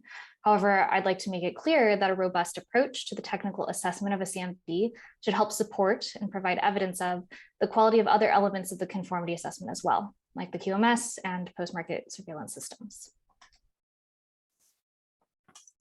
To begin, I'd like to approach this overview through the lens of a hypothetical device. With this example device, which we'll call SaMDX, I'd like to then discuss in very simple terms some of the practical considerations that may inform the scope of a software review. I'll be speaking from the perspective of some of the expectations and recommendations I have as a reviewer with the US FDA, what I'm thinking about when I'm actually looking at a submission. But I think the core concepts will remain valuable to inform approaches to technical assessment of medical device software more broadly. The kinds of considerations I'm going to discuss are also generally consistent with the IMDRF document Essential Principles of Safety and Performance of Medical Devices and IVD Medical Devices, which is referenced in N78. To that end, while I'll be talking a lot about documentation, my primary focus is why certain components need to be demonstrated rather than a prescriptive how. Lastly, I'll touch on some additional considerations and special cases that may layer on to the more general assessment needs that we'll be focusing on today. Okay, so moving beyond the preamble, let's talk about our hypothetical medical device, SaMDX, which I'll be returning to as an example a few times today. In this case, we're going to say SaMDX is a software application that we're going to say is intended to provide neurocognitive tests to aid in the assessment and management of mild traumatic brain injury, or TBI. For the purposes of this talk, we'll also say that SaMDX is intended to run on a desktop computer or tablets that meet some minimum requirements. It'll be meant to measure certain aspects of neurocognitive function, like reaction time and memory, as well as to record a patient's symptoms of concussion. SaMDX will also only be intended as an adjunctive tool when evaluating cognitive function, and it will only be intended to be used by trained healthcare professionals in a hospital or clinical setting.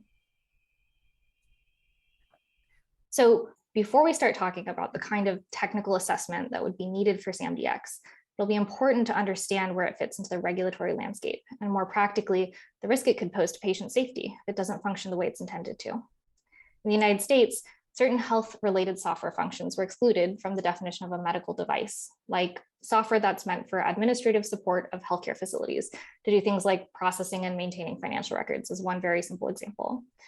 The US FDA has also chosen to exercise enforcement discretion for certain software functions that are understood to be low risk, which means we're not going to enforce our regulatory requirements for those software functions, even if they would meet the definition of a medical device.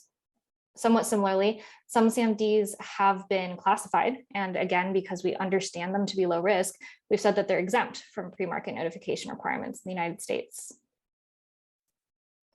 In our case, we're going to operate under the premise that SaMDX does not fall into any of these categories. We've already determined that it's a regulated medical device. We've also determined that it has functionality that, if it fails, we think could pose some consequential risk to a patient's safety.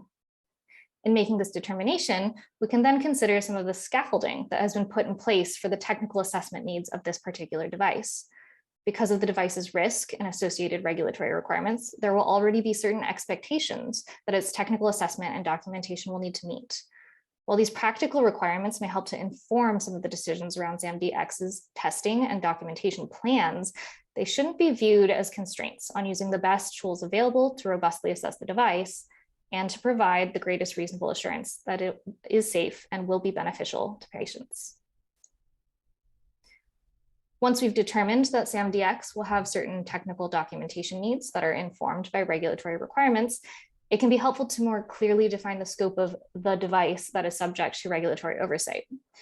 For hardware medical devices, the answer may be very obvious. However, for medical device software like SaMDX, which we said was intended to run on desktop computers and certain tablets, the focus of regulatory oversight may be less apparent.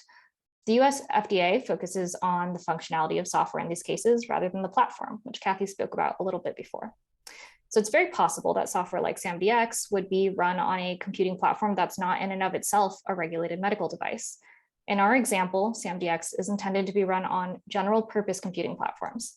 Therefore, in this case, the technical assessment expectations for SaMDX will be focused on its device functionality and how SaMDX has been designed to mitigate all pertinent risks, whether related to an aspect of the software behavior itself or related to software controls that may assure continued safe function on an acceptable platform.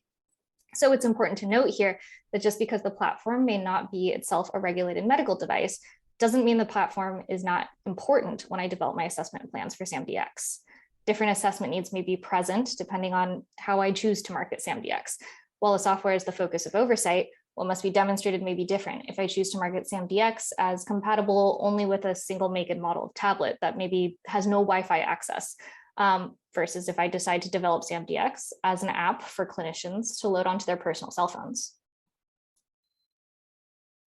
Okay, so if we've gotten a good idea of what the focus of regulatory oversight may be for my device, which I like to think of as helping to define the types of evidence that I'll need to clearly demonstrate, because to be frank, regulatory bodies will need some specified level of insight into my medical device.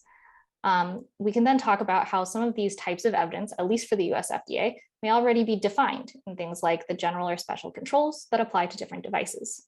In conformity assessment terms, we might be thinking more about the appropriate content to include in an STED on the basis of device classification. When we think about what visibility or insight a regulatory body may need, it's important to consider the risk of the SaMD.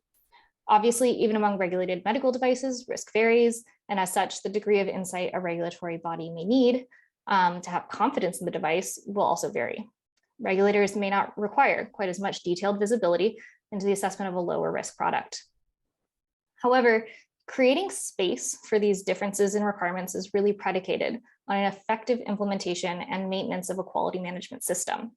So ultimately, all the pieces of a conformity assessment will be necessary to establish confidence in the device. It's kind of difficult to discuss accepting limited visibility into a certain product, even on the basis of risk, without confidence that there are foundational good practices that will be carried out across its life cycle, regardless of what may be presented to a reviewing entity. Part of establishing that confidence is ensuring, even as the detail provided for a given device may vary, that the evidence available is showing there is good infrastructure to support the device long-term. For example, at the FDA, we generally recommend that information provided to support a software review shows that practices were employed, resulting in traceability for the software, and demonstrate planning, requirements, risk assessment, design review, change management, testing, and other aspects of good software engineering are being followed. At the FDA, we provide even more specific recommendations on how these good software engineering practices can be demonstrated for the purposes of review. Well, I'll say it again, the intention is not to be prescriptive in the precise methodology of how a developer meets these expectations.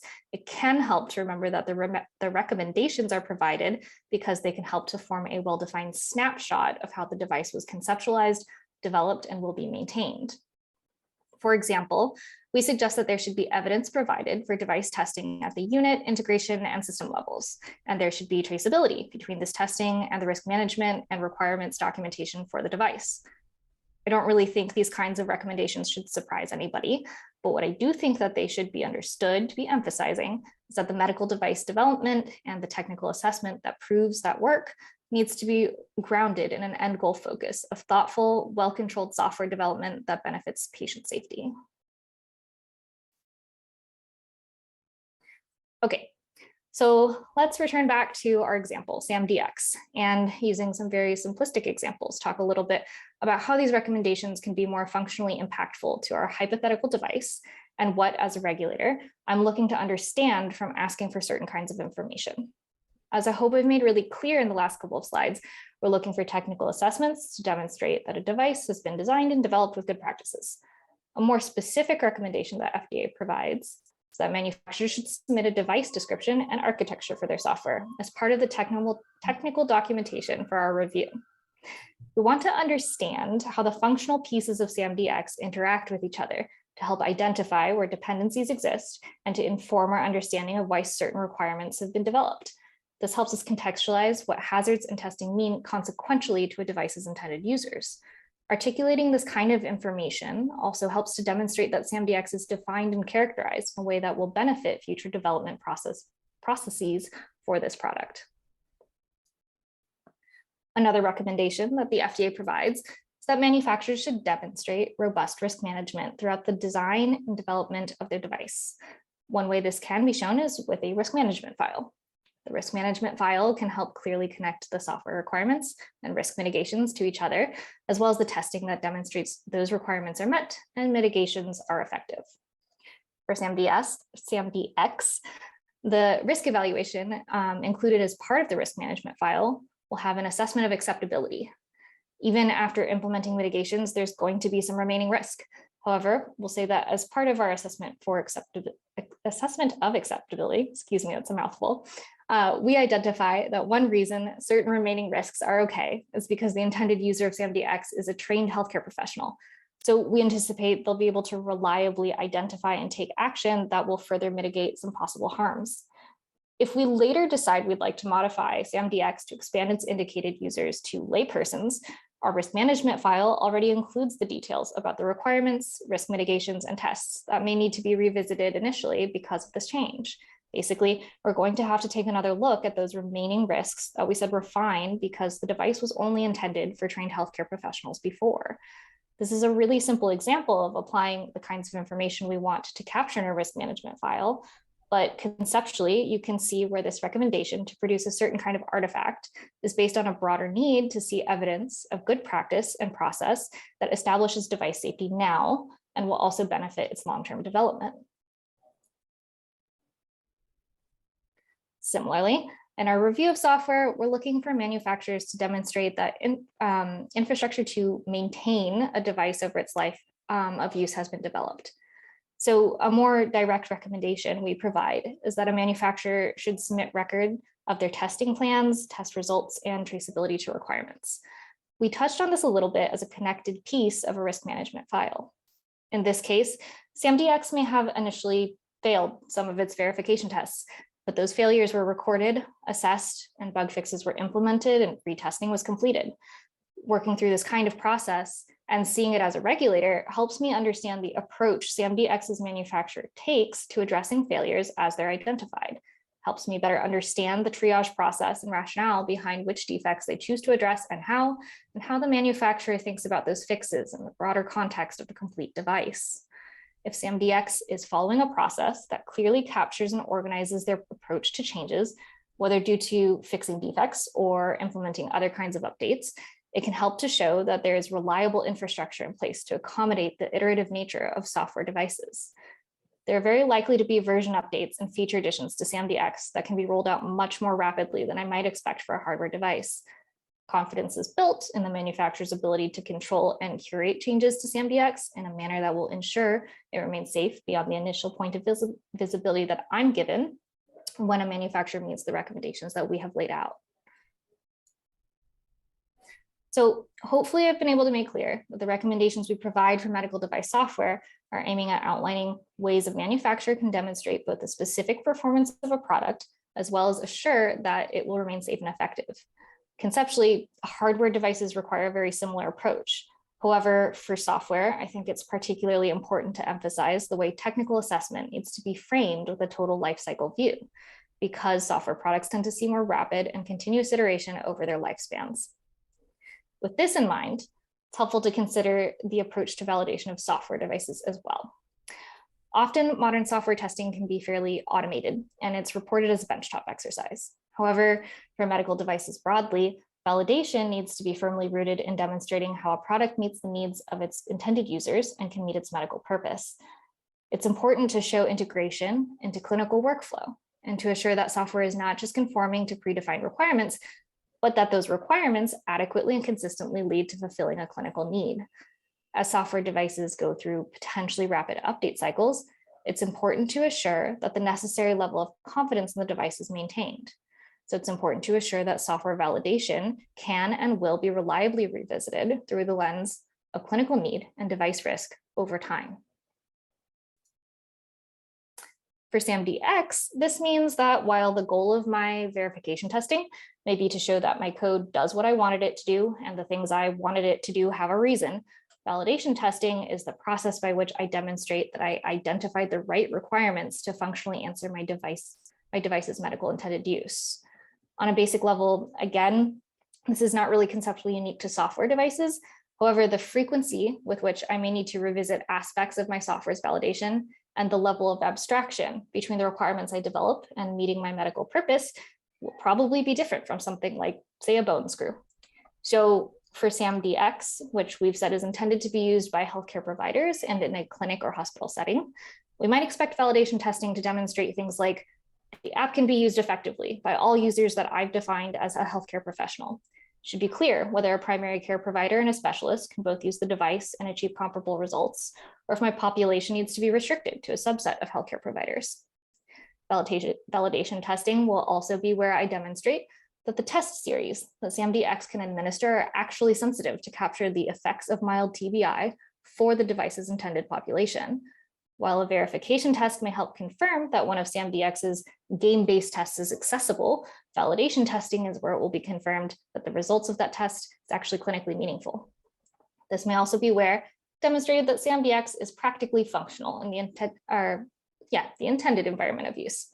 If SaMD-X were specifically meant to be used in clinics with limited resources, but required a particularly fast internet connection to really function as needed, validation testing should be helping to illuminate this practical workflow and resource considerations. So ultimately, validation of SaMD-X should be tied to its clinical use.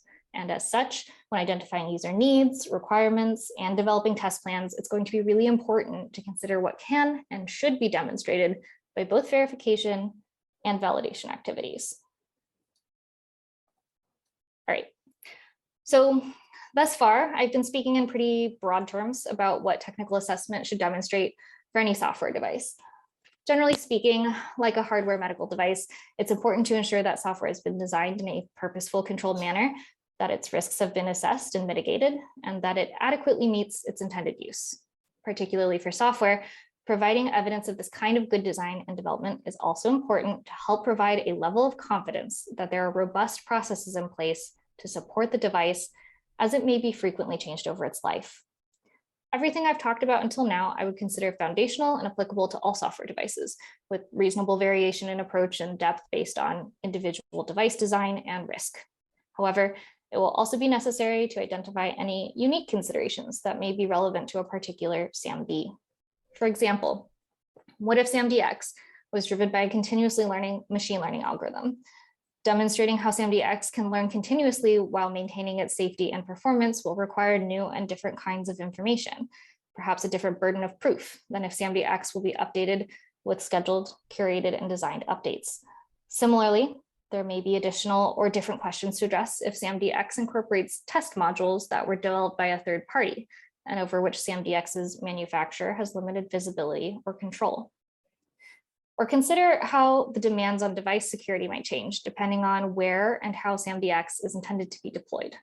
Or what questions may arise if SaMD-X is intended to be part of a broader interoperable system, perhaps gathering data from other medical devices. While philosophically, what a device's technical assessment needs to demonstrate may remain the same, the approach will need to be functionally different and tailored to the practicalities of the device under review. In the end, the particular assessment needs of any device is determined by several variables, and from a regulatory perspective, can be impacted by the intersection of many different policies. I hope that what I've covered today helped to focus in on some of the motivations behind recommendations that regulatory bodies like the US FDA provide, and why some of these expectations are necessary to form a well-rounded understanding of a software device and a conformity assessment. I also hope it's clear why fulfilling these needs is beneficial to the development process too, and shouldn't be satisfied just to fulfill a checkbox or for required oversight. I also understand that what I've discussed today doesn't really cover a precise answer on how to develop technical assessment plans for any given device. While there are helpful frameworks available to guide and inform this process, there's always going to be nuances. So as I close, I do want to highlight that the FDA has many publicly available resources to help dive into greater detail on a lot of the topics and questions that I've raised today. There are a couple linked here on this slide, and there are many more available on our website. So with that, I will end here and thank you for your time. And please feel free to reach out to me to discuss anything I've covered today or questions that you may have. And please do explore the resources that we've made available at our website. Thank you again.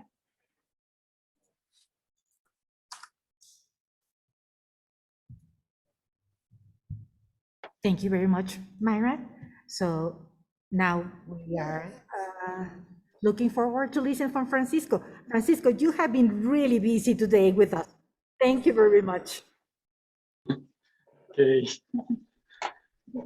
So this is me again. Let me put the presentation here.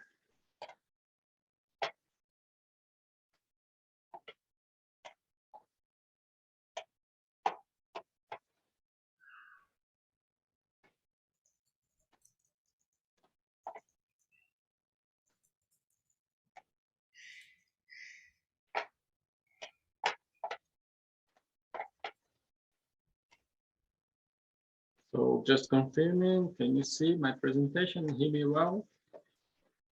Okay, so Sí podemos, gracias. Thanks. So I'm going to talk about the regulation for medical software here in Brazil, or Anvisa, and the specific for the resolution of the collegiate board, the RDC 657 from 2022.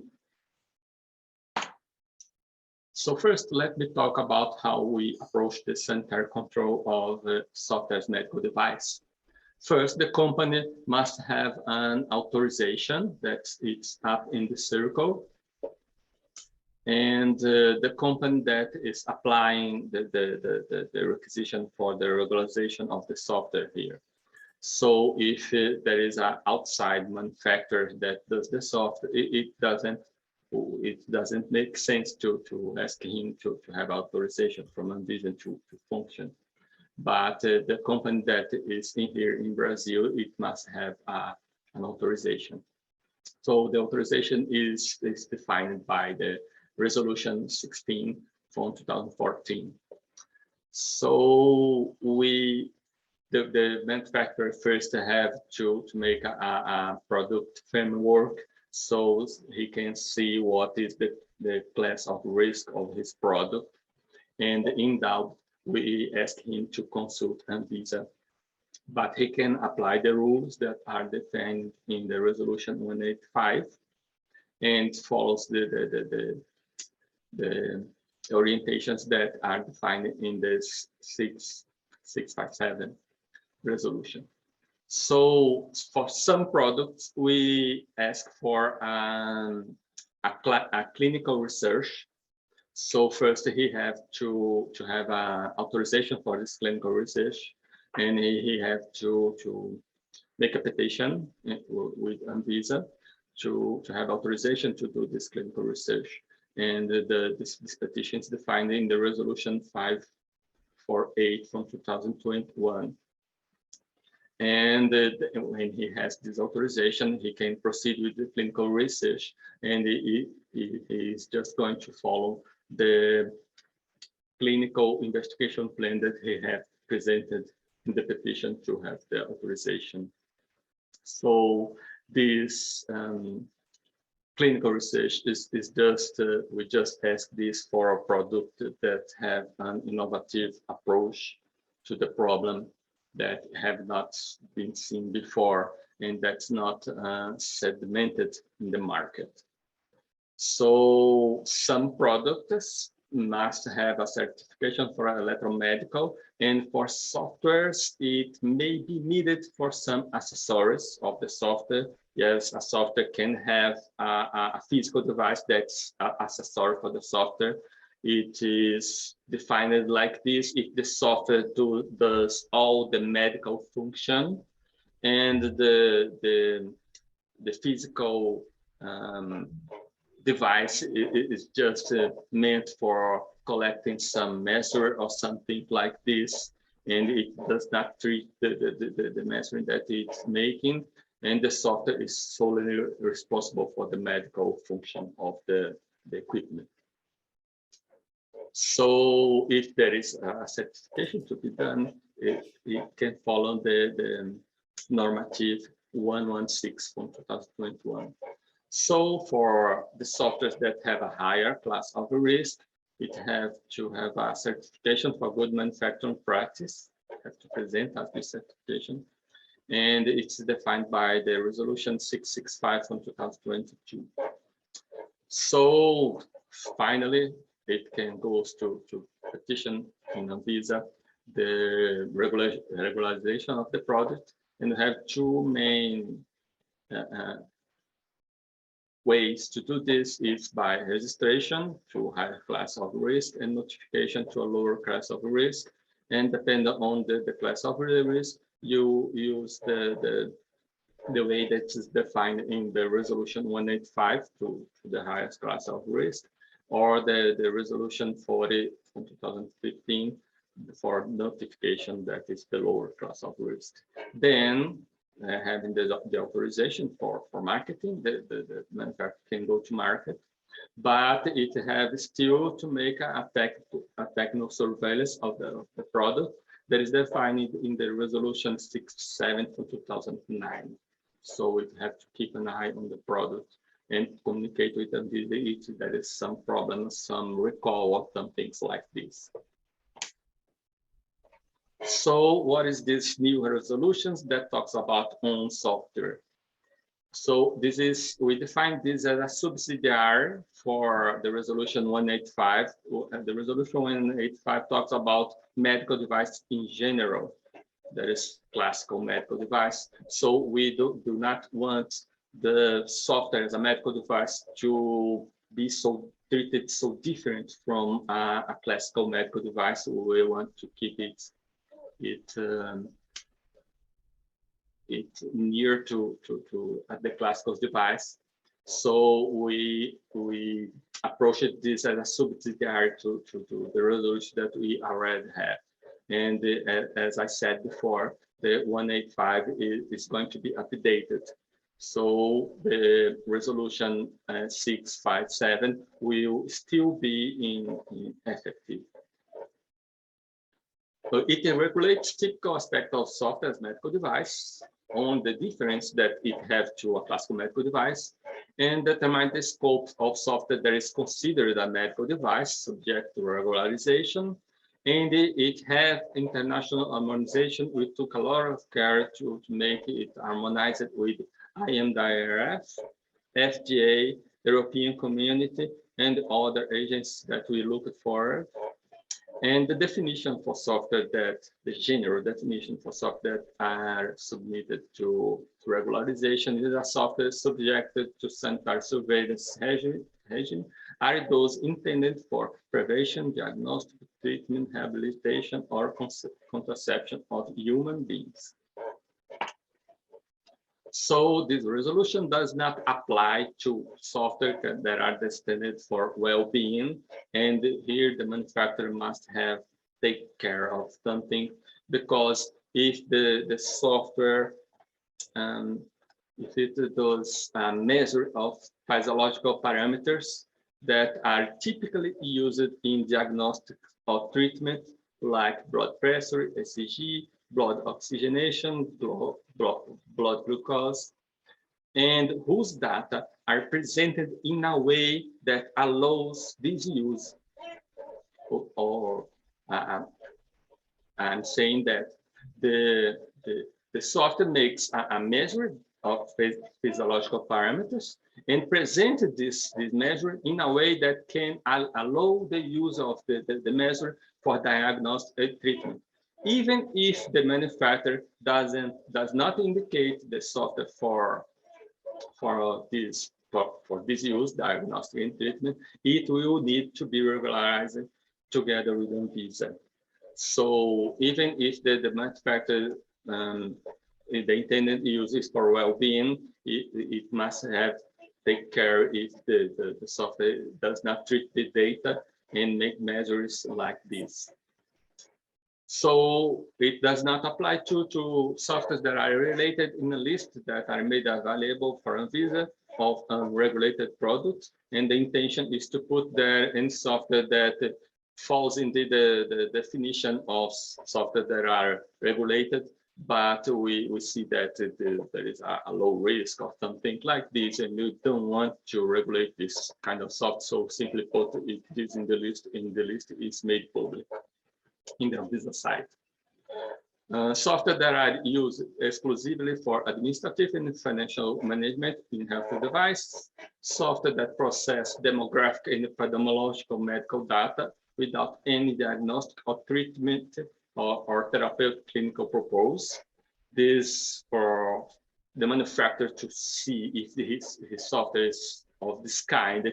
You can see that the main issue here is that the software just makes a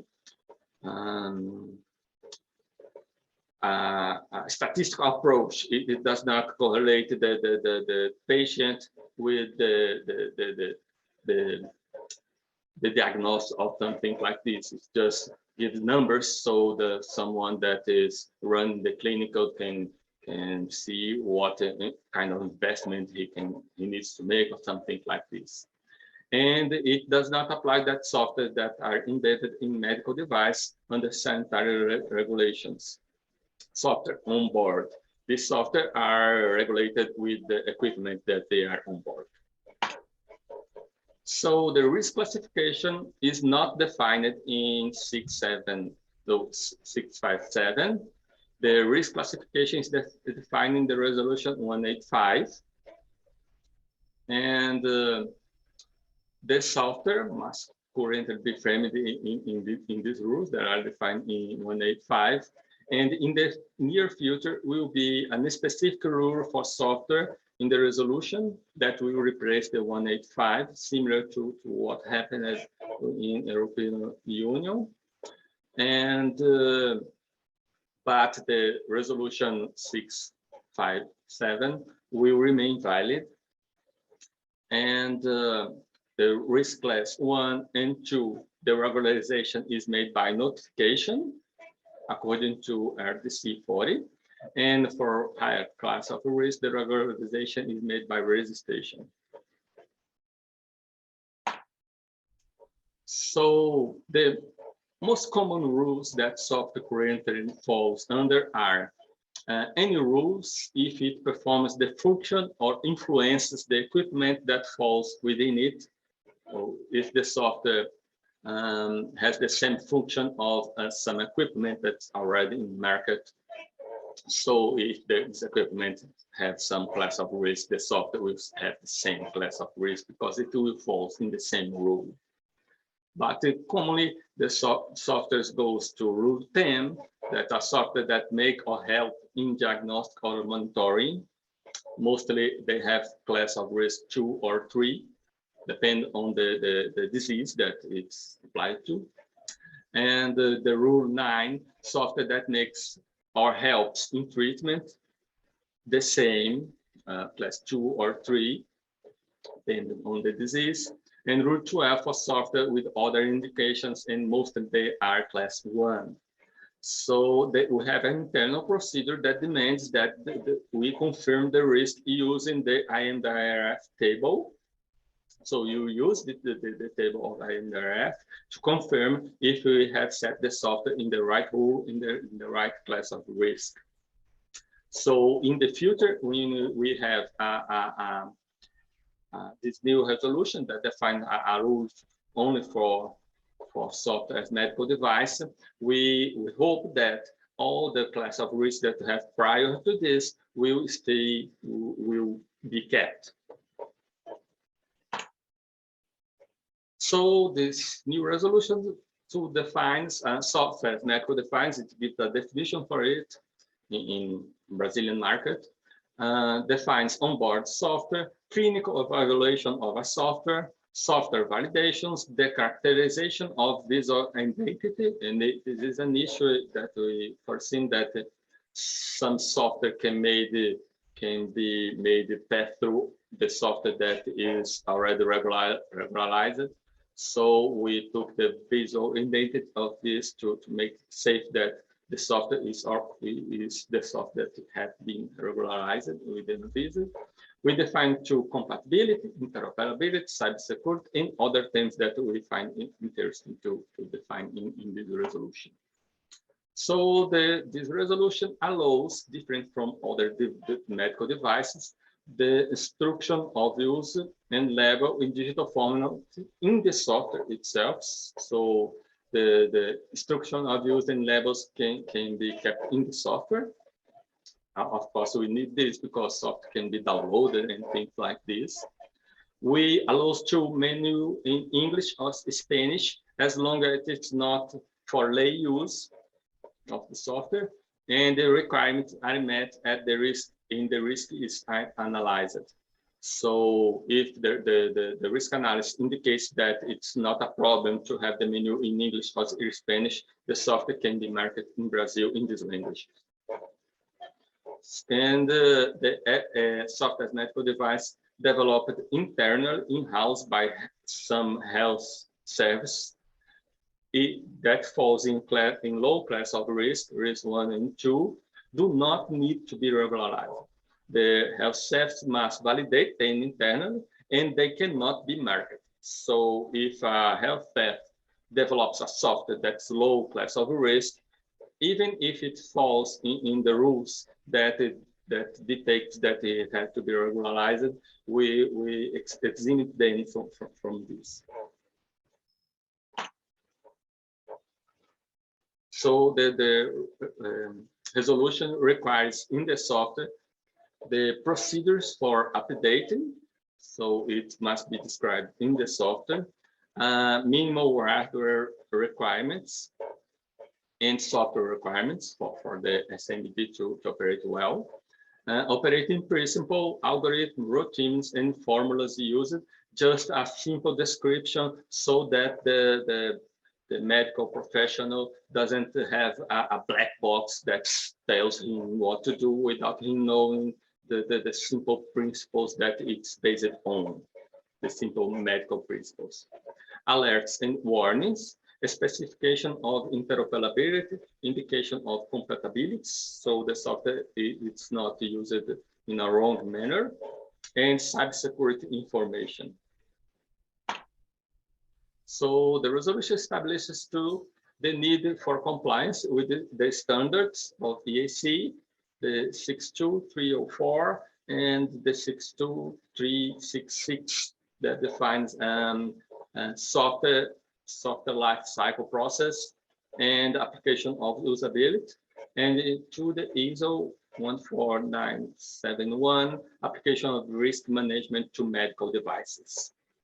So it establishes the situations in which change to software regularization process should be submitted to Anvisa if they change they must only be submitted if they change the indication of use or some medical functionality in the software, and or change the visual identity of the product. So we can identify this as the product that has been regularized and not other product that is trying to be made pass like that one.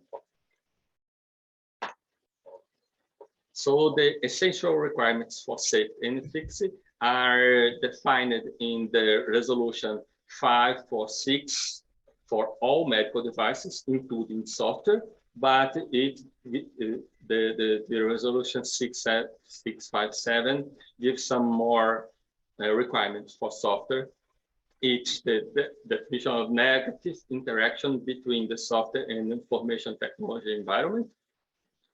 It demands that it's designed to assure repeatability, reliability, and performance, that it's manufactured in accordance with current state of knowledge, including security of information, and use it in conjunction with mobile platform. It should be designed and manufactured to be compatible to these platforms, and a minimum hardware, network, and cyber requirements.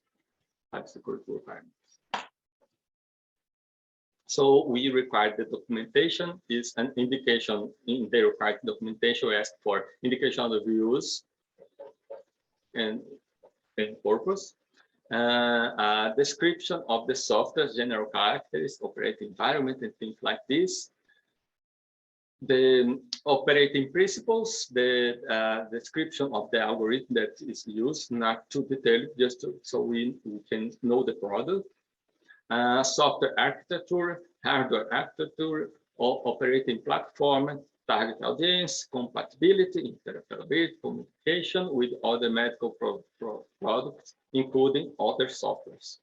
And the security features, access control, protection, and cybersecurity in general, and operational training required. This all must be described in the documentation. So we asked for the infrastructure requirements for the software operate, and verification and testing, including success of verification criteria, integration and system test. Resolved and unresolved anomalies and bugs must be described in the documentation.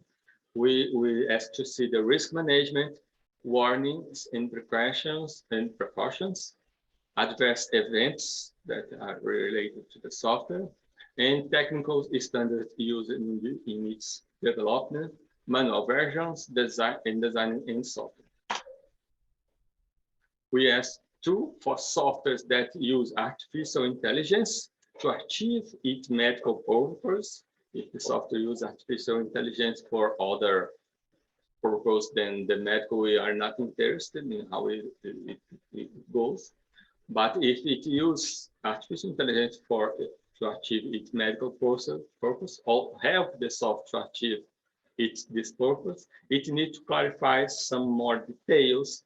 We are concerned about a report that contains the rationale that justify the applied AI technique, the size of the bases used, and the reporting of training history. A description of the information of the bases used for learning activities, training verification, etc. And containing origin, amount of data, and description of data. We are not interested in the detail of this history, but we just want to know how the software works, what's the artificial intelligence technique that is applied to the software, and we just want to see if the manufacturer justified well the training that it made to the artificial intelligence.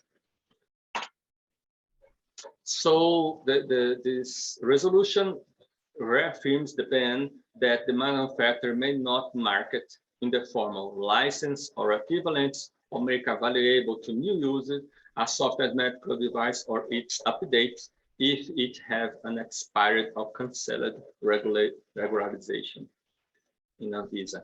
So it may be some sort of a gray area for software because it has a lot of different ways to be marketed. So we have to have from this ban in this resolution. So this resolution does not address good manufacturing practices that are applied to software as well. It is defined in the 665, a framework and the risk that are defined in 185 and this the subsequent update that we will have, and the requirements for ethics and safety of medical devices, that's the resolution 546, and clinical trials with medical device that is a resolution that is 548 from 2021 that applies to this, and all these resolutions apply to all kinds of medical device, and it applies to software medical device too. So thank you. That's all I have to talk about this right now. And I'm open for the questions that they have.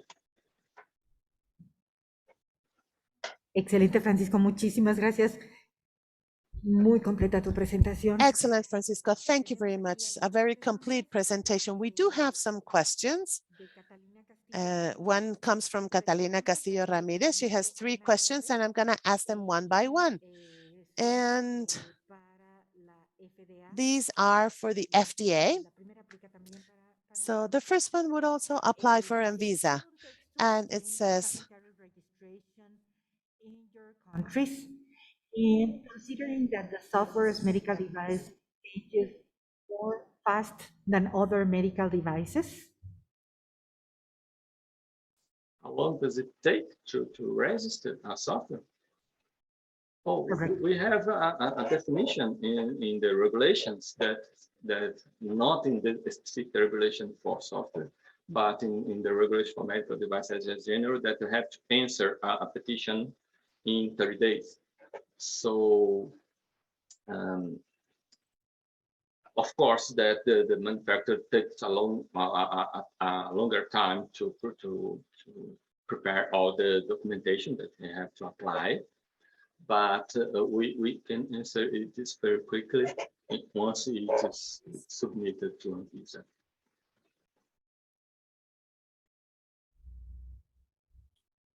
I suppose I can also answer similarly for FDA, if that would be helpful. So obviously for the US FDA, we'd be talking more about pre-market submission processes, which would be dependent on the risk and classification of the device. So timelines are variable. Generally speaking, for those lower risk device, the process is faster. For example, if you're able to claim substantial equivalence to a device that's already on the market, and you are meeting that somewhat different bar than, let's say, trying to demonstrate a different level of safety and effectiveness, the process is faster. So a 510K for us will go through much quicker than a PMA, as you might figure. We actually have a lot of those timelines and sort of our legal, like statutory goals listed on our website as well, which can be pulled up as well. I have to add that this limit of 30 days is just for the first answer of ANVISA. If there is some doubt and things like this that we'll have to clarify with the manufacturer, we just send them a letter and they can answer within the time frame that we asked him. So that the time frame for the software to be available for marketing can be longer if there is some questions that are pending.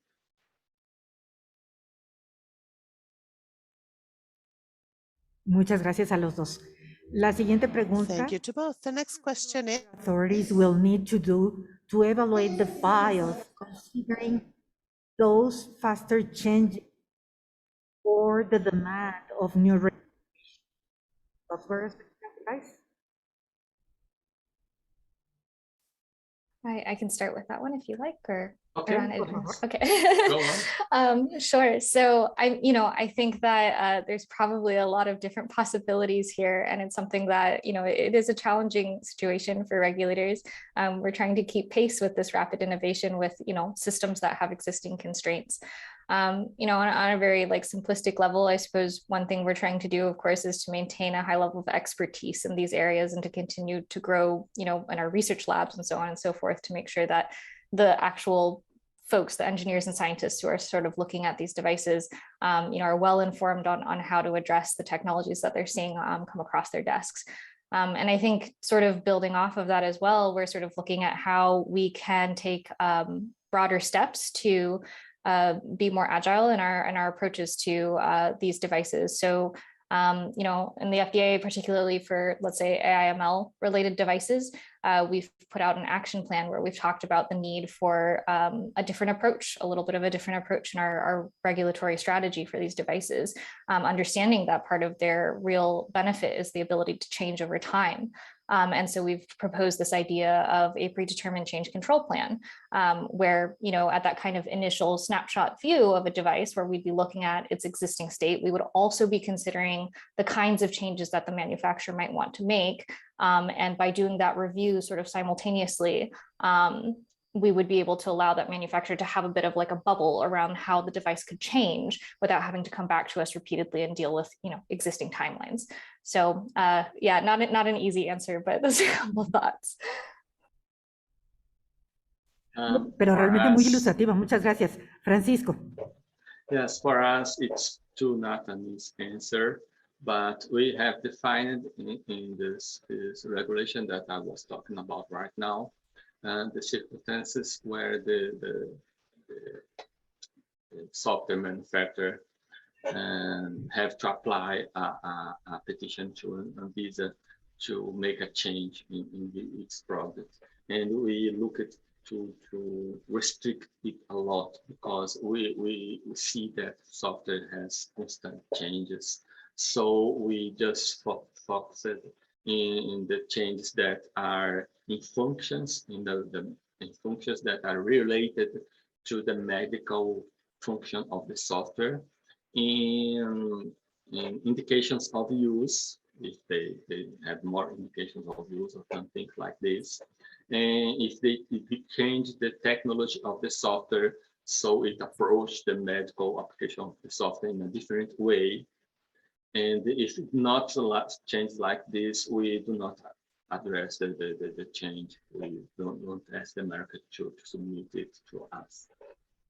Thanks. Muchas gracias, Francisco. La siguiente pregunta. Thank you, Francisco. The next question. Countries like Mexico to avoid the technological backwardness caused by the delay in procedures for new registrations of new technologies? So I'm not 100% sure if I completely understand the question, but if I'm understanding it as, what are recommendations to help avoid some of the time delays with bringing new technologies to market? I think I just mentioned one thing that FDA is thinking about doing, so these predetermined change control plans.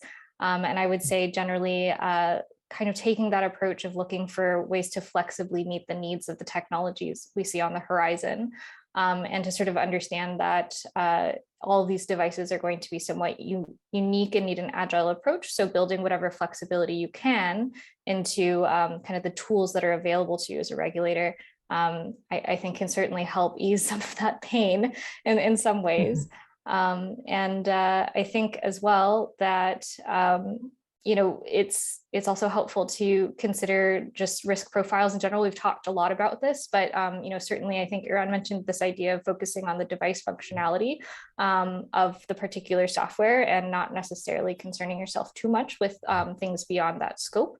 So being able to categorize the risk of these devices and certainly gaining a better understanding about them over time, allowing us to move more quickly to focus on only those functions which really kind of need that extra layer from regulatory bodies is another nice approach, I think. Muchas gracias. La siguiente pregunta Thank you. The next question says, FDA and Anvisa, have they estimated the money investment that was required to implement a software as a medical device analysis, and how much would your costs increase yearly because of this? Por favor. Okay. Yes, please. We have some calculation on this that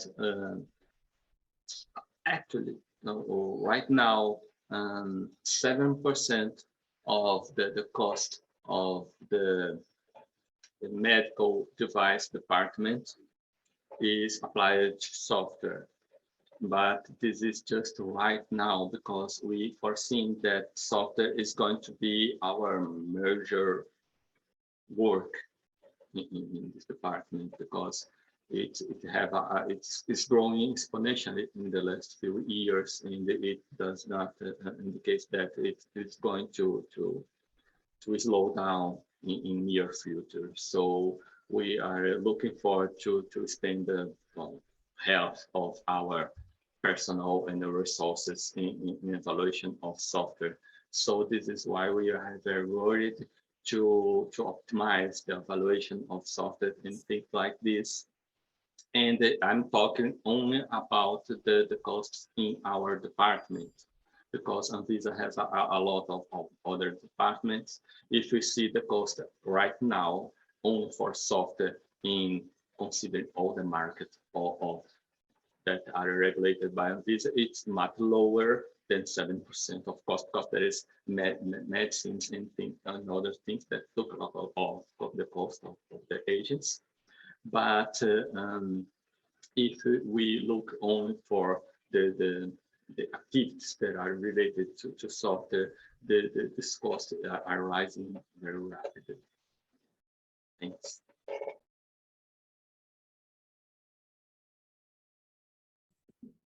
Muchas gracias. Thank you. Maya. Maya? The FDA. I'll be honest with you, unfortunately, I in my role, I do not have a whole lot of visibility into cost breakdowns to really help you with that question. So I'm going to have to pass on this one. No, perfecto. Pero quizá, aun cuando no Well, tengamos... maybe if we don't have the exact figure, do you believe that the FDA would have required additional investment when they started regulating software as a medical device? Or are they handling this new workload with the same amount of resources that before? Certainly, I believe that we've seen a lot of growth in this area, and it's a priority for hiring for the FDA to bring these expertise in, has been, and I think will continue to be. Certainly just in our own center, we've seen a ton of growth. I have quite a few new colleagues now. But aside from that, we are certainly doing the best we can with the resources available. If I can say something of help in this matter, if we at Anvisa, when we look back to our laws that are applied here, we are not just starting right now to regulate software. It's defined to be regulated since from the original legislation here in Brazil from 1976. It's a lot of time ago, and it does not talk about software at all. It just say that something that's applied to health need to be regulated. So this will include any future technologies. So we are regulating software since early 2000s. We have software that are registered, even if we don't have a resolution that is only for software like we have right now.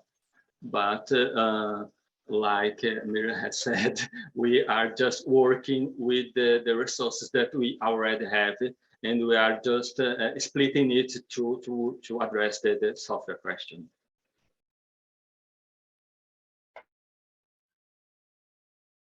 Perfecto, muchas gracias. La siguiente pregunta.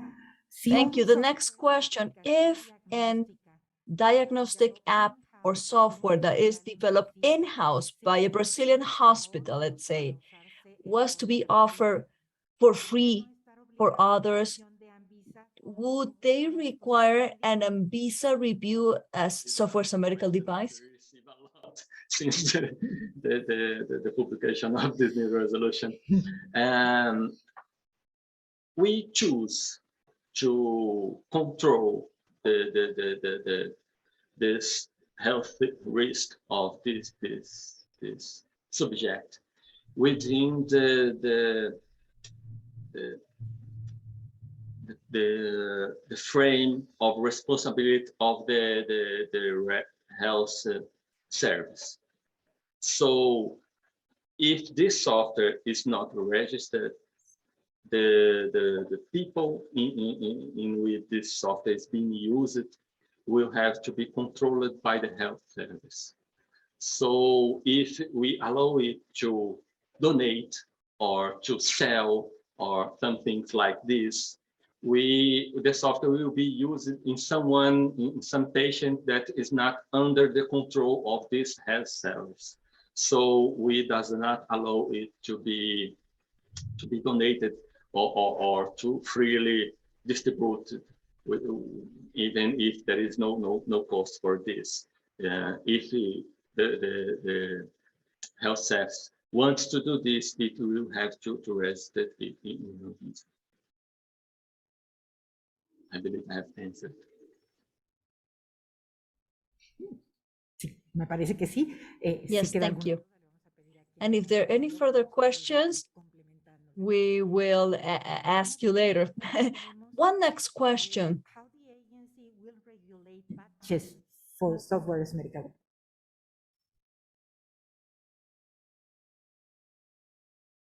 Excuse me, I didn't understand. Patches. Patches for the software. A patch to correct a bug or something. Oh, okay. Okay, the patches. It's a change in the software. If it is related to the medical function of the software, it will have to be communicated to Anvisa and petition it. But if it's not related to the medical function, we are not interested in it. So, Mira? Sure. Yeah. So, I'm going to speak more from, we'll say, 510K related devices in the United States, because that's where we've provided some more, I think, accessible, explicit guidance. But we tend to approach modifications in like a risk-based approach with many other things. So if the particular patch is introducing significant new features or implementing a bug fix drastically changes some other aspect of the device, it's sort of incumbent on the manufacturer to make an assessment of that particular patch and its effect. And if it's significant, they may need to go ahead and report it back to the FDA for additional review. If it's considered minor, we may not need to have oversight there. The other thing to consider, of course, is we would also encourage that users continue to be notified of changes to their software. It's just generally good practice. And of course, the requirements become a little bit more stringent related to making any change to a device as the device risk goes up. So our changes to a PMA type device would be a little bit more controlled, we'll say.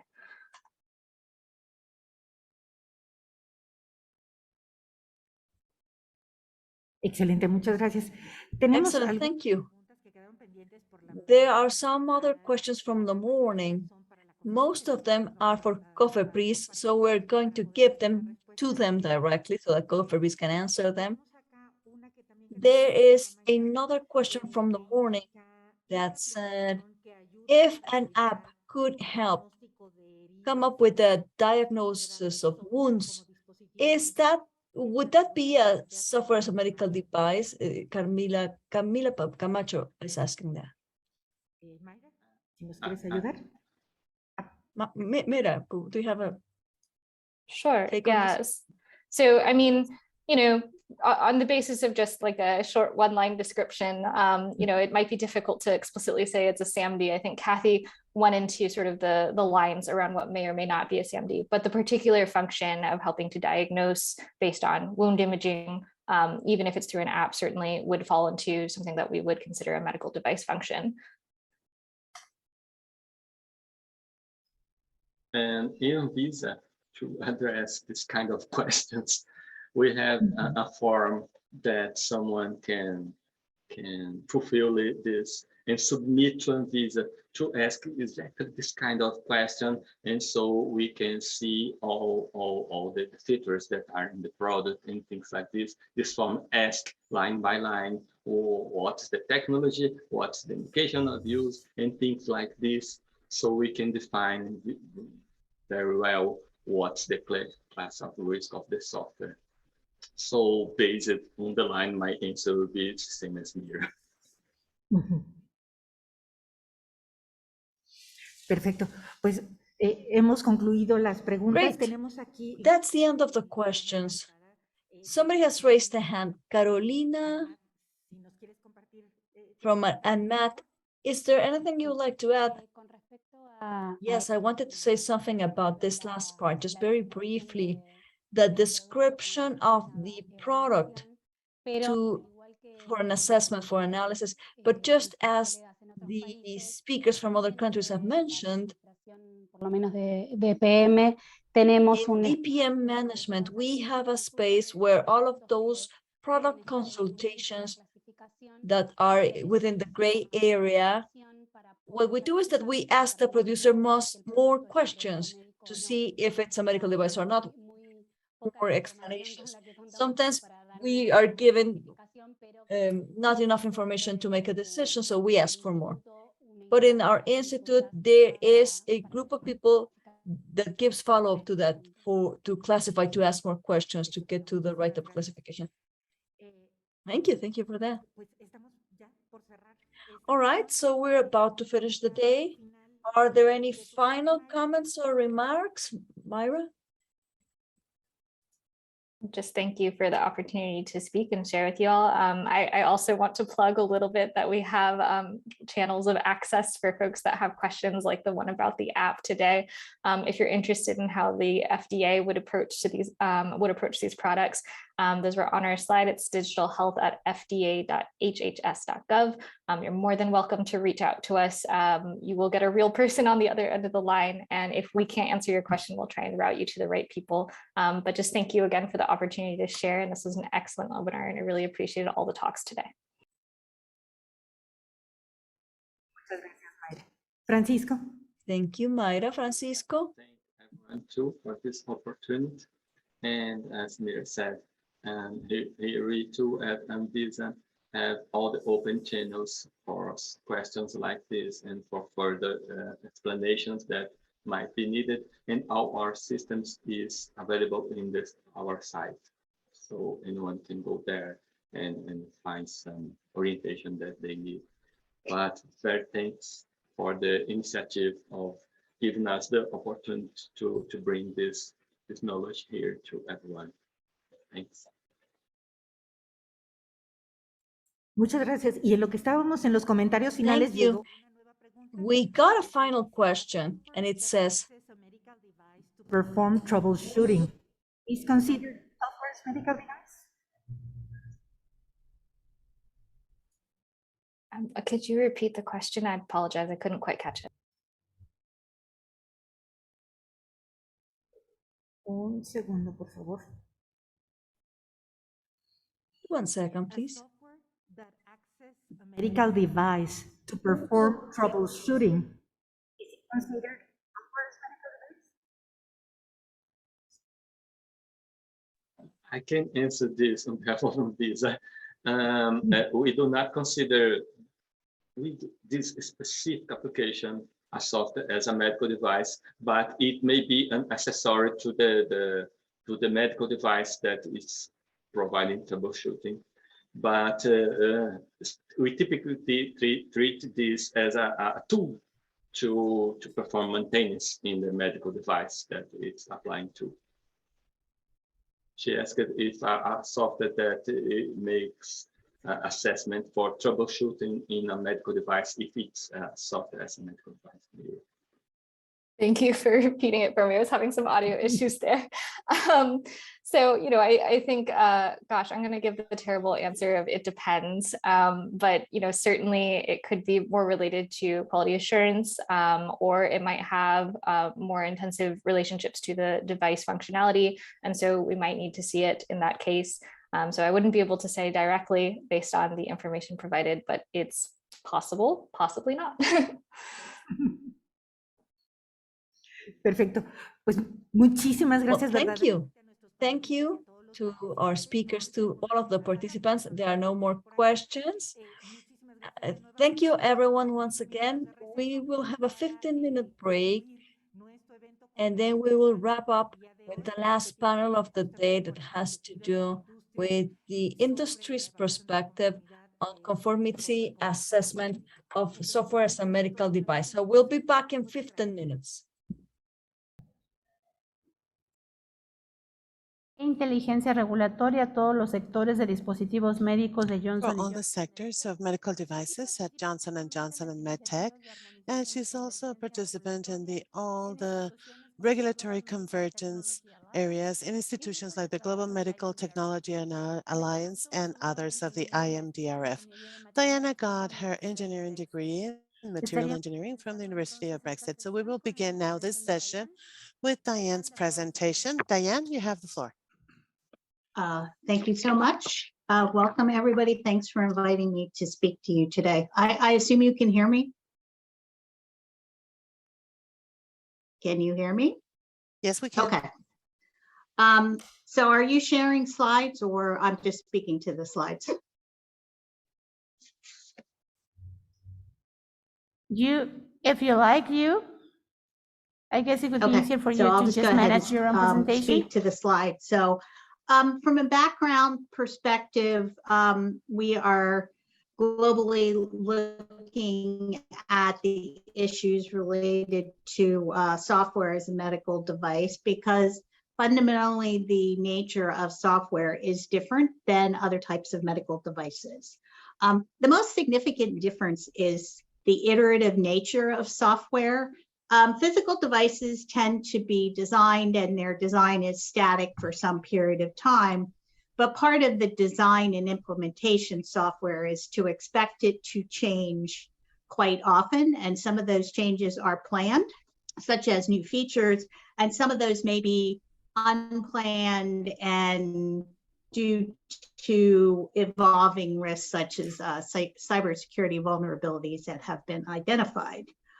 The other big difference is that the delivery mechanism is not a physical supply chain. It's distributed via the web or other methodologies such as that. We are finding on both the industry side and the health authorities side that we all need to develop expertise and capacity to address software. Part of the issue is the constant changes that creates iterative work for both industry and health authorities, and we want to make sure that we understand the implications of software and that we are prepared to deal with the large volume of submissions that could result if we don't have appropriate mechanisms in place to regulate healthcare software.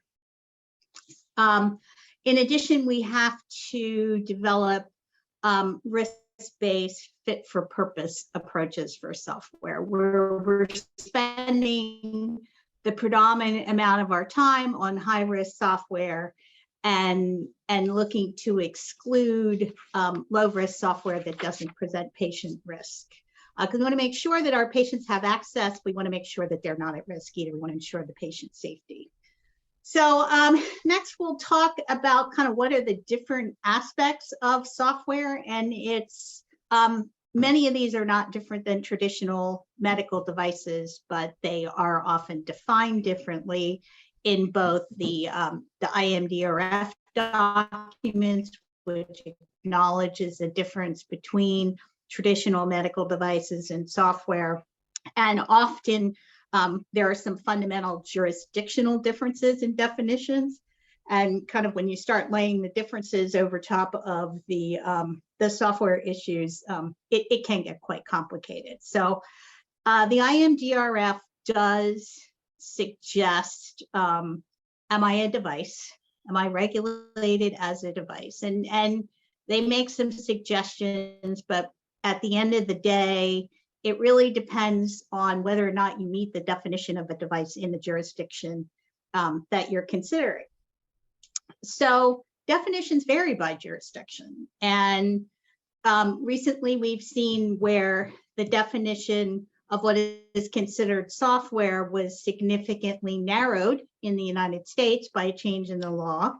And at almost the exact same time, the definition of what is considered of a device became much broader in the European Union, also due to a change. So you've got a situation where many products that are not considered, that don't meet the definition of a device in the United States, they do meet the definition of a device in Europe. Sorry to interrupt. So this makes it, difficult to implement from a sponsor standpoint. It also makes it difficult with emerging jurisdictions where we're trying to get some consistency that will once again ensure the patient access to these presentation. Are you sharing products. it? So next, here the Diane, question. Yes, can you ma'am. hear us? I'm sorry. They want to know if you, because we're not seeing your presentation. Are you sharing it? Or do you want us to share it? I am not sharing it. Sorry, I thought you were sharing it on your side. So let me go back and share my presentation. I do apologize for that. No, on the contrary, sorry for interrupting you. Sorry for interrupting you. No, that was probably my fault.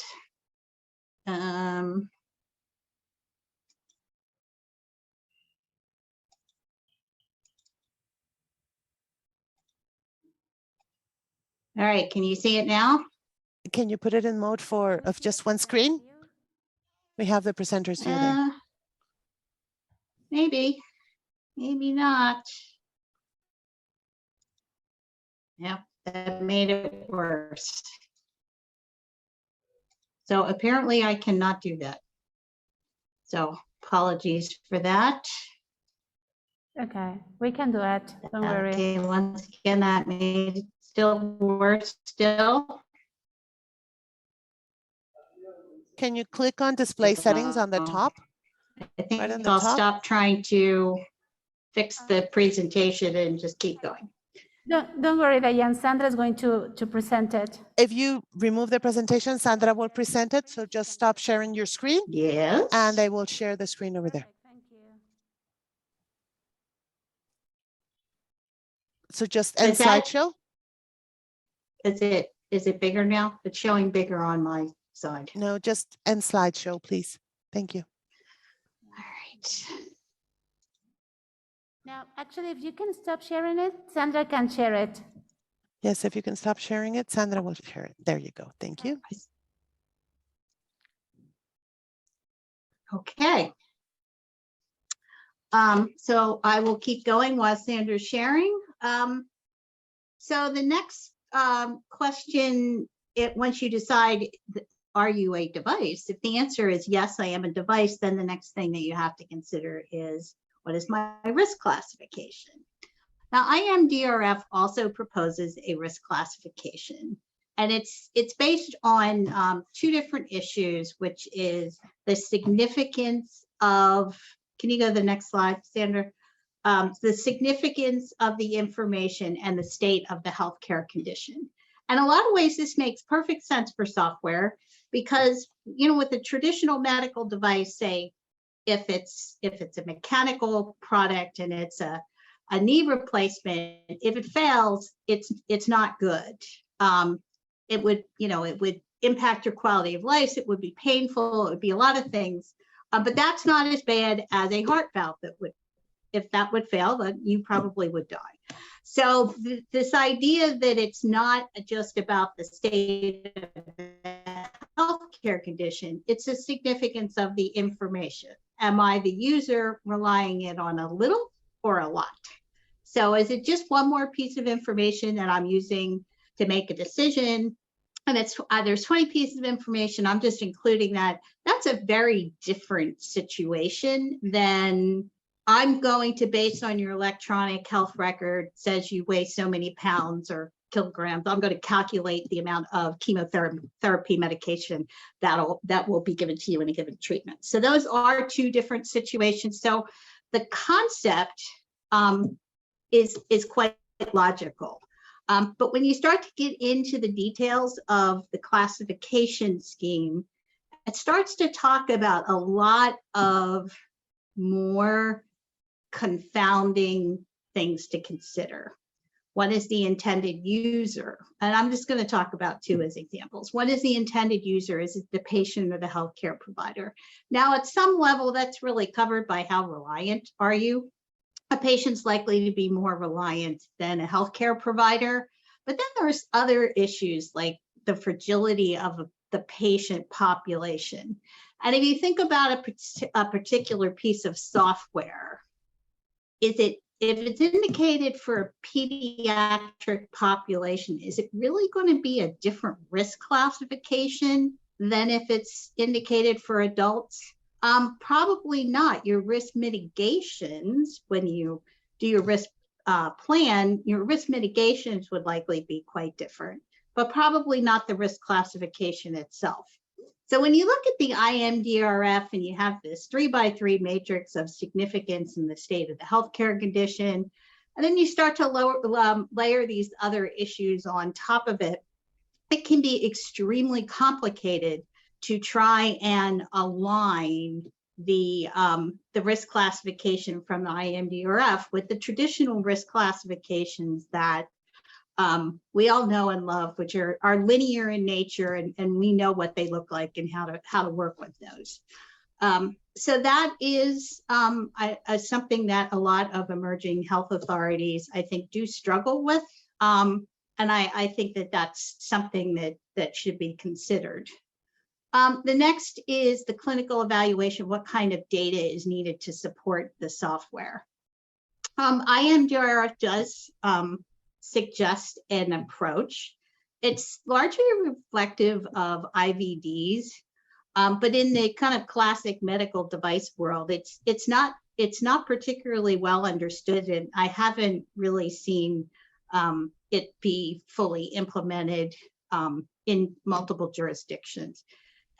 FDA has adopted the guidance document, but from a practical standpoint, I'm not really sure where that leaves a sponsor if you're trying to figure out what sort of data you need. It's very helpful in laying out things like showing a relationship between what the software is measuring and the condition that the patient has. It's very helpful there, but it's a little bit hard to understand what kind of data do I need to send the health authority. And then last, I wanted to talk about artificial intelligence, because we somehow get into this approach of talking about artificial intelligence as though it's different. And in some ways it is different. You need to worry about a couple of additional things, like is there bias in the data set that you're using to train the algorithm? Because if there is, you're likely to exacerbate disparities in healthcare treatment. So yes, there are some differences, and yes, there are some different risk mitigations, but really the approach is the same. It's just another kind of software, and software is just another kind of medical device. So we need to make sure we're not developing approaches for artificial intelligence that are a lot different than for other medical devices. So next, I want to talk a little bit about the global landscape. If you can go to the next slide, Sander.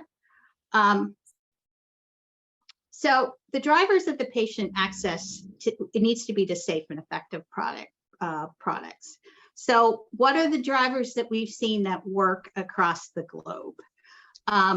And I've been working on global harmonization on medical devices, software products for a while, 7, 8 years now. So the things that we have seen is good regulatory practices, understanding the implications of requirements before they're set out there. So making proposals, getting input, and a lot of this, goes back to capacity of, and the expertise of all the involved parties on both the industry side and the healthcare authority side. Global convergence and predictability of requirements. Like, as I said, used as an example, having the US and the European Union have, kind of pretty significant difference in terms of what is and is not regulated is difficult, but the European Union is big, the US is big. If we start to get into, like for Asia Pacific, where there's so many jurisdictions that are looking to develop regulations, if things start to diverge into different directions, it's going to be very hard to make sure that we are getting patient access to these products. If you know, all these different countries have different things that are devices and aren't devices, and what the risk classification is, it is going to impact patient access. It's either going to slow it, or it's just not going to happen. Helpful if everybody could across the board look at excluding low risk functionalities, so that the health authorities have an opportunity, as well as industry, of focusing their limited resources on higher risk products. The other thing is the use of multiple function approaches, where if something has functions that are regulated and non-regulated, to focus on the regulated. This is an approach that FDA implemented several years ago. It's brilliant. That is, once again, it's not having people spend their resources on, in this case, not even low risk product functionalities that do not meet the definition of a device. Another thing that could help with our global landscaping is minimizing of country-specific requirements, including certifications. And there's always some country-specific requirements, but you've got things like, you know, a certification to cybersecurity in this country, and then a different certification for something else in the country right next door. And it's a compliance risk in terms that it's very hard to keep up with making sure you're meeting everybody's country-specific requirements. So, it's just something to be mindful of. It's very hard to meet all these requirements, know about all these requirements, and once again, potentially could impact patient access. Leveraging and an increase in recognized standards would be very helpful. Unfortunately, the standards process is very complicated. It takes a while to get a standard through the process. But unfortunately, all these technologies are now moving a lot faster than our have enough standards to follow on things like artificial intelligence. Next is capacity building. We need to look at reliance and recognition approaches. This will help us with our capacity with our staff. And once again, you have to think about how often software changes and how often you could be seeing submissions. If every single jurisdiction is getting a submission every single time there's a change. There's technical training, the expertise of the staff, and as I said before, this applies both on the industry side and the healthcare authority side, the health authority side. There's some infrastructure requirements that need to be considered. So for example, if you're going to look at different types of information that for software than you would for, say, biocompatibility, where traditionally you'd be looking at a paper report. If you're going to look at something different for software, then you have to have the infrastructure to allow that to be submitted in a safe and secure way, and to interact with the applicant that in a way that's appropriate with the regulatory requirements. And last but not least, and this once again speaks to capacity, is novel regulatory approaches to life cycle management. And this speaks to what kind of changes have to be reported, how are they going to be reviewed. FDA recently formally proposed the use of predetermined change protocols. Once again, they've been doing this for some time. I believe it started in the next gen sequencing area. It is a very innovative approach where when you do your submission, your original submission for your software product, you tell them what kind of changes you're planning on making and how you're going to validate them.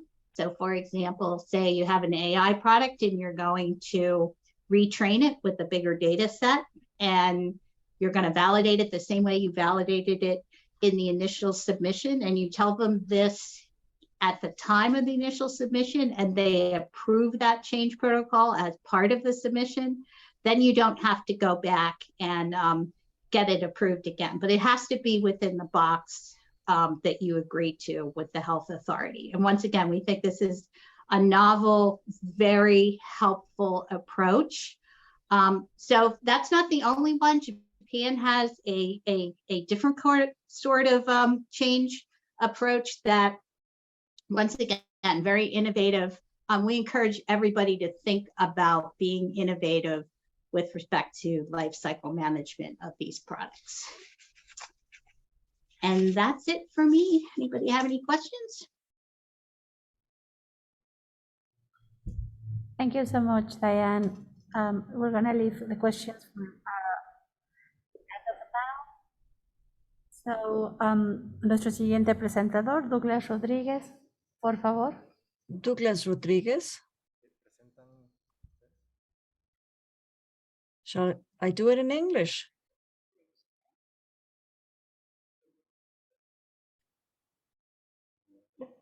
No sé si yo no estoy conectado. Because I'm not connected anymore.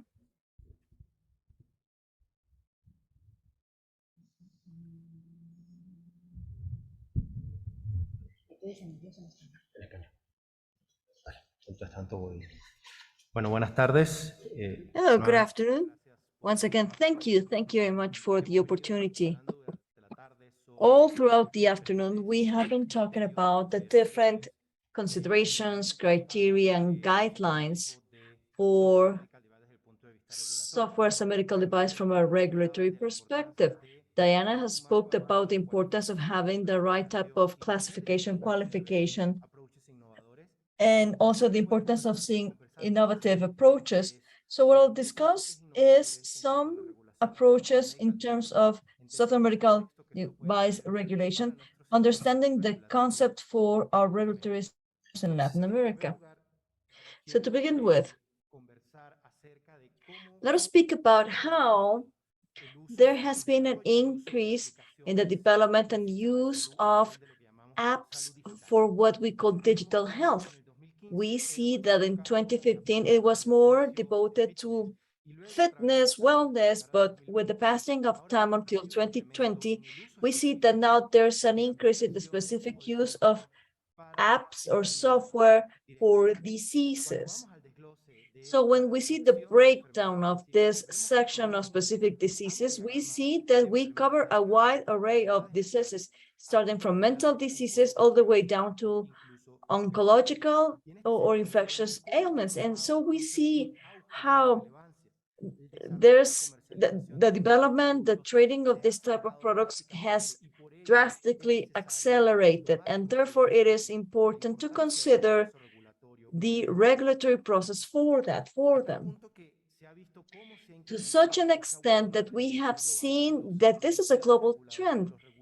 The regulators are creating, paying more attention to this at a worldwide level. Let me give you an example of how the system has been behaving, in which different regulators from different regions are working to regulate it in the right way so as to guarantee access to patients. And it's not only in terms of the country jurisdictions, it is also the global organizations, the supranational, such as the World Health Organization, the IMDRF, as we discussed in the morning, amongst others. Now, when we speak about software as a medical device, we need to speak of some key considerations. Diane has spoken about qualification, classification. She spoke about AI and machine learning, but let us speak more about the regulatory paths that could be innovative for this type of products that are different from traditional ones. So in this sense, we will start speaking about software qualification. When we are trying to identify if a software requires regulation to be controlled as a medical device, it is through a classification, a qualification that is aligned to international standards.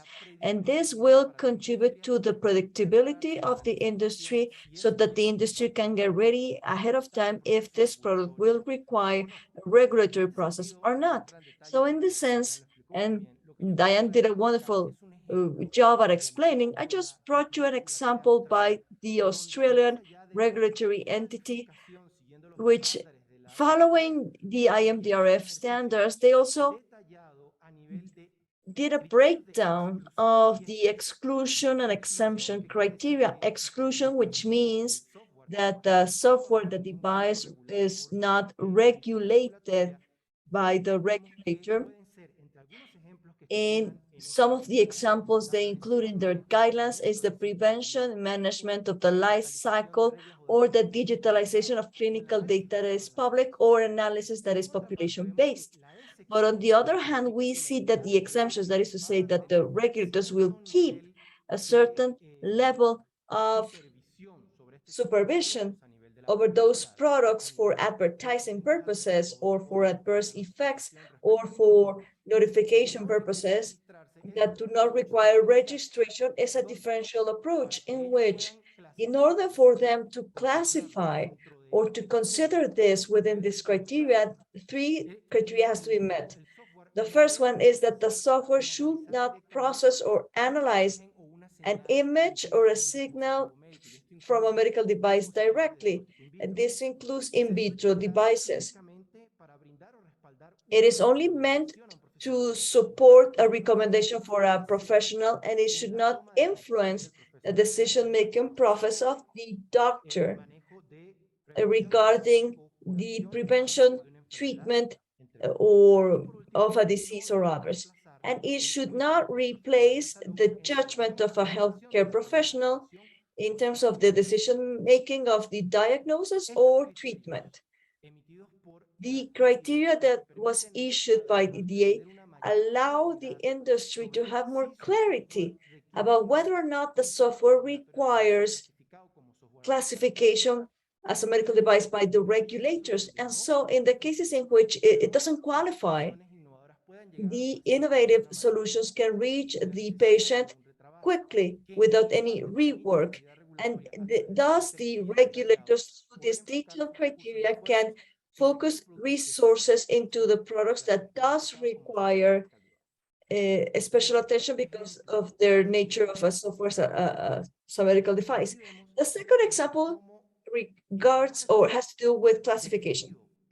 The framework that is defined by the IMDRF, if it can be adapted according to the context of the or the local jurisdictions, in this case, we have the best practice carried out by the Singapore regulator, in which in the context of their classification, they were able to adapt and align to the international standard by keeping their level of classification, because we can see a difference. There's only A, B, and C. There's no D that could be equivalent to class 4, but still they keep their criteria of the framework. And so this is based on how critical the product is, and also in terms of the function and the importance of the software. So in this sense, regulators are invited to consider the IMDRF framework to define their classification and according to international standards. Thus, they can have a more expedited work in the regulatory work. A software can classify as a software as a medical device. It is classified within the scheme. Now, the regulation kicks in here. Here, there's a fan of possibilities. The regulators can analyze to go through the right type of process. So in this sense, considering some context, we have reliance and acknowledgement in countries of reference, as we've discussed during the day. We have pre-certification programs, as have been explained, programs for predetermined control changes. The FDA spoke about IE here, IA, and also the simplified review of a software.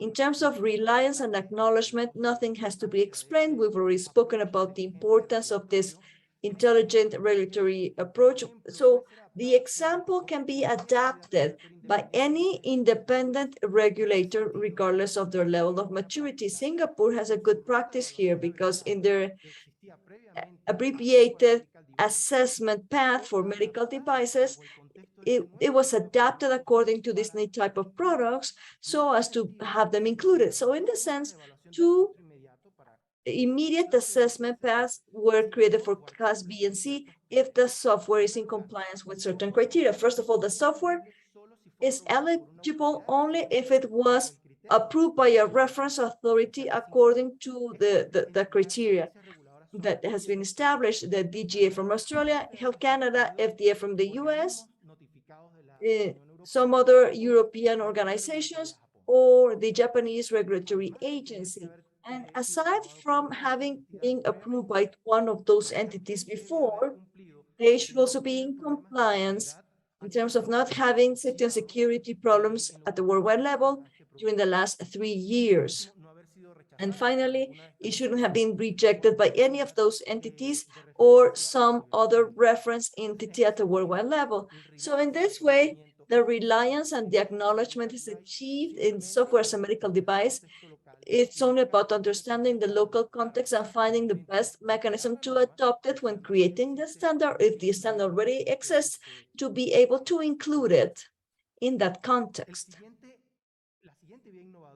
The next path has to do with the pre-certification programs for software. A good practice is the pilot program that is being carried out by the US FDA, in which the innovation lies in the fact that more weight is given to the producer, to the developer of the software instead of to the product itself.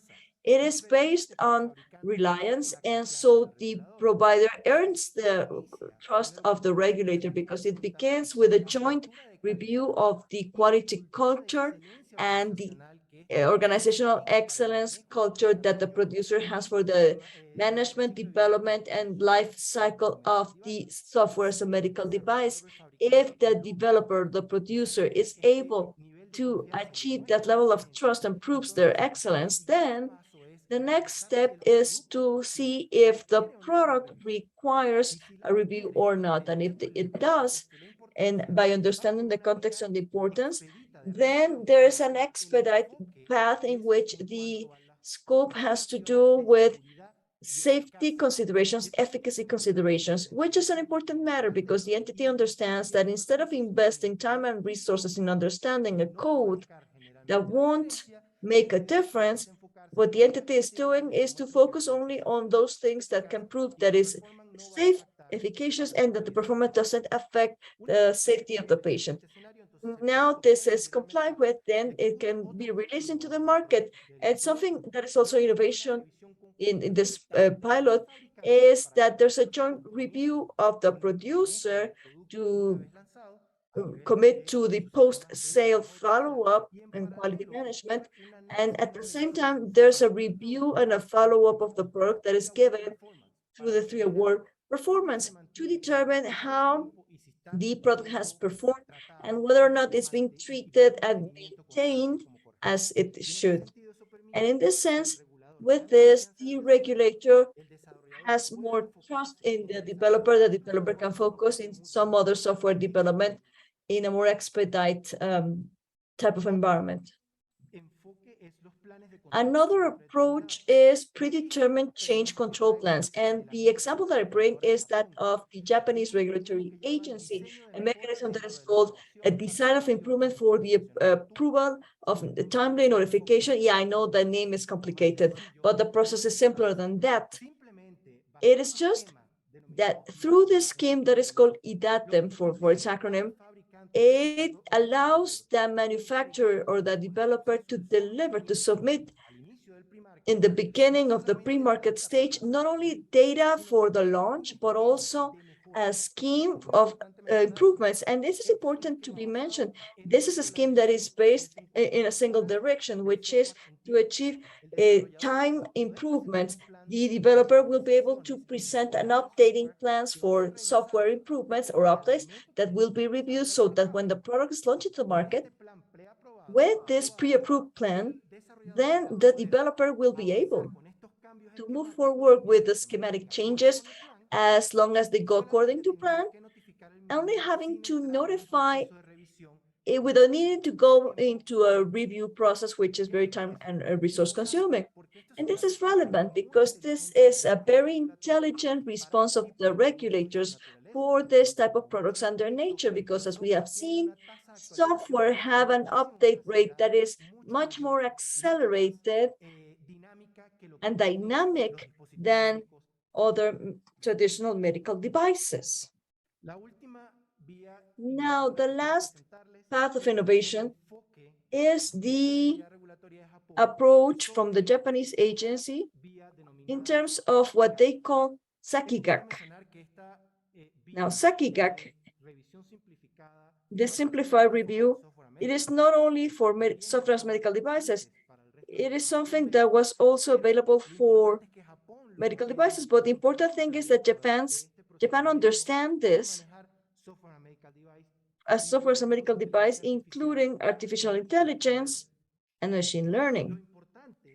What's important is that there's a definition of the criteria so that a software as a medical device can be following this simplified review criteria that you can see on the slide: innovation, the seriousness of the condition, high efficacy rate, and a development plan. Specific things for Japan, yes, but they are still important for their population and to benefit the health sector. So what they are focusing on is that instead of waiting for a review of the procedure once all the data has been collected, according to the Sakigake process, the developer can begin the process of assessment along with the regulator with certain clinical data as soon as it is available, considering that the rest of the data will become available afterwards. And not only are they introducing this innovation, but also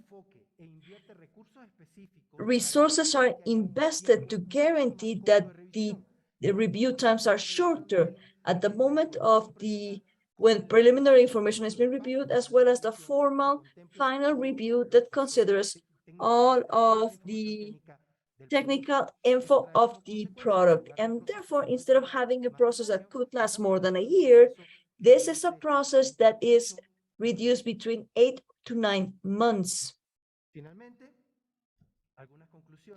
Some final conclusions to wrap up.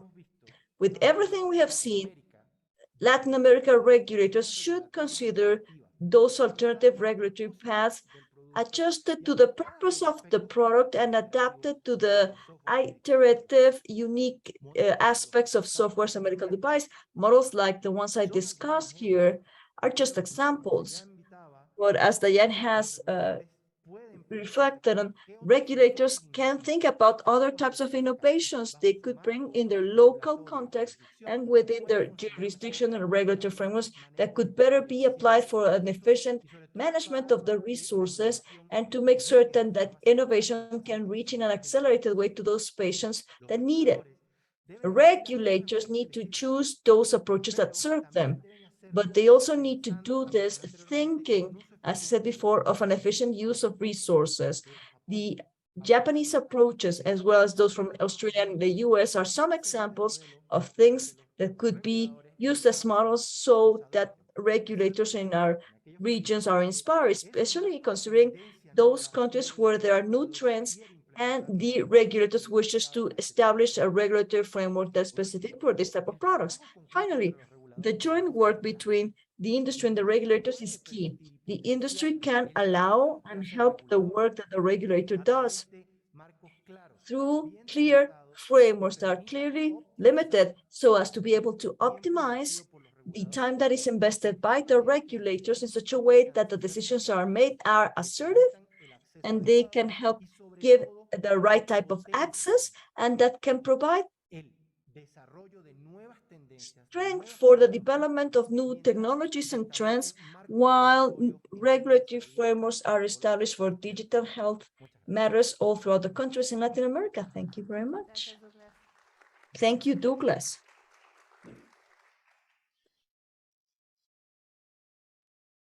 Okay. ¿Tenemos preguntas en la sala? Do we have questions here in the face-to-face room? We don't have questions online either. And considering that we're past the finishing hour, well, but there's a question. Yeah, somebody has raised the hand.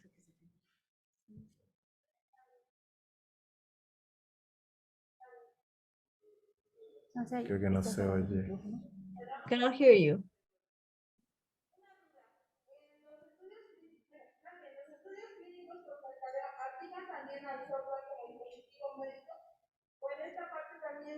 The lady is not using the microphone.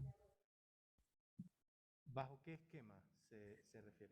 What do you mean there? In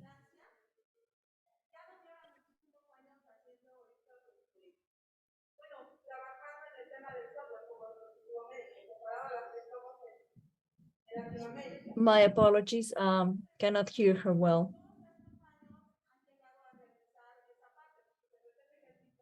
What I can gather is that she is asking about,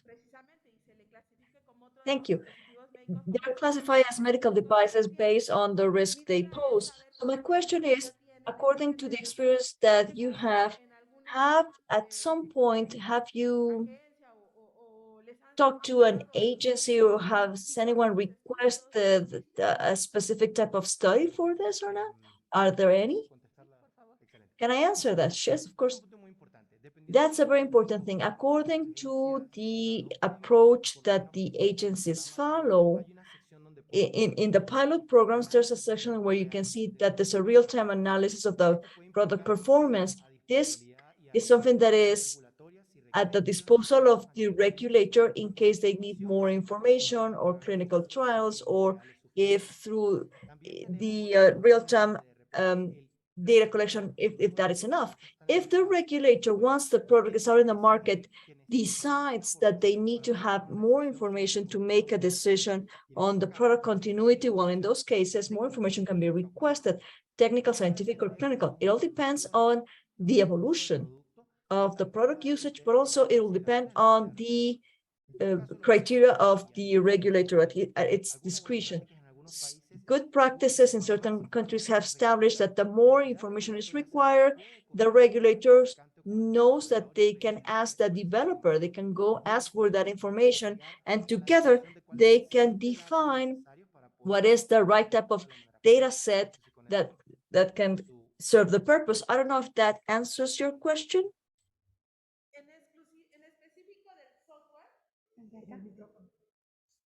En específico del software, Well, como specifically about software as a medical device.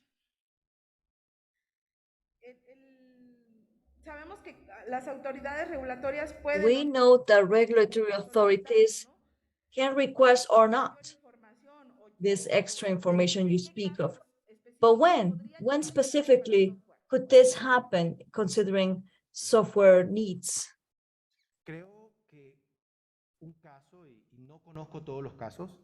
I am not aware of all of the possibilities, but I imagine, for instance, if the software has been out in the market for a certain period of time and you see that there's an increase of adverse effects that could be connected to the software not being performing according to the initial review, well, that would be one case. But this is a question that could be explored and answered at another date. But I imagine this is one of those examples in which the regulator could require more clinical data of a product. Thank you. Okay, gracias por la pregunta. Thank you for that question. There is a question on chat and it says, what can we do in Latin American countries due to the fact that corruption is so large, can the authorities and the industry, can they be trusted at the level of honesty of the Japanese agencies? I can answer that question as well. Well, I believe that in the Latin American context, I said this in the beginning, and I am going to repeat myself, communication, transparency, when it is correctly established and regulated, that's key. It is important for us to have ethical guidelines as well as performance guidelines of the private and the public sector. And this can only be achieved through a continuous dialogue and a joint collaboration. The industry can develop different technologies, but if the government doesn't have the right type of channels, the technology won't reach its purpose. And on the opposite, if the government has the right channels, but the industry doesn't develop the technology, you get the same result in the end. That is why the different parties have to work together and communicate clearly and in a transparent way and following clearly defined rules of the game for everyone. This is what will create trust amongst the party, that will eliminate the barriers of different nature, as the question has implied, but I would invite all the actors of the health sector, especially those of the regulatory system, to be open to have a dialogue, a conversation, and to eliminate the first barrier for that future. And the first barrier is just not sitting down together to have a conversation. Thank you. Do we still have time for one last question? Sergio, go ahead. Good afternoon. Based on everything we have heard today, and according to your perspective, what is the best path Mexico could follow to adopt software as a medical device regulation that truly fits its purpose? I need to acknowledge that COFEPRIS has the willingness to provide an approach that is appropriate to the local context and reality. And I believe that the first thing that COFEPRIS has to do, and they're doing it already, is try and understand the things other peoples are doing around the world and find the best models for our own regulatory frameworks, but that they're in alignment to international standard and follow the qualification, the classification systems of the MDRF, and also to emulate the innovation from other regulators, which is a way in which the framework that comes out of that is one that is robust, that is adjusted to this type of products and to its iterative nature, and that will help COFEPRIS optimize its resources to pay more attention where it is needed and to enable and accelerate timely access to the market, such as low-risk software quicker into the market. So beyond analyzing international standards, it's also important to think about how to consider the different sectors so as to be able to understand how the industry does require to connect with the regulators and the regulators with industry so that there's optimized review, all parties are heard, and the resources are invested correctly. Muchas gracias. Gracias por las preguntas. Gracias a nuestros panelistas. Douglas, Diane, thank you so very much. Thank you for the questions, Diane and Douglas. Thank you for your presentation and all the information provided. And with that, I will then like to pass the floor to Besa Bunichi to give us her final comments. Thank you, Besa. Go ahead. Thank you, Patty. Thank you, everyone, for attending today's session. We had a great turnout today. I believe close to 400 participants from what I could see. So at this point, I would like to take the opportunity to thank all the speakers for sharing their experience and the knowledge, and interpreters that made this exchange of information possible. We had some great questions and discussions by everyone that participated. If you allow me just to summarize, we heard the importance of harmonization of documentation and procedures when considering regulatory convergence, which was mentioned a lot by many speakers today. The IMDRF documents describe the conformity assessment elements key definitions and criteria for medical devices, including software as a medical device, and incorporation of device risk into the regulatory framework and jurisdiction of medical device regulation to demonstrate compliance. We also heard from the speakers today the importance of transparency, initiation of dialogue and share of experience or expertise, which is also facilitated as part of these seminars like this one, to make more efficient regulatory convergence and aim for a common regulatory language for decision-making to reduce duplication and streamline products authorization to make them available to patients that need it. Another tool that was mentioned by multiple speakers is the possibility for use of reliance to demonstrate conformity with these products. Again, thank you to the speakers. We thank all the participation with all of you for your participation, and we look forward to providing future learning opportunities as part of the Medical Device Regulatory Convergence Project.